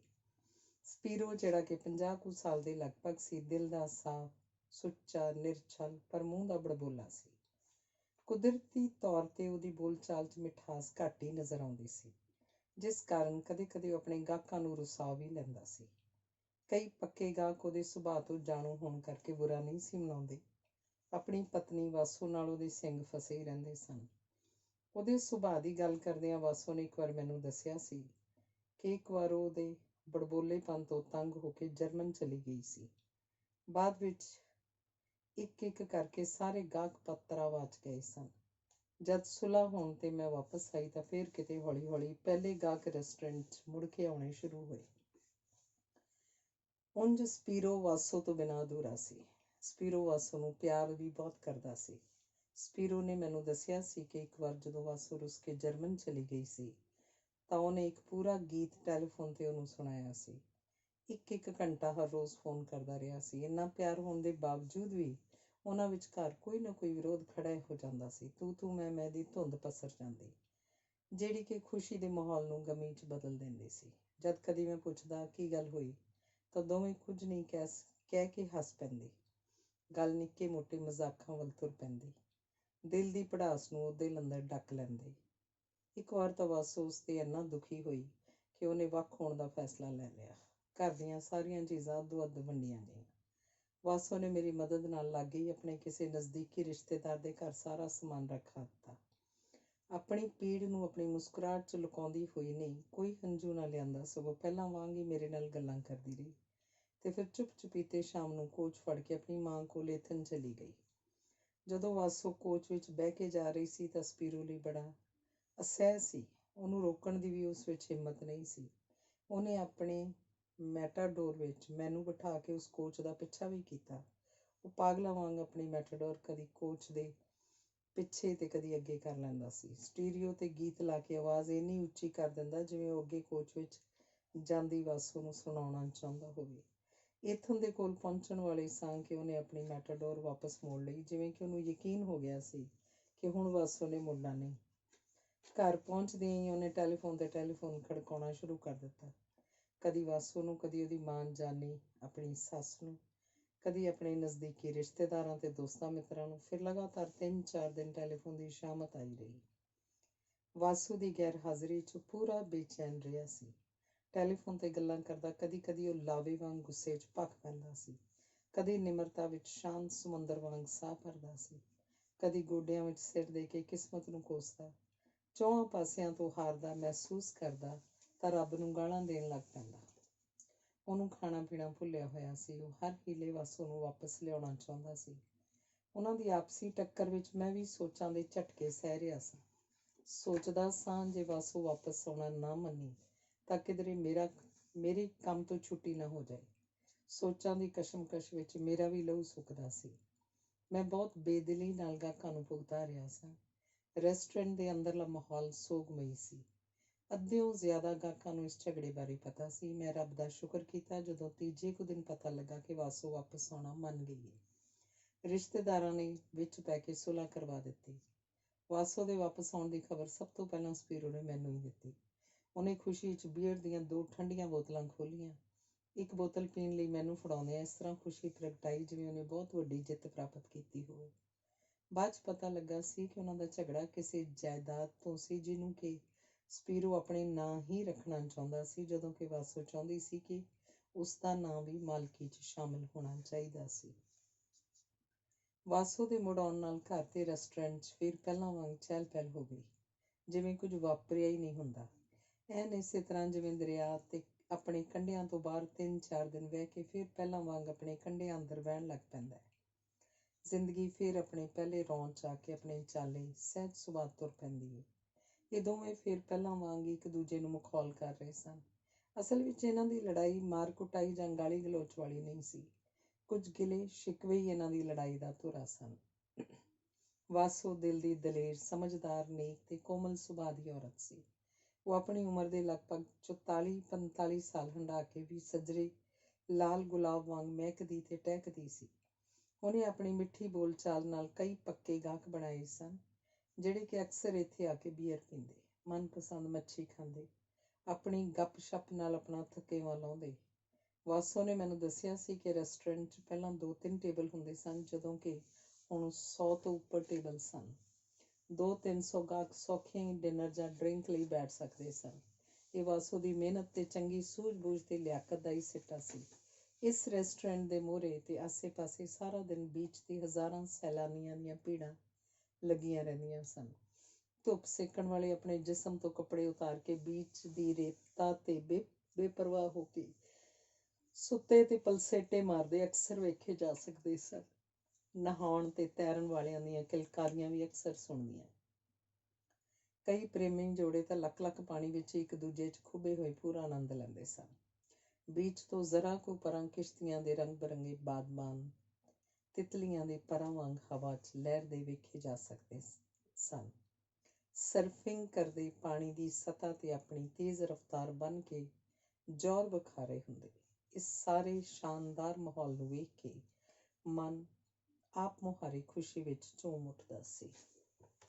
ਹਫ਼ਤੇ ਦੇ ਅਖੀਰ ਸ਼ਨੀਵਾਰ ਤੇ ਐਤਵਾਰ ਤਾਂ ਲੱਗਦਾ ਸੀ ਜਿਵੇਂ ਸਕੈਂਡੀਨੇਵੀਅਨ ਠੰਡੇ ਮੁਲਕਾਂ ਦੇ ਸਾਰੇ ਲੋਕ ਇੱਧਰ ਘੁੰਮਾਉਂਦੇ ਆ ਗਏ ਸਨ। ਇਹਨਾਂ ਦਿਨਾਂ 'ਚ ਤਾਂ ਅਕਸਰ ਹੀ ਵਿਜ਼ਟਰਾਂ ਨਾਲ ਭਰੀਆਂ 2-3 ਕੋਚਾਂ ਰੈਸਟੋਰੈਂਟ ਦੇ ਬਾਹਰਲੇ ਅਹਾਤੇ 'ਚ ਆ ਖਲੋਂਦੀਆਂ ਸਨ, ਜਿਉਂ ਹੀ ਕੋਚਾਂ ਦੇ ਦਰਵਾਜ਼ੇ ਖੁੱਲ੍ਹਦੇ, ਟਿੱਡੀ ਦਲ ਦੇ ਧਾਵਾ ਬੋਲਣ ਵਾਂਗ ਵਿਜ਼ਿਟਰ ਰੈਸਟੋਰੈਂਟ ਦੇ ਅੰਦਰ ਤੇ ਬਾਹਰ ਆ ਕੇ ਬੈਠ ਜਾਂਦੇ।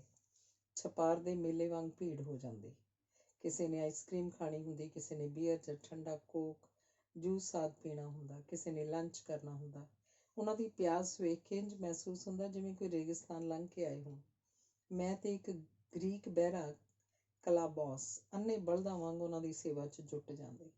ਵਾਸੋ ਤੇ ਸਪੀਰੋ ਮੱਛੀ ਤੇ ਕੱਟੇ ਆਲੂ ਚਿਪਸ ਤਲਣ 'ਚ ਮਸਰੂਫ ਹੋ ਜਾਂਦੇ। ਅਸੀਂ ਅੱਗੇ ਆਰਡਰ ਲੈ ਕੇ ਵਰਤਾਈ ਜਾਂਦੇ। ਵਧੇਰੇ ਕੰਮ ਹੋਣ ਦੀ ਸੰਭਾਵਨਾ ਬਣਦੀ ਤਾਂ ਮੈਂ ਆਪਣੇ ਦੋਸਤ ਬਖਸ਼ੀਸ਼ ਸਿੰਘ ਜਾਂ ਲੈਂਬਰ ਸਿੰਘ ਨੂੰ ਵੀ ਸੱਦ ਲੈਂਦਾ, ਜਿਹੜੇ ਕਿ ਆਲੂ ਕੱਟਣ ਜਾਂ ਪਲੇਟਾਂ ਧੋਣ ਦੇ ਕੰਮ 'ਚ ਸਾਰਾ ਦਿਨ ਮਦਦ ਕਰਦੇ। 2 ਦਿਨ ਬਹਿ ਕੇ ਆਰਾਮ ਨਾਲ ਪੇਟ ਪੂਜਾ ਕਰਨ ਦਾ ਵਕਤ ਘੱਟ ਹੀ ਕਿਸੇ ਨੂੰ ਮਿਲਦਾ ਸੀ। ਸਾਰੇ ਤੁਰੇ ਫਿਰਦੇ ਜਾਗੀ ਭੁੱਖ ਨੂੰ ਬੁਝਾਉਣ ਲਈ ਕਿਸੇ ਨਾ ਕਿਸੇ ਖਾਣ ਵਾਲੀ ਚੀਜ਼ ਨੂੰ ਮੂੰਹ ਮਾਰ ਲੈਂਦੇ ਸਨ। ਜਿਹੜੀ ਵਾਈਨ ਗਾਹਕ ਛੱਡ ਜਾਂਦੇ ਸਨ, ਉਸਨੂੰ ਕਲਾਬੌਸ ਸਾਂਭ ਲੈਂਦਾ ਸੀ। ਫਿਰ ਹੌਲੀ ਹੌਲੀ ਚਸਕਿਆਂ ਨਾਲ ਰਾਤ ਭਰ ਪੀਂਦਾ ਰਹਿੰਦਾ, ਪਰ ਮੈਂ ਉਹਨੂੰ ਕਦੀ ਸ਼ਰਾਬੀ ਹੋਇਆ ਨਹੀਂ ਵੇਖਿਆ ਸੀ। ਆਪਣੀ ਡਿਊਟੀ ਪੂਰੀ ਜ਼ਿੰਮੇਵਾਰੀ ਨਾਲ ਨਿਭਾਉਂਦਾ ਸੀ। ਡਿਊਟੀ ਦੌਰਾਨ ਉਹ ਮੂੰਹ ਵਿੱਚ ਕੋਈ ਗੀਤ ਵੀ ਗੁਣਗੁਣਾਉਂਦਾ ਰਹਿੰਦਾ ਸੀ। ਆਉਣ ਵਾਲੇ ਵਿਜ਼ਟਰਾਂ ਵਿੱਚ ਜਵਾਨ ਮੁੰਡੇ ਕੁੜੀਆਂ, ਅੱਧਖੜ ਤੇ ਵਿਆਹੁਤਾ ਜੋੜੇ ਤੇ ਉਹਨਾਂ ਦੇ ਬੱਚੇ ਸ਼ਾਮਲ ਹੋਇਆ ਕਰਦੇ ਸਨ। ਇੱਕ ਗਰੁੱਪ ਵਿੱਚ ਆਏ ਦੂਸਰੇ ਦੇਸ਼ਾਂ ਦੇ ਵਿਜ਼ਿਟਰ ਵੀ ਹੁੰਦੇ ਸਨ। ਕਈ ਗਰੀਸ ਦੇ, ਦੂਸਰੇ ਕਿਸੇ ਜਜ਼ੀਰੇ ਤੋਂ ਆਪਣੀਆਂ ਛੁੱਟੀਆਂ ਮਨਾਉਣ ਆਉਂਦੇ ਸਨ। ਦੁਪਹਿਰ ਤੋਂ ਬਾਅਦ ਜਿਉਂ ਹੀ ਇਹਨਾਂ ਨੂੰ ਬੀਅਰ ਜਾਂ ਸ਼ਰਾਬ ਦਾ ਨਸ਼ਾ ਚੜ੍ਹਦਾ, 2-4 ਟੇਬਲ ਪਰੇ ਕਰਕੇ ਨੱਚਣ ਲਈ ਅਖਾੜਾ ਬੰਨ੍ਹ ਲੈਂਦੇ। ਕੋਈ ਮਨਪਸੰਦ ਗੀਤ ਟੇਪ ਰਿਕਾਰਡ 'ਤੇ ਲਾ ਲੈਂਦੇ। ਜਵਾਨ ਮੁੰਡੇ ਕੁੜੀਆਂ ਇੱਕ ਦੂਜੇ ਦੀ ਬਾਂਹ 'ਚ ਬਾਂਹ ਪਾਈ ਸੁਰ ਤਾਲ 'ਚ ਘੁੰਮਣ ਘੇਰੀਆਂ ਬੰਨ੍ਹ ਨੱਚਦੇ। ਆਲੇ ਦੁਆਲੇ ਦੇਖਣ ਵਾਲੇ ਤਾੜੀਆਂ ਮਾਰਦੇ, ਸ਼ਾਬਾਸ਼ ਦਿੰਦੇ ਤੇ ਨੱਚਣ ਵਾਲਿਆਂ ਦੇ ਪੈਰਾਂ ਵਿੱਚ ਚੀਨੀ ਦੀਆਂ ਪਲੇਟਾਂ ਤੋੜਦੇ। ਨੱਚਦਿਆਂ ਦਿਆਂ ਪੈਰਾਂ ਵਿੱਚ ਪਲੇਟਾਂ ਤੋੜਨਾ ਗ੍ਰੀਕ ਦਾ ਪੁਰਾਤਨ ਰਿਵਾਜ ਹੈ। ਚੀਨੀ ਦੀਆਂ ਪਲੇਟਾਂ ਚਕਨਾਚੂਰ ਹੋ ਕੇ ਨੱਚਣ ਵਾਲਿਆਂ ਦੇ ਪੈਰਾਂ ਵਿੱਚ ਖਿੱਲਰ ਜਾਂਦੀਆਂ। ਨੱਚਣ ਵਾਲੇ ਉਹਨਾਂ ਚਿਰ ਆਪਣਾ ਨਾਚ ਜਾਰੀ ਰੱਖਦੇ ਜਿੰਨਾ ਚਿਰ ਲਾਇਆ ਹੋਇਆ ਗੀਤ ਸਮਾਪਤ ਨਾ ਹੋ ਜਾਂਦਾ। ਜਿੰਨੀਆਂ ਪਲੇਟਾਂ ਉਹ ਤੋੜਦੇ ਸੀ, ਉਹਨਾਂ ਦੇ ਪੈਸੇ ਇਮਾਨਦਾਰੀ ਨਾਲ ਸਾਨੂੰ ਦੇ ਜਾਂਦੇ ਸਨ। ਇਲੈਕਟ੍ਰੋਨਿਕ ਗਿਟਾਰ ਇਹਨਾਂ ਦਾ ਹਰਮਨ ਪਿਆਰਾ ਸਾਜ਼ ਸੀ, ਜਿਸ ਦੀ ਧੁਨ 'ਤੇ ਹੋਸ਼ ਭੁਲਾ ਕੇ ਪੂਰੇ ਜੋਸ਼ ਨਾਲ ਅਖਾੜੇ 'ਚ ਕੁੱਦ ਪੈਂਦੇ ਸਨ। ਗਿਟਾਰ ਦੇ ਵਜਾਉਣ ਦੇ ਢੰਗ ਤੋਂ ਮੈਂ ਵੀ ਕੁਰਬਾਨ ਸਾਂ। ਮੇਰੇ ਆਲੇ ਦੁਆਲੇ ਰੋਜ਼ ਅਜਿਹੇ ਰੰਗੀਨ ਵਾਤਾਵਰਨ ਦੀ ਮੌਜੂਦਗੀ ਵਿੱਚ ਭਾਵੇਂ ਪਰਦੇਸਾਂ ਦੀ ਪੀੜ ਭੁੱਲ ਜਾਂਦੀ ਸੀ, ਪਰ ਗੈਰ ਕਾਨੂੰਨੀ ਹੋਣ ਕਰਕੇ ਆਤਮ ਵਿਸ਼ਵਾਸ ਡੋਲ ਜਾਂਦਾ ਸੀ। ਅੰਦਰਹੀਣਤਾ ਦਾ ਭਾਵ ਪ੍ਰਬਲ ਰਹਿੰਦਾ ਸੀ, ਜਿਹੜਾ ਕਿ ਅਚੇਤ ਹੀ ਦੂਸਰਿਆਂ ਤੋਂ ਫਾਸਲਾ ਸਿਰਜ ਲੈਂਦਾ ਸੀ। ਵੀਕਐਂਡ 'ਤੇ ਉਹਨਾਂ ਦੇ ਕਈ ਰਿਸ਼ਤੇਦਾਰ ਮਿਲਣ ਆਉਂਦੇ। ਉਹ ਮੈਨੂੰ ਵੀ ਓਨਾ ਹੀ ਪਿਆਰ ਸਤਿਕਾਰ ਦਿੰਦੇ ਜਿੰਨਾ ਵਾਸੋ ਤੇ ਸਪੀਰੋ ਨੂੰ ਮਿਲਣ ਸਮੇਂ ਦਿੰਦੇ। ਉਹ ਬੜੇ ਆਦਰ ਸਹਿਤ ਮੇਰੇ ਨਾਲ ਵਿਚਾਰ ਵਟਾਂਦਰਾ ਕਰਦੇ, ਪਰ ਇਹਦੇ ਬਾਵਜੂਦ ਆਪਣੀ ਝਿਜਕ ਕਰਕੇ ਮੈਂ ਆਪਣੇ ਆਲੇ ਦੁਆਲੇ ਇੱਕ ਅਜਿਹਾ ਬੈਰੀਅਰ ਬਣਾ ਰੱਖਿਆ ਸੀ, ਜਿਹੜਾ ਕਿ 2 ਵਿਅਕਤੀਆਂ ਵਿਚਕਾਰ ਫੈਲਦੀ ਅਜਨਬੀਅਤ ਦੇ ਅਹਿਸਾਸ ਨੂੰ ਤੋੜਦਾ ਨਹੀਂ ਸੀ। ਅੰਦਰੋਂ ਮੈਂ ਬਦੋ-ਬਦੀ ਇੱਕ ਫਾਸਲਾ ਬਣਾ ਕੇ ਬੈਠ ਜਾਂਦਾ ਸੀ, ਫਿਰ ਵੀ ਸਮੁੱਚੇ ਮਾਹੌਲ ਨੂੰ ਰੂਹ ਤੋਂ ਮਾਣਦਾ ਸੀ। ਇਹਨਾਂ ਦਾ ਗੀਤ ਸੰਗੀਤ ਦਿਲ ਦੀਆਂ ਸੁੱਤੀਆਂ ਤਾਰਾਂ ਛੇੜ ਜਾਂਦਾ ਸੀ। ਉਸ ਸਮੇਂ ਕੁਝ ਗੀਤ ਮੈਂ ਖੁਦ ਵੀ ਕੈਸੇਟ 'ਚ ਭਰ ਲਏ ਸਨ। ਬੇਸ਼ੱਕ ਮੈਨੂੰ ਉਹਨਾਂ ਦੀ ਸਮਝ ਨਹੀਂ ਸੀ। ਸੋਚਦਾ ਸਾਂ ਦੁਨੀਆ ਦੀ ਹਰ ਸ਼ੈ ਵੰਡੀ ਜਾ ਸਕਦੀ ਹੈ, ਪਰ ਸੰਗੀਤ ਨਹੀਂ। ਪਰ ਗੈਰ ਕਾਨੂੰਨੀ ਹੋਣ ਦਾ ਅਹਿਸਾਸ ਜ਼ਰੂਰ ਅੰਦਰੋਂ ਅੰਦਰ ਡੰਗ ਰਿਹਾ ਸੀ। ਬਾਹਰੋਂ ਹੱਸਦਾ ਗਾਉਂਦਾ, ਅੰਦਰ ਫਿਕਰ ਘੁਣ ਵਾਂਗ ਲੱਗਿਆ ਹੋਇਆ ਸੀ। ਕਾਨੂੰਨ ਕਿਸੇ ਦਾ ਲਿਹਾਜ਼ ਨਹੀਂ ਕਰਦਾ, ਕਿਸੇ ਵਕਤ ਵੀ ਗ੍ਰਿਫਤਾਰ ਕਰਕੇ ਸਾਨੂੰ ਬਾਹਰ ਭੇਜ ਸਕਦੇ ਸੀ। ਇੱਥੇ ਮਿਹਨਤ ਮਜ਼ਦੂਰੀ ਕਰਨ ਵਾਲੇ ਦਾ ਸਮਾਜਿਕ ਦਰਜਾ ਉੱਚਾ ਸੀ। ਮਜ਼ਦੂਰ ਵੀ ਆਪਣਾ ਮਨਪਸੰਦ ਜੀਵਨ ਹੰਢਾ ਸਕਦਾ ਸੀ। ਸਮਾਜਿਕ ਕਦਰਾਂ ਕੀਮਤਾਂ ਭਾਰਤੀ ਸਮਾਜ ਤੋਂ ਭਿੰਨ ਸਨ। ਹਰ ਵਿਅਕਤੀ ਨੂੰ ਇਨਸਾਨ ਸਮਝਿਆ ਜਾਂਦਾ ਸੀ। ਰੈਸਟੋਰੈਂਟ ਨੂੰ ਚਲਾਉਣ ਵਾਲਾ ਅਸਲ ਮਾਲਕ ਸਪੀਰੋ ਨਹੀਂ, ਸਗੋਂ ਬਹਿਰਾ ਕਲਾਬੌਸ ਲੱਗ ਰਿਹਾ ਸੀ। ਕਲਾਬੌਸ ਨੂੰ ਮਾਲਕ ਸਪੀਰੋ ਤੇ ਵਾਸੋ ਸ਼੍ਰੀਮਾਨ ਕਲਾਬੌਸ ਕਹਿ ਕੇ ਬੁਲਾਉਂਦੇ ਸਨ। ਉਹਨੂੰ ਪੂਰਾ ਮਾਣ ਤੇ ਇੱਜ਼ਤ ਦਿੰਦੇ ਸਨ। ਗ੍ਰੀਸ ਵਿੱਚ ਪ੍ਰਚਲਿਤ ਕਲਚਰਲ ਰੁਝਾਨ ਇਹ ਵੀ ਸੀ ਕਿ ਉੱਥੇ ਹਰ ਵਿਅਕਤੀ ਨੂੰ ਬੁਲਾਉਣ ਵੇਲੇ ਉਹਦੇ ਨਾਂ ਨਾਲ ਸ਼੍ਰੀਮਾਨ ਜਾਂ ਸ਼੍ਰੀਮਤੀ ਜੋੜ ਲਿਆ ਜਾਂਦਾ ਹੈ। ਇਹ ਇੱਕ ਉੱਚ ਪ੍ਰਫੁੱਲਤ ਸੱਭਿਆਚਾਰ ਦਾ ਹੀ ਪ੍ਰਤੀਕਰਮ ਹੈ। ਇੱਕ ਵਾਰ ਮਾਲਕ ਸਪੀਰੋ ਨੇ ਕਲਾਬੌਸ ਦੇ ਕੰਮ ਦੀ ਮਾੜੀ ਜਿਹੀ ਨੁਕਤਾਚੀਨੀ ਕਰ ਦਿੱਤੀ ਤਾਂ ਕਲਾਬੌਸ ਨੇ ਹੱਥਾਂ 'ਚ ਫੜੀ ਪਲੇਟਾਂ ਦੀ ਭਰੀ ਟਰੇ ਉਹਦੇ ਪੈਰਾਂ 'ਚ ਵਗਾਹ ਮਾਰੀ। ਪਲੇਟਾਂ ਤੇ ਪਲੇਟਾਂ ਵਿੱਚ ਪਾਇਆ ਖਾਣਾ ਇੱਧਰ ਉੱਧਰ ਖਿੰਡ ਗਿਆ। ਸਪੀਰੋ ਸੌਰੀ ਕਹਿੰਦਾ ਚੁੱਪ ਚਪੀਤਾ ਇੱਕ ਪਾਸੇ ਤੁਰ ਗਿਆ। ਰਤਾ ਵੀ ਉਹਦੇ ਮੂਹਰੇ ਕੁਸਕਿਆ ਨਾ ਹੀ ਨੌਕਰੀ ਤੋਂ ਜਵਾਬ ਦਿੱਤਾ। ਸ਼ਾਮ ਪੈਂਦਿਆਂ ਹੀ ਫੇਰ ਰਲ ਕੇ ਉਹਨਾਂ ਇੱਕੋ ਟੇਬਲ 'ਤੇ ਡਿਨਰ ਕੀਤਾ, ਜਿਵੇਂ ਕੁਝ ਵਾਪਰਿਆ ਹੀ ਨਹੀਂ ਹੁੰਦਾ। ਵਾਸੋ ਨੇ ਦੋਨਾਂ ਦੀ ਸੁਲ੍ਹਾ ਸਫਾਈ ਕਰਾ ਦਿੱਤੀ। 4-5 ਮਹੀਨਿਆਂ ਦੇ ਅੰਦਰ ਹੀ ਉਹ ਮੈਨੂੰ ਆਪਣੇ ਪਰਿਵਾਰ ਦਾ ਵੀ ਮੈਂਬਰ ਸਮਝਣ ਲੱਗ ਪਏ ਸਨ। ਭਾਵੇਂ ਉਹਨਾਂ ਦਾ ਵਾਹ ਪਹਿਲੀ ਵਾਰ ਮੇਰੇ ਵਰਗੇ ਕਿਸੇ ਵਿਦੇਸ਼ੀ ਨਾਲ ਪਿਆ ਸੀ, ਉਹਨਾਂ ਨੂੰ ਮੇਰੇ 'ਤੇ ਰੱਬ ਵਰਗਾ ਭਰੋਸਾ ਹੋ ਗਿਆ ਸੀ। ਉਹ ਆਪਣੇ ਘਰ 'ਚ ਮੈਨੂੰ ਕਮਰਾ ਦੇਣ ਲਈ ਰਜ਼ਾਮੰਦ ਸਨ, ਪਰ ਮੈਂ ਹੀ ਇਨਕਾਰ ਕਰ ਦਿੰਦਾ ਸੀ। ਮੈਂ ਆਪਣੇ ਹਮਵਤਨ ਦੋਸਤਾਂ ਨਾਲ ਰਹਿ ਕੇ ਵਧੇਰੇ ਖੁਸ਼ ਸਾਂ। ਉਹਨਾਂ ਨਾਲ ਪੰਜਾਬੀ 'ਚ ਗੱਲਬਾਤ ਕਰਕੇ ਮੇਰਾ ਪੂਰਾ ਥਕੇਵਾਂ ਲੈ ਜਾਂਦਾ ਸੀ। ਗਰਮੀਆਂ ਦੇ ਦਿਨਾਂ 'ਚ ਤਾਂ ਰੈਸਟੋਰੈਂਟ ਦਾ ਕੰਮ ਜ਼ੋਰਾਂ ਸ਼ੋਰਾਂ 'ਤੇ ਚੱਲਦਾ ਰਿਹਾ। ਜਿਉਂ ਹੀ ਸਰਦੀਆਂ ਦੇ ਦਿਨ ਸ਼ੁਰੂ ਹੋਏ ਤਾਂ ਮੌਸਮ ਬਦਲਣਾ ਸ਼ੁਰੂ ਹੋ ਗਿਆ। ਜਿਸ ਨਿੱਘੀ ਕੋਸੀ ਧੁੱਪ ਨੂੰ ਲੋਕ ਵਰਦਾਨ ਸਮਝ ਕੇ ਮਾਣਦੇ ਸਨ, ਲੋਪ ਹੋਣੀ ਸ਼ੁਰੂ ਹੋ ਗਈ। ਹੁਣ ਠੰਡੀਆਂ ਹਵਾਵਾਂ ਵਗਣੀਆਂ ਸ਼ੁਰੂ ਹੋ ਗਈਆਂ ਸਨ, ਜਿਸ ਨਾਲ ਵਿਜ਼ਿਟਰਾਂ ਦਾ ਆਉਣਾ ਇੱਕ ਤਰ੍ਹਾਂ ਉੱਕਾ ਹੀ ਬੰਦ ਹੋ ਗਿਆ ਸੀ। ਅੱਧ ਅਕਤੂਬਰ ਤੋਂ ਬਾਅਦ ਤਾਂ ਬੀਚ ਉੱਪਰ ਉਜਾੜਾਂ ਜਿਹੀ ਚੁੱਪ ਤੇ ਸੁੰਨਮਸਾਨ ਛਾ ਗਈ। ਕਲਾਬੌਸ ਕੰਮ ਛੱਡ ਕੇ ਵਾਪਸ ਆਪਣੇ ਸ਼ਹਿਰ ਏਥਨਜ਼ ਚਲਾ ਗਿਆ ਸੀ। ਚੱਲਦੇ ਹਫ਼ਤੇ ਵਿੱਚ ਤਾਂ ਕੋਈ ਵਿਰਲਾ ਹੀ ਗਾਹਕ ਰੈਸਟੋਰੈਂਟ 'ਚ ਆਉਂਦਾ ਸੀ, ਇਸ ਕਰਕੇ ਉਹ ਮੈਨੂੰ ਇਕੱਲੇ ਨੂੰ ਹੀ ਰੈਸਟੋਰੈਂਟ 'ਚ ਛੱਡ ਜਾਂਦੇ ਸਨ। ਜਦ ਕੋਈ ਭੁੱਲ ਭੁਲੇਖੇ ਗਾਹਕ ਆ ਜਾਂਦਾ ਤਾਂ ਮੈਂ ਤੁਰੰਤ ਉਹਨਾਂ ਨੂੰ ਟੈਲੀਫੋਨ ਕਰਕੇ ਬੁਲਾ ਲੈਂਦਾ, ਜਿਹੜੇ ਕਿ 100 ਕੁ ਮੀਟਰ ਦੇ ਫਾਸਲੇ 'ਤੇ ਆਪਣੇ ਘਰ 'ਚ ਕਿਸੇ ਨਾ ਕਿਸੇ ਘਰੇਲੂ ਕੰਮ 'ਚ ਰੁੱਝੇ ਹੁੰਦੇ ਸਨ। ਇਸ ਰੈਸਟੋਰੈਂਟ ਦਾ ਕੰਮ ਤਾਂ ਮੌਸਮੀ ਸੀ। ਹੁਣ ਮੈਨੂੰ ਵੀ ਡਰ ਸੀ ਕਿ ਕੰਮ ਤੋਂ ਜਵਾਬ ਨਾ ਹੋ ਜਾਏ। ਇਸ ਡਰ ਨੂੰ ਦੂਰ ਕਰਨ ਲਈ ਇੱਕ ਦਿਨ ਮੈਂ ਉਹਨਾਂ ਨਾਲ ਗੱਲਬਾਤ ਕੀਤੀ ਤਾਂ ਉਹਨਾਂ ਮੈਨੂੰ ਆਪਣੇ ਨਾਲ ਪੱਕੇ ਤੌਰ 'ਤੇ ਰੱਖ ਲੈਣ ਦਾ ਭਰੋਸਾ ਦਿਵਾਇਆ। ਹੁਣ ਮੈਂ ਉਹਨਾਂ ਨਾਲ ਪੂਰੀ ਤਰ੍ਹਾਂ ਰਚ ਮਿਚ ਗਿਆ ਸੀ। ਮੇਰਾ ਜੀਅ ਵੀ ਲੱਗ ਗਿਆ ਸੀ। ਗਾਹਕ ਘਟਣ ਨਾਲ ਹੁਣ ਉਹਨਾਂ ਕੋਲ ਵਕਤ ਵਧੇਰੇ ਸੀ। ਹਫ਼ਤੇ ਵਿੱਚ ਕਦੀ-ਕਦੀ ਉਹ ਆਪ ਵੀ ਪਰਿਵਾਰ ਸਮੇਤ ਕਿਸੇ ਕਲੱਬ ਜਾਂ ਹੋਟਲ ਵਿੱਚ ਡਿਨਰ ਲਈ ਜਾਂਦੇ ਸਨ। ਜਾਂਦੇ ਹੋਏ ਮੈਨੂੰ ਵੀ ਆਪਣੇ ਨਾਲ ਲੈ ਕੇ ਜਾਂਦੇ ਸਨ, ਜਿੱਥੇ ਅਸੀਂ ਬੀਅਰ ਪੀਂਦੇ, ਉਹਨਾਂ ਦੇ ਗੀਤ ਸੁਣਦੇ, ਆਪਣੇ ਹੁਸੀਨ ਪਲਾਂ ਦਾ ਆਨੰਦ ਮਾਣਦੇ ਸਾਂ। ਅਗਲਾ ਲੇਖ ਹੈ ਚੱਟਾਨ ਅਤੇ ਛੱਲਾਂ। ਸੋਮਵਾਰ ਦਾ ਦਿਨ ਹੋਣ ਕਰਕੇ ਰੈਸਟੋਰੈਂਟ 'ਚ ਸੁੰਨਮਸਾਨ ਹੀ ਸੀ। ਕਿਸੇ ਗਾਹਕ ਦੇ ਆਉਣ ਦੀ ਬਹੁਤੀ ਉਡੀਕ ਨਹੀਂ ਸੀ। ਜ਼ਿਆਦਾਤਰ ਗ੍ਰੀਕ ਲੋਕ ਆਪਣੇ ਮੌਜ ਮੇਲੇ ਲਈ ਸ਼ਨੀਵਾਰ ਐਤਵਾਰ ਨੂੰ ਹੀ ਚੁਣਦੇ ਸਨ। ਬਾਕੀ ਦੇ ਦਿਨ ਤਾਂ ਘਰ ਤੋਂ ਕੰਮ ਤੇ ਕੰਮ ਤੋਂ ਘਰ ਦੇ ਚੱਕਰ 'ਚ ਹੀ ਬਿਤਾਉਂਦੇ। ਸ਼ਾਇਦ ਇਸੇ ਕਰਕੇ ਰੈਸਟੋਰੈਂਟ ਦੇ ਮਾਲਕ ਸਪੀਰੋ ਤੇ ਉਹਦੀ ਪਤਨੀ ਵਾਸੋ ਨੇ ਏਥਨਜ਼ ਜਾਣ ਦਾ ਪ੍ਰੋਗਰਾਮ ਬਣਾ ਲਿਆ ਸੀ। ਕੋਈ ਜ਼ਰੂਰੀ ਕੰਮ ਹੋਣ ਕਰਕੇ ਰਾਤ ਉਹਨਾਂ ਨੇ ਉੱਥੇ ਆਪਣੀ ਸੱਸ ਕੋਲ ਕੱਟਣੀ ਸੀ। ਸਵੇਰੇ ਆਉਂਦਿਆਂ ਹੋਇਆ ਮਾਰਕੀਟ 'ਚੋਂ ਮੱਛੀ ਲੈ ਕੇ ਵਾਪਸ ਆਉਣਾ ਸੀ। ਇਸ ਕਰਕੇ ਅੱਜ ਦੀ ਰਾਤ ਮੈਂ ਤੇ ਉਹਨਾਂ ਦੀ ਧੀ ਵਿਓਲੇਤਾ ਹੀ ਪਿੱਛੇ ਰਹਿ ਗਏ ਸਾਂ। ਸਪੀਰੋ ਜਾਂਦਾ ਹੋਇਆ ਮੈਨੂੰ ਘਰ ਸੌਣ ਲਈ ਕਹਿ ਗਿਆ ਸੀ। ਸ਼ਾਮ ਦੇ 9 ਵਜੇ ਦਾ ਵਕਤ ਹੋ ਗਿਆ ਸੀ। ਹੁਣ ਕਿਸੇ ਗਾਹਕ ਦੇ ਆਉਣ ਦੀ ਉਡੀਕ ਮੁੱਕ ਗਈ ਸੀ। ਅਸੀਂ ਵਿਹਲੇ ਸਮੇਂ ਨੂੰ ਪੂਰਨ ਲਈ ਐਵੇਂ ਨਿੱਕੀਆਂ-ਨਿੱਕੀਆਂ ਗੱਲਾਂ 'ਚ ਰੁੱਝ ਗਏ ਸਾਂ। ਵਿਓਲੇਤਾ ਆਖ ਰਹੀ ਸੀ ਕਿ ਹੁਣ ਦੂਸਰੇ ਦੇਸ਼ਾਂ ਤੋਂ ਵਿਜ਼ਟਰ ਲੋਕ ਬਹੁਤ ਘੱਟ ਆਉਣ ਲੱਗ ਪਏ ਹਨ। ਇਸ ਕਾਰਨ ਰੈਸਟੋਰੈਂਟ ਨੂੰ ਚਲਾਉਣ 'ਚ ਕੋਈ ਬਹੁਤਾ ਮੁਨਾਫਾ ਨਹੀਂ ਹੋ ਰਿਹਾ। ਸ਼ਾਇਦ ਦਿਨ-ਬ-ਦਿਨ ਯੂਰਪ ਵਿੱਚ ਪਰਿਵਾਰਕ ਖਰਚੇ ਵਧਣ ਕਾਰਨ ਲੋਕ ਬਾਹਰ ਜਾਣ ਤੋਂ ਸੰਕੋਚ ਕਰਨ ਲੱਗ ਪਏ ਹਨ। ਗੱਲਾਂ ਕਰਦੀ ਹੋਈ ਉਹ ਸਲਾਦ ਕੱਟ ਰਹੀ ਸੀ। ਡਿਨਰ ਖਾਣ ਲਈ ਮੈਂ ਮੇਜ਼ 'ਤੇ ਗਲਾਸ ਤੇ ਪਲੇਟਾਂ ਟਿਕਾਉਂਦਾ ਉਹਦਾ ਹੁੰਗਾਰਾ ਭਰ ਰਿਹਾ ਸੀ। ਇੰਨੇ ਨੂੰ ਉਹਨੇ ਤਿਆਰ ਕੀਤਾ ਸਲਾਦ ਤੇ ਭੁੰਨਿਆ ਹੋਇਆ ਤੰਦੂਆ ਤੇ ਇੱਕ ਵਾਈਨ ਦੀ ਬੋਤਲ ਮੇਜ਼ 'ਤੇ ਲਿਆ ਟਿਕਾਈ। ਰੈਸਟੋਰੈਂਟ ਦੀਆਂ ਜਗਦੀਆਂ ਤੇਜ਼ ਬੱਤੀਆਂ ਬੁਝਾ ਕੇ ਉਹਨੇ ਹੁਣ ਮੋਮਬੱਤੀ ਜਗਾ ਲਈ ਸੀ। ਉਹਦੀ ਮਿੰਨੀ ਰੌਸ਼ਨੀ 'ਚ ਅਸੀਂ ਮੇਜ਼ 'ਤੇ ਲੱਗੀਆਂ 2 ਕੁਰਸੀਆਂ ਦੇ ਆਹਮੋ-ਸਾਹਮਣੇ ਬੈਠ ਗਏ ਸਾਂ। ਲੋੜ ਅਨੁਸਾਰ ਵਾਈਨ ਆਪੋ ਆਪਣੇ ਗਲਾਸਾਂ 'ਚ ਪਾ ਕੇ ਹੌਲੀ-ਹੌਲੀ ਪੀਣ ਲੱਗ ਪਏ ਸਾਂ। ਅੱਜ ਉਹ ਮੇਰੇ ਮੂਹਰੇ ਖੁੱਲ੍ਹੀ ਕਿਤਾਬ ਵਾਂਗ ਸੀ, ਜਿਹਨੂੰ ਮੈਂ ਪੜ੍ਹ ਸਕਾਂ, ਪਰ ਮੇਰੇ 'ਚ ਹਿੰਮਤ ਗਾਇਬ ਸੀ। ਮੇਰੀਆਂ ਅੱਖਾਂ ਮੂਹਰੇ ਮੇਰੀ ਮਹਿਬੂਬ ਕੁੜੀ ਦਾ ਚਿਹਰਾ ਘੁੰਮ ਰਿਹਾ ਸੀ। ਉਹਦੀ ਵਫਾ ਆਪਣੇ ਕਲਾਵੇ ਲੈ ਕੇ ਮੈਨੂੰ ਸੰਭਲ ਜਾਣ ਦਾ ਵਾਸਤਾ ਪਾ ਰਹੀ ਸੀ। ਆਪਣੇ ਦਿਲ 'ਚ ਉੱਠ ਰਹੀਆਂ ਕਾਮ ਤਰੰਗਾਂ ਨੂੰ ਰੋਕਣ ਲਈ ਆਪਣੀ ਅਖਲਾਕੀ ਦ੍ਰਿੜਤਾ ਦੇ ਕੰਢਿਆਂ ਨੂੰ ਹੋਰ ਪੱਕਾ ਕਰ ਰਿਹਾ ਸੀ। ਆਪਣੇ ਨਿੱਕੇ-ਨਿੱਕੇ ਭੈਣ-ਭਰਾਵਾਂ ਤੇ ਮਾਂ-ਬਾਪ ਨੂੰ ਯਾਦ ਕਰਦਿਆਂ, ਜਿਨ੍ਹਾਂ ਦੀਆਂ ਢੇਰ ਉਮੀਦਾਂ ਮੇਰੇ ਉੱਪਰ ਸੀ, ਆਪਣੀ ਜ਼ਿੰਮੇਵਾਰੀ ਪ੍ਰਤੀ ਸੁਚੇਤ ਹੋ ਰਿਹਾ ਸੀ। ਮੈਂ ਹੀ ਉਹਨਾਂ ਦੇ ਸੁਪਨਿਆਂ ਦਾ ਸੱਚ ਸੀ। ਇਸ ਸੱਚ ਤੋਂ ਪਰੇ ਹੋ ਕੇ ਜਿਉਣ 'ਚ ਮੈਨੂੰ ਕੋਈ ਤਸੱਲੀ ਨਹੀਂ ਸੀ। ਮੈਂ ਤਾਂ ਇੱਥੇ ਰੋਜ਼ੀ ਕਮਾਉਣ ਆਇਆ ਸੀ। ਇਹਦੀਆਂ ਸੁਨਹਿਰੀ ਜ਼ੁਲਫਾਂ ਦੀ ਛਾਂ ਹੇਠ ਤਾਂ ਫਰਜ਼ ਰਹਿਤ ਮੈਂ ਹੋਰ ਵੀ ਤਪ ਉੱਠਾਂਗਾ। ਜ਼ਿੰਦਗੀ ਦੇ ਅਸਲ ਮਕਸਦ ਤੋਂ ਕੋਹਾਂ ਦੂਰ ਚਲਾ ਜਾਵਾਂਗਾ। ਅਜੇ ਮੈਂ ਇਹਨਾਂ ਖਿਆਲਾਂ 'ਚ ਮਸਰੂਫ ਹੀ ਸਾਂ ਕਿ ਉਹ ਕਹਿਣ ਲੱਗੀ, ਦਰਸ਼ਨ, ਮੈਂ ਬਹੁਤ ਉਦਾਸ ਸਾਂ। ਮੈਂ ਕਿਹਾ, ਵੇਖਣ ਨੂੰ ਤਾਂ ਤੂੰ ਖੁਸ਼ ਨਜ਼ਰ ਆ ਰਹੀ ਹੈ। ਉਹ ਤਾਂ ਸ਼ਾਇਦ ਤੇਰਾ ਕਰਕੇ ਉਹ ਸਹਿਜ ਸੁਭਾਅ ਗਈ। ਮੇਰਾ ਕਰਕੇ ਕਿਉਂ? ਮੈਂ ਜਾਣਦਾ ਵੀ ਅਣਜਾਣ ਬਣ ਰਿਹਾ ਸੀ। ਫਿਰ ਉਹ ਕਹਿਣ ਲੱਗੀ, ਤੂੰ ਜਾਣਦਾ ਮੈਂ ਹੁਣ 19ਵੇਂ ਸਾਲ 'ਚ ਹਾਂ ਅਤੇ ਮੇਰਾ ਕੋਈ ਮਿੱਤਰ ਨਹੀਂ ਹੈ। ਮੈਂ ਕਿਹਾ, ਹਾਂ ਤੂੰ ਭਰ ਜਵਾਨ ਹੈ, ਸੋਹਣੀ ਹੈ, ਤੈਨੂੰ ਕੋਈ ਦੋਸਤ ਲੱਭ ਲੈਣਾ ਚਾਹੀਦਾ ਹੈ। ਇਹ ਲਫ਼ਜ਼ ਉਹਨੇ ਪਹਿਲੀ ਵਾਰ ਨਹੀਂ ਸਗੋਂ ਕਈ ਵਾਰ ਦੁਹਰਾਏ ਸਨ।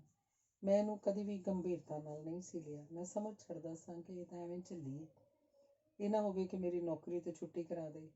ਮੈਂ ਚਾਹੁੰਦਾ ਸਾਂ ਕਿ ਮੇਰੇ ਵੱਲੋਂ ਕੋਈ ਅਜਿਹੀ ਗਲਤੀ ਨਾ ਹੋਵੇ ਕਿ ਜਿਸ ਨਾਲ ਇਹਦੇ ਮਾਂ-ਬਾਪ ਦੀ ਨਾਰਾਜ਼ਗੀ ਸਹੇੜਨੀ ਪਵੇ। ਦੂਸਰਾ, ਉਂਝ ਵੀ ਮੈਂ ਉਹਦੇ ਦੇਸ਼ ਵਿੱਚ ਗੈਰ ਕਾਨੂੰਨੀ ਕੰਮ ਕਰਦਾ ਸਾਂ। ਬੇਸ਼ੱਕ ਉਹਦੇ ਨਾਲ ਵਿਆਹ ਰਚਾ ਕੇ ਮੈਨੂੰ ਉੱਥੇ ਪੱਕੇ ਰਹਿਣ ਦੀ ਇਜਾਜ਼ਤ ਮਿਲ ਸਕਦੀ ਸੀ, ਪਰ ਮੈਨੂੰ ਇਹ ਕਿਸੇ ਵੀ ਕੀਮਤ 'ਤੇ ਮਨਜ਼ੂਰ ਨਹੀਂ ਸੀ। ਮੈਂ ਤਾਂ ਕੁਝ ਪੈਸੇ ਕਮਾ ਕੇ ਆਪਣੇ ਵਤਨ ਪਰਤਣਾ ਚਾਹੁੰਦਾ ਸੀ। ਉਹ ਕੁਝ ਰੁਕੀ ਅਤੇ ਫਿਰ ਕਹਿਣ ਲੱਗੇ, ਦਰਸ਼ਨ ਕੋਈ ਦੋਸਤ ਬਣਾਉਣ ਦਾ ਮੇਰੇ ਕੋਲ ਵਕਤ ਹੀ ਕਿੱਥੇ।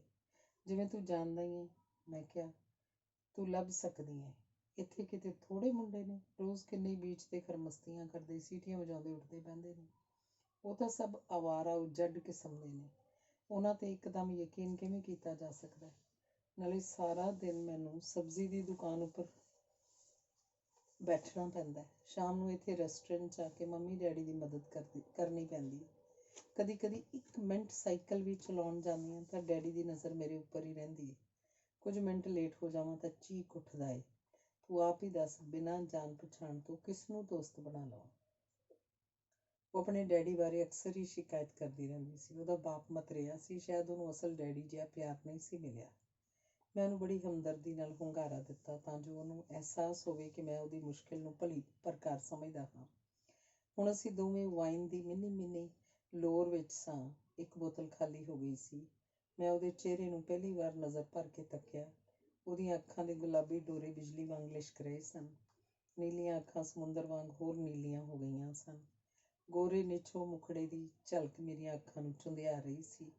ਮੈਂ ਬੜੇ ਸਬਰ ਨਾਲ ਆਪਣੇ ਆਪ ਨੂੰ ਸੰਜਮ 'ਚ ਰੱਖਣ ਲਈ ਆਪਣੇ ਆਪ ਨਾਲ ਇਕਸਾਰ ਯੁੱਧ ਕਰ ਰਿਹਾ ਸੀ। ਉਹ ਬਾਰ-ਬਾਰ ਲੰਬੇ ਸੁਨਹਿਰੀ ਵਾਲਾਂ ਨੂੰ ਆਪਣੇ ਚਿਹਰੇ ਤੋਂ ਪਿੱਛੇ ਹਟਾਉਂਦੀ ਹੋਈ ਮੇਰੇ 'ਤੇ ਕਹਿਰਾਨਾ ਹਮਲਾ ਕਰ ਜਾਂਦੀ ਸੀ ਅਤੇ ਮੈਂ ਘਾਇਲ ਪੰਛੀ ਵਾਂਗ ਕਿਸੇ ਜਾਲ 'ਚ ਫਸਿਆ ਤੜਫਦਾ। ਇਸ ਜਾਲ 'ਚੋਂ ਨਿਕਲਣ ਲਈ ਮੈਂ ਆਪਣੀ ਮਹਿਬੂਬ ਨੂੰ ਕੂਕਦਾ। ਮੈਨੂੰ ਯਕੀਨ ਜਿਹਾ ਹੁੰਦਾ ਕਿ ਮੇਰੀ ਇਹ ਕੂਕ ਜ਼ਰੂਰ ਸਮੁੰਦਰੋਂ ਪਾਰ ਜਾਂਦੀ ਹੈ, ਜ਼ਰੂਰ ਇਹਨੂੰ ਕਿਤੇ ਸੁਣਦੀ ਹੈ। ਜਦ ਵੀ ਕਦੇ ਉਹਨੂੰ ਮਿਲਿਆ ਤਾਂ ਦੱਸਾਂਗਾ ਤੇਰੇ ਹੁੰਗਾਰੇ 'ਚ ਕਿੰਨਾ ਬਲ ਸੀ, ਕਿੰਨੀ ਤਾਕਤ ਸੀ ਕਿ ਮੈਂ ਬਲਦੀ ਅੱਗ 'ਚੋਂ ਸਹੀ ਸਲਾਮਤ ਬਾਹਰ ਆ ਗਿਆ ਸਾਂ। ਭੁਚਾਲ ਆਉਣ 'ਤੇ ਮੇਰੇ ਪੈਰ ਧਰਤੀ 'ਤੇ ਅਡੋਲ ਰਹੇ ਸਨ। ਮੈਨੂੰ ਗਰੀਕੀ ਅਤੇ ਇਹਨੂੰ ਇੰਗਲਿਸ਼ ਘੱਟ ਆਉਣ ਕਰਕੇ ਸਾਡੀਆਂ ਗੱਲਾਂ ਬੜੀਆਂ ਸੀਮਤ ਜਿਹੀਆਂ ਸਨ। ਖਾਲੀ ਸਮੇਂ ਨੂੰ ਭਰਨ ਲਈ ਉਹ ਸਿਗਰਟ ਸੁਲਗਾ ਲੈਂਦੀ। ਧੂੰਏਂ ਦੇ ਨਿੱਕੇ ਬੱਦਲ ਉੱਠਦੇ, ਕੰਵਾਰੇ ਹੋਠਾਂ ਨੂੰ ਛੂ ਮਦਹੋਸ਼ ਹੋ ਕੇ ਉੱਪਰ ਨੂੰ ਵਲਵਲੇਵੇਂ ਖਾ ਕੇ ਉੱਠਦੇ। ਇਸ ਪਾਰਦਰਸ਼ੀ ਧੂੰਏਂ 'ਚੋਂ ਮੇਰੇ ਵੱਲ ਝਾਕਦੀਆਂ ਉਹਦੀਆਂ ਅੱਖਾਂ ਆਪਣੇ ਸਵਾਲਾਂ ਦਾ ਜਵਾਬ ਮੰਗਦੀਆਂ। ਉਹਦੀ ਖਾਮੋਸ਼ੀ ਵੀ ਮੈਨੂੰ ਬੋਲਦੀ ਸੁਣ ਰਹੀ ਸੀ, ਜੋ ਕਹਿ ਰਹੀ ਸੀ, ਬੇਰਹਿਮ। ਮੇਰੇ ਜੋਬਨ ਦੀ ਪਵਿੱਤਰ ਝੀਲ 'ਤੇ ਅਜੇ ਕਿਸੇ ਪੈਰ ਨਹੀਂ ਪਾਇਆ। ਮੇਰੀ ਜਵਾਨੀ ਦੇ ਭਰੇ ਗਲਾਸ ਨਾਲ ਅਜੇ ਕਿਸੇ ਪਿਆਸ ਨਹੀਂ ਬੁਝਾਈ। ਇਹਨਾਂ ਨਿਰਛਲ ਨਿਰਮਲ ਅੱਖੀਆਂ ਵਿੱਚ ਅਜੇ ਕਿਸੇ ਘਰ ਨਹੀਂ ਬਣਾਇਆ। ਉਹਦੀ ਜਵਾਨੀ ਦਾ ਤਰਲਾ ਉਹਦੀ ਖਾਮੋਸ਼ੀ 'ਚੋਂ ਫੁੱਟ ਬਾਹਰ ਆ ਰਿਹਾ ਸੀ। ਪਰ ਮੈਂ ਤਾਂ ਪਰਦੇਸੀ ਸਾਂ, ਸਿਰਫ ਰੋਜ਼ੀ ਦੀ ਤਲਾਸ਼ ਵਿੱਚ ਭਟਕਦਾ। ਮੈਨੂੰ ਤਾਂ ਇਹ ਵੀ ਪਤਾ ਨਹੀਂ ਸੀ ਕਿ ਮੇਰਾ ਕੱਲ੍ਹ ਕਿਸ ਦੇਸ਼ ਜਾਂ ਕਿਸ ਜਗ੍ਹਾ ਚੜ੍ਹੇਗਾ। ਉਹਨੇ ਹੁਣ ਵਾਈਨ ਦੀ ਦੂਜੀ ਬੋਤਲ ਵੀ ਖੋਲ੍ਹ ਲਈ ਸੀ। ਖਾਣ ਨੂੰ ਹੋਰ ਭੁੰਨੀ ਮੱਛੀ ਮੇਜ਼ 'ਤੇ ਲੈ ਆਉਂਦੀ। ਗੱਲਾਂ ਕਰਦਿਆਂ ਕਈ ਵਾਰ ਉਹਦੇ ਰੂੰ ਜਿਹੇ ਹੱਥ ਮੇਰੇ ਹੱਥਾਂ ਨੂੰ ਛੂਹਣ ਕਰਦੇ। ਉਹਦੀਆਂ ਮੁਲਾਇਮ ਕੋਮਲ ਗੁਲਾਬੀ ਲੰਬੀਆਂ ਉਂਗਲਾਂ ਮੋਮਬੱਤੀ ਵਾਂਗ ਜਗਦੀਆਂ ਲੱਗਦੀਆਂ, ਜੋ ਮੇਰੇ ਠੰਡੇ ਜਿਸਮ 'ਚ ਇੱਕ ਸੇਕ ਦੀ ਝਰਨਾਹਟ ਜਿਹੀ ਛੇੜ ਜਾਂਦੀਆਂ। ਮੈਨੂੰ ਮਹਿਸੂਸ ਜਿਹਾ ਹੁੰਦਾ ਕਿ ਹੁਣੇ ਕੋਈ ਜਿਸਮ 'ਚੋਂ ਅੱਗ ਦੀ ਲਾਟ ਉੱਠੇਗੀ, ਜੋ ਇਸ ਸਮੁੰਦਰ ਕੋਲੋਂ ਵੀ ਨਹੀਂ ਬੁਝੇਗੀ। ਮੈਂ ਤੋਬਾ ਜੀ ਕਰਦਾ, ਇਸ ਅੱਗ ਵਿੱਚ ਤਾਂ ਮੇਰੀ ਮਹਿਬੂਬ ਕੁੜੀ ਦੇ ਖੱਤ ਬਲ ਉੱਠਣਗੇ ਅਤੇ ਉਹਨਾਂ ਖੱਤਾਂ ਦੀ ਸੁਆਹ ਲੈ ਕੇ ਮੈਂ ਕਿਹੜੇ ਮੂੰਹ ਆਪਣੇ ਵਤਨ ਪਰਤਾਂਗਾ, ਕਿਸ ਝਨਾਂ ਦੇ ਪਾਣੀ 'ਚ ਜਲ ਪ੍ਰਵਾਹ ਕਰਾਂਗਾ। ਕਿਸੇ ਵੀ ਸੁੱਚੇ ਪਾਣੀ ਨੂੰ ਇਹ ਪ੍ਰਵਾਨ ਨਹੀਂ ਹੋਣਾ। ਜਿਵੇਂ ਕਹਿੰਦੇ ਨੇ ਕਿ ਅੱਗ ਕੋਲ ਘਿਓ ਪਿਘਲ ਹੀ ਜਾਂਦਾ, ਤਾਂ ਆਪਣੇ ਆਪ ਨੂੰ ਉਸ ਚੱਟਾਨੀ ਪੱਥਰ ਜਿਹਾ ਬਣਾ ਲਿਆ ਸੀ, ਜੋ ਕਿਸੇ ਲਾਵੇ ਵਿੱਚ ਵੀ ਨਹੀਂ ਪਿਘਲਦਾ। ਹੁਣ 11 ਵਜੇ ਦਾ ਵਕਤ ਹੋ ਗਿਆ ਸੀ। ਵਾਈਨ ਦਾ ਚੰਗਾ ਨਸ਼ਾ ਸੀ। ਉਹ ਮੋਹ ਪ੍ਰੇਮ ਦੀਆਂ ਗੱਲਾਂ ਛੇੜਦੀ, ਮੈਂ ਕਿਸੇ ਹੋਰ ਪਾਸੇ ਲੈ ਜਾਂਦਾ। ਉਹ ਆਪਣੀ ਬੇਵੱਸੀ ਫੇਰ ਪਹਿਲਾਂ ਵਾਂਗ ਦੁਹਰਾਉਣ ਲੱਗਦੀ ਕਿ ਮੈਂ ਉਦਾਸ ਸਾਂ, ਮੇਰਾ ਕੋਈ ਮਿੱਤਰ ਨਹੀਂ। ਮੈਂ ਸਮਝਦਾ ਹੋਇਆ ਵੀ ਬੇਸਮਝ ਬਣ ਕੇ ਅਡੋਲ ਬੈਠਾ ਸਾਂ। ਮੈਂ ਉਹਨੂੰ ਮਿੱਤਰ ਲੱਭਣ ਬਾਰੇ ਸੁਝਾਅ ਦਿੰਦਾ। ਉਹਦੀ ਮਜਬੂਰੀ, ਉਹਦੀ ਮਾਸੂਮੀਅਤ 'ਚੋਂ ਬਾਹਰ ਡੁੱਲ ਪੈਂਦੀ। ਫਿਰ ਉਹ ਅਚਾਨਕ ਉੱਠੀ। ਇੱਕ ਗੀਤ ਜੋ ਉਹਨਾਂ ਦਿਨੀ ਬੜਾ ਮਸ਼ਹੂਰ ਸੀ, ਟੇਪ ਰਿਕਾਰਡ 'ਤੇ ਲਾ ਦਿੱਤਾ। ਦੇਹ ਕਤਾਲਾ ਵੇਨੋ ਤੀ ਪੋਤਾ, ਜਿਹਦਾ ਮਤਲਬ ਸੀ ਕਿ ਤੂੰ ਕੁਝ ਨਹੀਂ ਸਮਝਦਾ, ਬਿਲਕੁਲ ਨਹੀਂ, ਬਿਲਕੁਲ ਨਹੀਂ। ਮੈਂ ਸੋਚ ਰਿਹਾ ਸਾਂ ਕਿ ਮੈਂ ਆਪਣੀ ਮਹਿਬੂਬ ਕੁੜੀ ਬਾਰੇ ਦੱਸਾਂ ਜਾਂ ਨਾ, ਪਰ ਉਹਦੀ ਜ਼ਿੱਦ ਵੇਖ ਕੇ ਮੈਥੋਂ ਰਿਹਾ ਨਾ ਗਿਆ। ਮੈਂ ਕਿਹਾ ਕਿ ਮੈਂ ਇੱਕ ਹਮਵਤਨ ਕੁੜੀ ਨੂੰ ਬਹੁਤ ਪਿਆਰ ਕਰਦਾ। ਅਸੀਂ ਇੱਕ ਦੂਸਰੇ ਨੂੰ ਖੱਤ ਲਿਖਦੇ ਹਾਂ। ਇੱਕ ਦਿਨ ਸਾਡਾ ਵਿਆਹ ਹੋਏਗਾ। ਮੈਂ ਉਹਨੂੰ ਆਪਣੀ ਫੋਟੋ ਵਿਖਾਈ। ਉਹ ਫੋਟੋ ਵੇਖ ਕੇ ਰਤਾ ਕੋ ਗੈਰ ਗੰਭੀਰ ਹੋਈ ਤੇ ਫਿਰ ਉਹ ਲੰਬਾ ਜਿਹਾ ਸਾਹ ਭਰਦਿਆਂ ਮੇਰੇ ਤੇ ਉਸ ਤਰ੍ਹਾਂ ਮੁਸਕਰਾਈ ਜਿਵੇਂ ਅਸਲ ਭੇਦ ਖੁੱਲ੍ਹ ਜਾਣ 'ਤੇ ਕੋਈ ਮੁਸਕਰਾਉਂਦਾ ਹੈ। ਫਿਰ ਉਹ ਬੋਲੀ, ਇਹ ਵੀ ਕੋਈ ਪਿਆਰ ਹੈ? ਤੂੰ ਇੱਥੇ, ਉਹ ਉੱਥੇ, ਖੱਤ ਲਿਖੀ ਜਾਓ, ਫੋਟੋ ਦੇਖੀ ਜਾਓ, ਝੁਰ ਮਰੀ ਜਾਓ। ਭਲਾ ਇੰਝ ਵੀ ਦਿਲ ਪਰਚ ਜਾਂਦਾ, ਭਲਾ ਇੰਝ ਵੀ ਅੱਗ ਬੁੱਝ ਜਾਂਦੀ ਹੈ। ਨਿਰਾ ਝੂਠ। ਨੰਬਰ 1 ਪਖੰਡੀ ਹੈ ਤੂੰ। ਉਹ ਬੱਚੇ ਨੂੰ ਸਮਝਾਉਣ ਵਾਂਗ ਕਿੰਨਾ ਕੁਝ ਇਕਸਾਰ ਬੋਲਦੀ ਗਈ। ਮੈਂ ਉਹਨੂੰ ਯਕੀਨ ਦਿਵਾਉਂਦਿਆਂ ਦੱਸਿਆ ਕਿ ਸਾਡੇ ਦਿਲ ਦਿਮਾਗ ਭਾਰਤੀ ਕਲਚਰ ਮੁਤਹਿਤ ਕੁਝ ਇਸ ਤਰ੍ਹਾਂ ਦੇ ਬਣ ਗਏ ਹਨ ਕਿ ਅਸੀਂ ਵਰ੍ਹਿਆਂ ਤਾਈਂ ਇੱਕ ਦੂਜੇ ਦੀ ਉਡੀਕ ਕਰ ਸਕਦੇ ਹਾਂ। ਉਹ ਆਮ ਵਾਂਗ ਮੁਸਕਰਾਈ ਤੇ ਬੋਲੀ, ਇਹ ਮੇਰੇ ਵਿਸ਼ਵਾਸ ਤੋਂ ਪਰੇ ਦੀ ਗੱਲ ਹੈ। ਇਹ ਇੱਕ ਐਸਾ ਕਲਚਰ ਹੈ ਕਿ ਰੋਟੀ ਕੋਲ ਹੋਵੇ ਤਾਂ ਤੁਸੀਂ ਭੁੱਖ ਕੱਟੀ ਜਾਓ, ਪਰ ਪਿਆਰ ਵੀ ਤਾਂ ਕੋਈ ਚੀਜ਼ ਹੈ ਨਾ। ਮੈਂ ਕਿਹਾ। ਉਹਨੇ ਚੁੱਪ-ਚੁਪੀਤੀ ਨੇ ਮੂੰਹ ਜਿਹਾ ਚੜਾਇਆ। ਫਿਰ ਬੋਲੀ, ਤੈਨੂੰ ਕਿਵੇਂ ਪਤਾ ਹੈ ਕਿ ਉੱਥੇ ਉਸਦਾ ਕੋਈ ਦੋਸਤ ਨਹੀਂ? ਹਾਂ, ਬਸ ਇੱਕ ਵਿਸ਼ਵਾਸ ਹੀ ਤਾਂ ਹੈ। ਵਿਸ਼ਵਾਸ ਹੀ ਪਿਆਰ ਦਾ ਆਧਾਰ ਹੁੰਦਾ ਹੈ। ਮੈਨੂੰ ਉੱਤੇ ਪੱਕਾ ਯਕੀਨ ਹੈ ਕਿ ਮੇਰੇ ਤੋਂ ਬਿਨਾਂ ਉਹ ਕਿਸੇ ਨੂੰ ਪਿਆਰ ਨਹੀਂ ਕਰ ਸਕਦੀ। ਨਿਰਾ ਝੂਠ। ਉਹਨੇ ਇੱਕ ਟੁੱਕ ਜਵਾਬ ਦਿੱਤਾ। ਮੈਂ ਕਿਹਾ, ਤੂੰ ਵਿਸ਼ਵਾਸ ਕਰ ਜਾਂ ਨਾ ਕਰ, ਯਾਦ ਕਰਦਿਆਂ, ਫੋਟੋ ਵੇਖਦਿਆਂ, ਖੱਤ ਲਿਖਦਿਆਂ ਮੇਰੇ ਮਨ ਨੂੰ ਤਾਂ ਬਹੁਤ ਸਕੂਨ ਹੈ, ਇੱਕ ਰੂਹਾਨੀ ਆਨੰਦ। ਬਕਵਾਸ ਆਨੰਦ। ਉਹ ਕੁਝ ਖਿਝ ਕੇ ਬੋਲੀ। ਇੰਨੇ ਨੂੰ ਬਾਹਰ 2 ਪੁਲਿਸਮੈਨ ਪੈਦਲ ਹੀ 2-3 ਵਾਰ ਰੈਸਟੋਰੈਂਟ ਦੇ ਮੂਹਰ ਦੀ ਲੰਘ ਕੇ ਗਏ ਤੇ ਮੇਰਾ ਦਿਲ ਦਹਿਲ ਗਿਆ। ਉਹ ਲੰਘਦੇ ਹੋਏ ਸਾਨੂੰ ਘੋਖਵੀਂ ਨਜ਼ਰੇ ਜਾਂਚ ਰਹੇ ਸਨ, ਜਿਵੇਂ ਭੂਰੇ ਰੰਗ ਦੇ ਮੁੰਡੇ ਨੂੰ ਆਪਣੇ ਦੇਸ਼ ਦੀ ਕੁੜੀ ਨਾਲ ਡਰਿੰਕ ਪੀਣ ਤੋਂ ਵਰਜ ਰਹੇ ਹੋਣ। ਇਹ ਤਾਂ ਰੱਬ ਹੀ ਜਾਣੇ, ਪਰ ਮੈਂ ਗੈਰ ਕਾਨੂੰਨੀ ਹੋਣ ਕਰਕੇ ਅੰਦਰੋਂ ਜ਼ਰੂਰ ਡਰਦਾ ਸੀ। ਮੇਰੇ ਕੋਲੋਂ ਖੁੱਲ੍ਹ ਕੇ ਗੱਲ ਵੀ ਹੁਣ ਨਹੀਂ ਸੀ ਹੋ ਰਹੀ। ਇਸ ਅੰਦਰਲੇ ਡਰ ਬਾਰੇ ਜਦ ਮੈਂ ਵਿਓਲੀਤਾ ਨੂੰ ਦੱਸਿਆ ਤਾਂ ਉਹ ਹੱਥ ਫੜ ਕੇ ਕਹਿਣ ਲੱਗੀ, ਡਰਪੋਕ ਕਿਤੋਂ ਦਾ, ਇਹ ਤਾਂ ਮੇਰੇ ਡੈਡੀ ਦੇ ਦੋਸਤ ਹੀ ਨੇ। ਹੁਣ ਅਗਲੇ ਦਿਨ ਸੱਚ ਹੀ ਨਿਕਲਿਆ। ਉੱਥੋਂ ਦੀ ਪੁਲਿਸ ਨੇ ਮੇਰੇ ਕਾਗਜ਼ ਪੱਤਰ ਦੇਖਣ ਲਈ ਥਾਣੇ ਸੱਦ ਲਿਆ।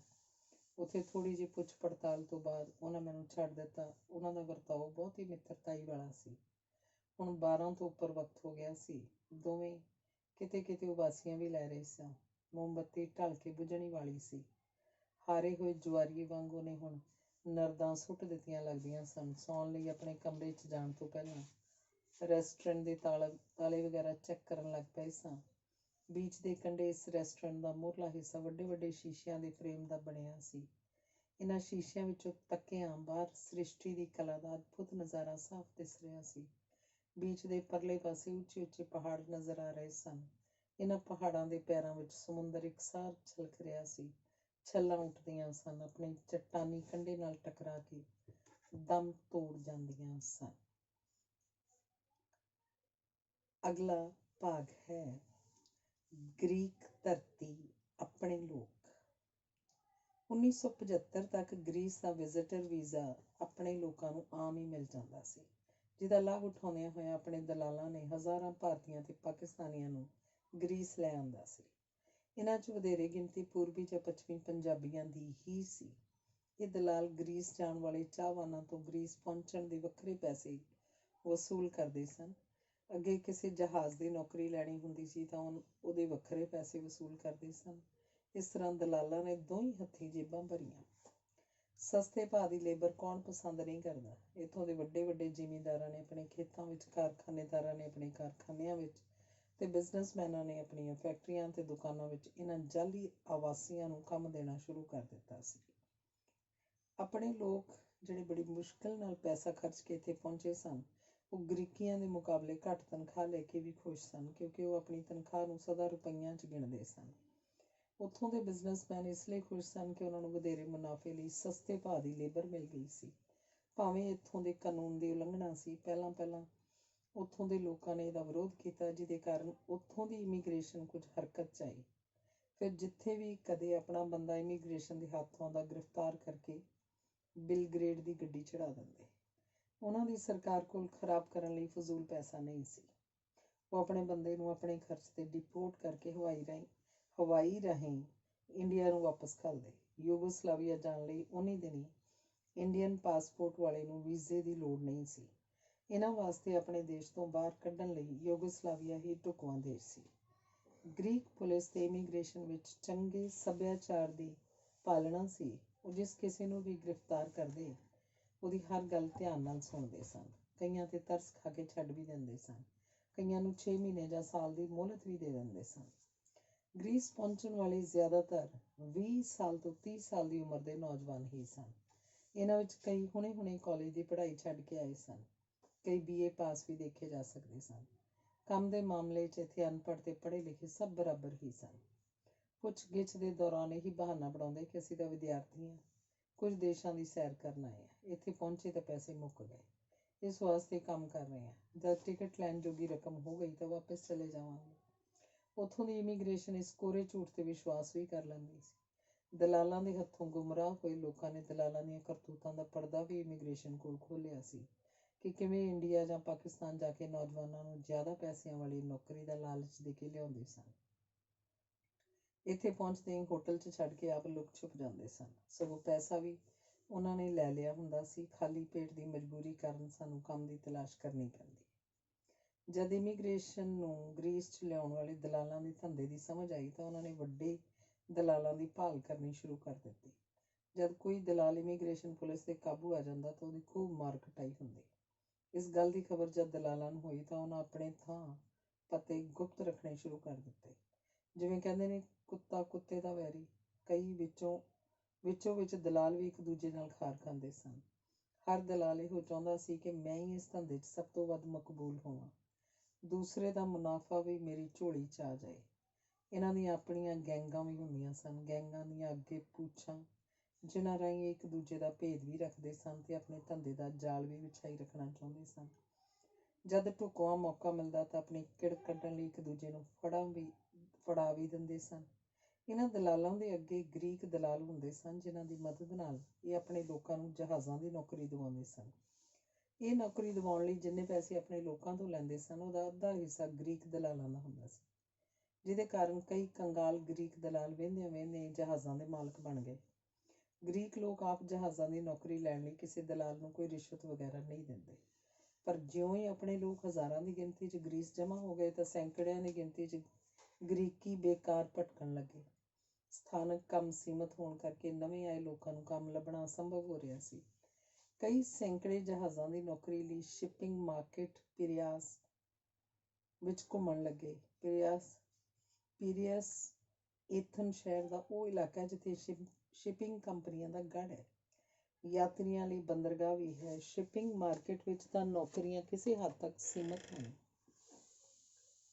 ਜਿਹੜੇ ਆਪਣੇ ਲੋਕ ਇੱਕ ਵਾਰ ਕਿਸੇ ਜਹਾਜ਼ 'ਚ ਕੰਮ ਕਰਨ ਲਈ ਵੜ ਜਾਂਦੇ ਸਨ, ਉਹ 4-5 ਸਾਲ ਤੱਕ ਉੱਥੇ ਟਿਕੇ ਰਹਿੰਦੇ ਸਨ। ਉਹ ਜਹਾਜ਼ਾਂ ਦੀ ਨੌਕਰੀ ਉਦੋਂ ਹੀ ਛੱਡਦੇ ਸਨ ਜਦੋਂ ਉਹਨਾਂ ਦਾ ਆਪਣਾ ਘਰ ਪੂਰਾ ਹੋ ਜਾਂਦਾ ਸੀ, ਜਾਂ ਵਪਾਰ ਦੇ ਡਿੱਗਣ ਨਾਲ ਕੰਪਨੀ ਉਸ ਜਹਾਜ਼ ਦਾ ਹੋਰ ਬੋਝ ਨਹੀਂ ਸੀ ਝੱਲ ਸਕਦੀ, ਜਾਂ ਉਸ ਜਹਾਜ਼ ਨੂੰ ਹੋਰ ਕੰਪਨੀ ਖਰੀਦ ਲੈਂਦੀ ਸੀ। ਅੱਗੇ ਕੰਪਨੀ ਦੀ ਮਰਜ਼ੀ ਹੁੰਦੀ ਸੀ ਕਿ ਉਹਨੇ ਜਹਾਜ਼ ਦੇ ਸਟਾਫ ਨੂੰ ਆਪਣੀ ਕੰਪਨੀ 'ਚ ਰੱਖਣਾ ਜਾਂ ਨਹੀਂ। ਲੱਗਦੀ ਵਾਹ ਆਪਣੇ ਲੋਕ ਜਹਾਜ਼ਾਂ ਦੀ ਨੌਕਰੀ ਛੱਡਦੇ ਨਹੀਂ ਸੀ, ਜਿਸ ਦੇ ਸਿੱਟੇ ਵਜੋਂ ਸ਼ਿਪਿੰਗ ਮਾਰਕੀਟ ਵਿੱਚ ਨੌਕਰੀਆਂ ਘੱਟ ਗਈਆਂ ਸਨ। ਨੌਕਰੀਆਂ ਦੀ ਤਲਾਸ਼ 'ਚ ਬੰਦੇ ਪਹਿਲਾਂ ਨਾਲੋਂ ਵੱਧ ਗਏ ਸਨ। ਇਹਨਾਂ ਵਿੱਚ ਇਕੱਲੇ ਪੰਜਾਬੀ ਨਹੀਂ, ਸਗੋਂ ਸੀਰੀਆ, ਮਿਸਰ, ਬੰਗਲਾਦੇਸ਼ ਤੇ ਅਫਰੀਕਾ ਦੇ ਕੁਝ ਦੇਸ਼ਾਂ ਤੋਂ ਵੀ ਸਨ, ਜਿਵੇਂ ਤਨਜ਼ਾਨੀਆ, ਗਾਨਾ, ਸੋਮਾਲੀਆ, ਇਥੋਪੀਆ, ਕੀਨੀਆ ਆਦਿ। ਅਫਰੀਕਾ ਦੇ ਕਾਮਿਆਂ ਦੀ ਸਿਫਤ ਇਹ ਸੀ ਕਿ ਨੌਕਰੀ ਲੈਣ ਲਈ ਕੋਈ ਵਿਚੋਲਾ ਨਹੀਂ ਸੀ ਰੱਖਦੇ, ਸਿੱਧਾ ਕੰਪਨੀਆਂ ਨੂੰ ਸੰਪਰਕ ਕਰਦੇ ਸਨ, ਕਿਸੇ ਦਲਾਲ ਨੂੰ ਕੋਈ ਰਿਸ਼ਵਤ ਵਗੈਰਾ ਨਹੀਂ ਸੀ ਦਿੰਦੇ। ਪਹਿਲਾਂ ਤਾਂ ਗ੍ਰੀਕ ਦਲਾਲ ਵੀ ਪੈਸੇ ਨਹੀਂ ਸੀ ਲੈਂਦੇ। ਜਿਉਂ ਹੀ ਆਪਣੇ ਦਲਾਲਾਂ ਨੇ ਗ੍ਰੀਕ ਧਰਤੀ ਦੇ ਪਵਿੱਤਰ ਪੈਰ ਪਾਏ ਤਾਂ ਇਹਨਾਂ ਨੇ ਪਹਿਲੀ ਸਿੱਖਿਆ ਗ੍ਰੀਕ ਦਲਾਲਾਂ ਨੂੰ ਇਹੋ ਦਿੱਤੀ ਕਿ ਨੌਕਰੀ ਪੈਸੇ ਲੈ ਕੇ ਦਿੱਤੀ ਜਾ ਸਕਦੀ ਹੈ। ਫਿਰ ਪੈਸੇ ਕਿਹਨੂੰ ਮਾੜੇ ਲੱਗਦੇ। ਉਸ ਦਿਨ ਤੋਂ ਨੌਕਰੀ ਲੈਣ ਦਾ ਮੁੱਲ ਨਿਸ਼ਚਿਤ ਹੋ ਗਿਆ। $100 ਤੋਂ ਸ਼ੁਰੂ ਹੋ ਕੇ $1000 ਤੱਕ ਸਹਿਜੇ ਹੀ ਚਲਾ ਗਿਆ। ਸ਼ਿਪਿੰਗ ਮਾਰਕੀਟ ਵਿੱਚ ਨੌਕਰੀਆਂ ਘੱਟ ਤੇ ਬੰਦੇ ਜ਼ਿਆਦਾ ਹੋਣ ਕਰਕੇ ਕਈ ਜਾਅਲੀ ਕਿਸਮ ਦੇ ਗ੍ਰੀਕ ਦਲਾਲ ਵੀ ਮਾਰਕੀਟ 'ਚ ਆ ਗਏ। ਸ਼ਾਇਦ ਉਹਨਾਂ ਨੂੰ ਮਜਬੂਰੀ ਵਿੱਚ ਫਸੇ ਆਪਣੇ ਲੋਕਾਂ ਨੂੰ ਠੱਗਣ ਦਾ ਸੁਨਹਿਰੀ ਮੌਕਾ ਮਿਲ ਗਿਆ ਸੀ। ਉਹ ਆਪਣੇ ਭੋਲੇ ਭਾਲੇ ਅਣਜਾਣ ਲੋਕਾਂ ਨੂੰ ਨੌਕਰੀ ਦੇਣ ਦੇ ਜਾਲ 'ਚ ਫਸਾ ਕੇ $200-300 ਬਟੋਰ ਲੈਂਦੇ। ਫਿਰ ਕਿਸੇ ਅਖੌਤੀ ਕੰਪਨੀ ਦਾ ਜਾਅਲੀ ਕੰਟਰੈਕਟ ਬਣਾ ਕੇ ਕਿਸੇ ਗਰੀਬ ਮੁਲਕ ਦੀ ਫਲਾਈਟ ਕਰਵਾ ਦਿੰਦੇ ਸਨ। ਇੰਜ ਧੋਖੇ ਦਾ ਸ਼ਿਕਾਰ ਹੋਏ ਆਪਣੇ ਬੰਦੇ ਜਿਸ ਵੀ ਦੇਸ਼ ਦੀ ਬੰਦਰਗਾਹ 'ਤੇ ਪਹੁੰਚਦੇ, ਅੱਗੋਂ ਕਾਂਟਰੈਕਟ ਉੱਤੇ ਲਿਖੇ ਜਹਾਜ਼ ਦਾ ਨਾਮ ਨਿਸ਼ਾਨ ਨਾ ਹੁੰਦਾ। ਗਰੀਸ ਦਾ ਵੀਜ਼ਾ ਬੰਦ ਹੋਣ ਕਰਕੇ ਉਹ ਵਾਪਸ ਗਰੀਸ ਆਉਣ ਤੋਂ ਅਸਮਰਥ ਹੁੰਦੇ। ਇਹ ਤਾਂ ਰੱਬ ਜਾਣੇ ਅੱਗੋਂ ਉਹਨਾਂ ਨਾਲ ਕੀ ਬੀਤਦੀ। ਇਸ ਸਮੇਂ ਦਰਮਿਆਨ ਮੇਰੇ ਵੀ ਇੱਕ ਦੋਸਤ ਦਿਆਲ ਸਿੰਘ ਨਾਲ ਧੋਖਾ ਹੋਇਆ, ਜਿਹਨੂੰ ਜਾਅਲੀ ਕਾਂਟਰੈਕਟ ਰਾਹੀਂ ਮਿਸਰ ਭੇਜ ਦਿੱਤਾ ਗਿਆ ਸੀ। ਉਹਦੀ ਜੇਬ 'ਚ ਸਿਰਫ $50 ਸਨ, 3-4 ਦਿਨ ਦਾ ਖਰਚਾ। ਉਹਨੇ ਆਪਣੀ ਹੁਸ਼ਿਆਰੀ ਨਾਲ ਮਿਸਰ ਵਿਖੇ ਗ੍ਰੀਕ ਸਫਾਰਤਖਾਨੇ ਦਾ ਬੂਹਾ ਜਾ ਖੜਕਾਇਆ ਤੇ ਆਪਣੇ ਨਾਲ ਹੋਏ ਧੋਖੇ ਦੀ ਵਾਰਦਾਤ ਜਦ ਕੌਂਸਲਰ ਨੂੰ ਸੁਣਾਈ ਤਾਂ ਰਹਿਮ ਨਾਤੇ ਉਹਨੂੰ ਫਿਰ ਵੀਜ਼ਾ ਮਿਲ ਗਿਆ, ਜਿਸ ਸਦਕਾ ਉਹ ਦੁਬਾਰਾ ਗਰੀਸ ਆਉਣ ਜੋਗਾ ਹੋ ਗਿਆ। ਗਰੀਸ ਪਹੁੰਚ ਕੇ ਜਿਨ੍ਹਾਂ ਨੂੰ ਰੁਜ਼ਗਾਰ ਮਿਲ ਗਿਆ ਸੀ, ਉਹਨਾਂ ਨੇ ਗ੍ਰੀਕੀਆਂ ਕੋਲੋਂ ਟੁੱਟੇ ਭੱਜੇ ਘਰ ਕਿਰਾਏ 'ਤੇ ਲੈ ਰੱਖੇ ਸਨ, ਜਿਨ੍ਹਾਂ ਵਿੱਚ 10-12 ਜਣੇ ਇਕੱਠੇ ਰਹਿ ਕੇ ਆਪਣਾ ਗੁਜ਼ਾਰਾ ਚਲਾਈ ਜਾਂਦੇ ਸਨ। ਕੋਈ ਦੂਰੋਂ ਨੇੜਿਓਂ ਦੋਸਤ ਮਿੱਤਰ ਵੀ ਜੇ ਪਹੁੰਚ ਜਾਂਦਾ ਤਾਂ ਉਹਨਾਂ ਚਿਰ ਰਾਸ਼ਨ ਪਾਣੀ ਉਹਨਾਂ ਦੇ ਸਿਰੋਂ ਨਹੀਂ ਚੱਲਦਾ, ਜਿੰਨਾ ਚਿਰ ਅੱਗੋਂ ਕਿਤੇ ਕੰਮ ਕਾਰ ਨਾ ਮਿਲੇ। ਦਲਾਲ ਤਕਰੀਬਨ ਉਹਨਾਂ ਸਾਰੇ ਬੰਦਿਆਂ ਦਾ ਪ੍ਰਾਹੁਣਾ ਹੁੰਦਾ ਸੀ, ਜਿਨ੍ਹਾਂ ਨੂੰ ਉਹਨੇ ਗਰੀਸ ਲਿਆਂਦਾ ਸੀ। ਆਪਣੇ ਲੋਕ ਭਾਵੇਂ ਕਿਤੇ ਵੀ ਚਲੇ ਜਾਣ, ਆਪਣੇ ਤੜਕਿਆਂ ਦਾ ਸਵਾਦ ਪਿੱਛੇ ਨਹੀਂ ਛੱਡਦੇ। ਆਪਣੇ ਲੂਣ ਮਸਾਲੇ ਤੋਂ ਬਿਨਾਂ ਦੁਨੀਆ ਦੇ ਦੂਸਰੇ ਖਾਣੇ ਫਿੱਕੇ ਹੀ ਲੱਗਦੇ ਹਨ। ਇੱਥੇ ਵੀ ਜਿਹੜੇ ਕਿਰਾਏ 'ਤੇ ਘਰ ਲੈ ਕੇ ਰਹਿੰਦੇ ਸਨ, ਆਪਣਾ ਖਾਣਾ ਆਪ ਹੀ ਤਿਆਰ ਕਰਦੇ ਸਨ। ਇਕੱਠੇ ਰਹਿਣ ਨਾਲ ਖਾਣਾ ਬਣਾਉਣ ਵਿੱਚ ਇੱਕ ਦੂਸਰੇ ਦੀ ਮਦਦ ਵੀ ਮਿਲ ਜਾਂਦੀ ਸੀ। ਕਈਆਂ ਨੇ ਤਾਂ ਰੋਟੀ ਟੁੱਕ ਤਿਆਰ ਕਰਨ ਲਈ ਵਾਰੀ ਬੱਧੀ ਸੀ। ਇਸ ਨਾਲ ਦੂਸਰਿਆਂ ਨੂੰ ਆਰਾਮ ਕਰਨ ਜਾਂ ਚਿੱਠੀ ਪੱਤਰ ਲਿਖਣ ਲਈ ਵਧੇਰੇ ਵਕਤ ਮਿਲ ਜਾਂਦਾ ਸੀ। ਹਲਦੀ ਮਸਾਲੇ ਗਰੀਸ ਵਿੱਚੋਂ ਲੱਭਣੇ ਭਾਵੇਂ ਮੁਸ਼ਕਲ ਸਨ, ਪਰ ਪੰਜਾਬ ਤੋਂ ਆਉਣ ਵਾਲੇ ਨਵੇਂ ਭਾਈਬੰਦ ਕਿਸੇ ਆਪਣੇ ਯਾਰ ਮਿੱਤਰ ਦੀ ਫਰਮਾਇਸ਼ 'ਤੇ ਅਚਾਰ ਤੇ ਮਸਾਲੇ ਲੈ ਕੇ ਪਹੁੰਚ ਹੀ ਜਾਂਦੇ ਸਨ।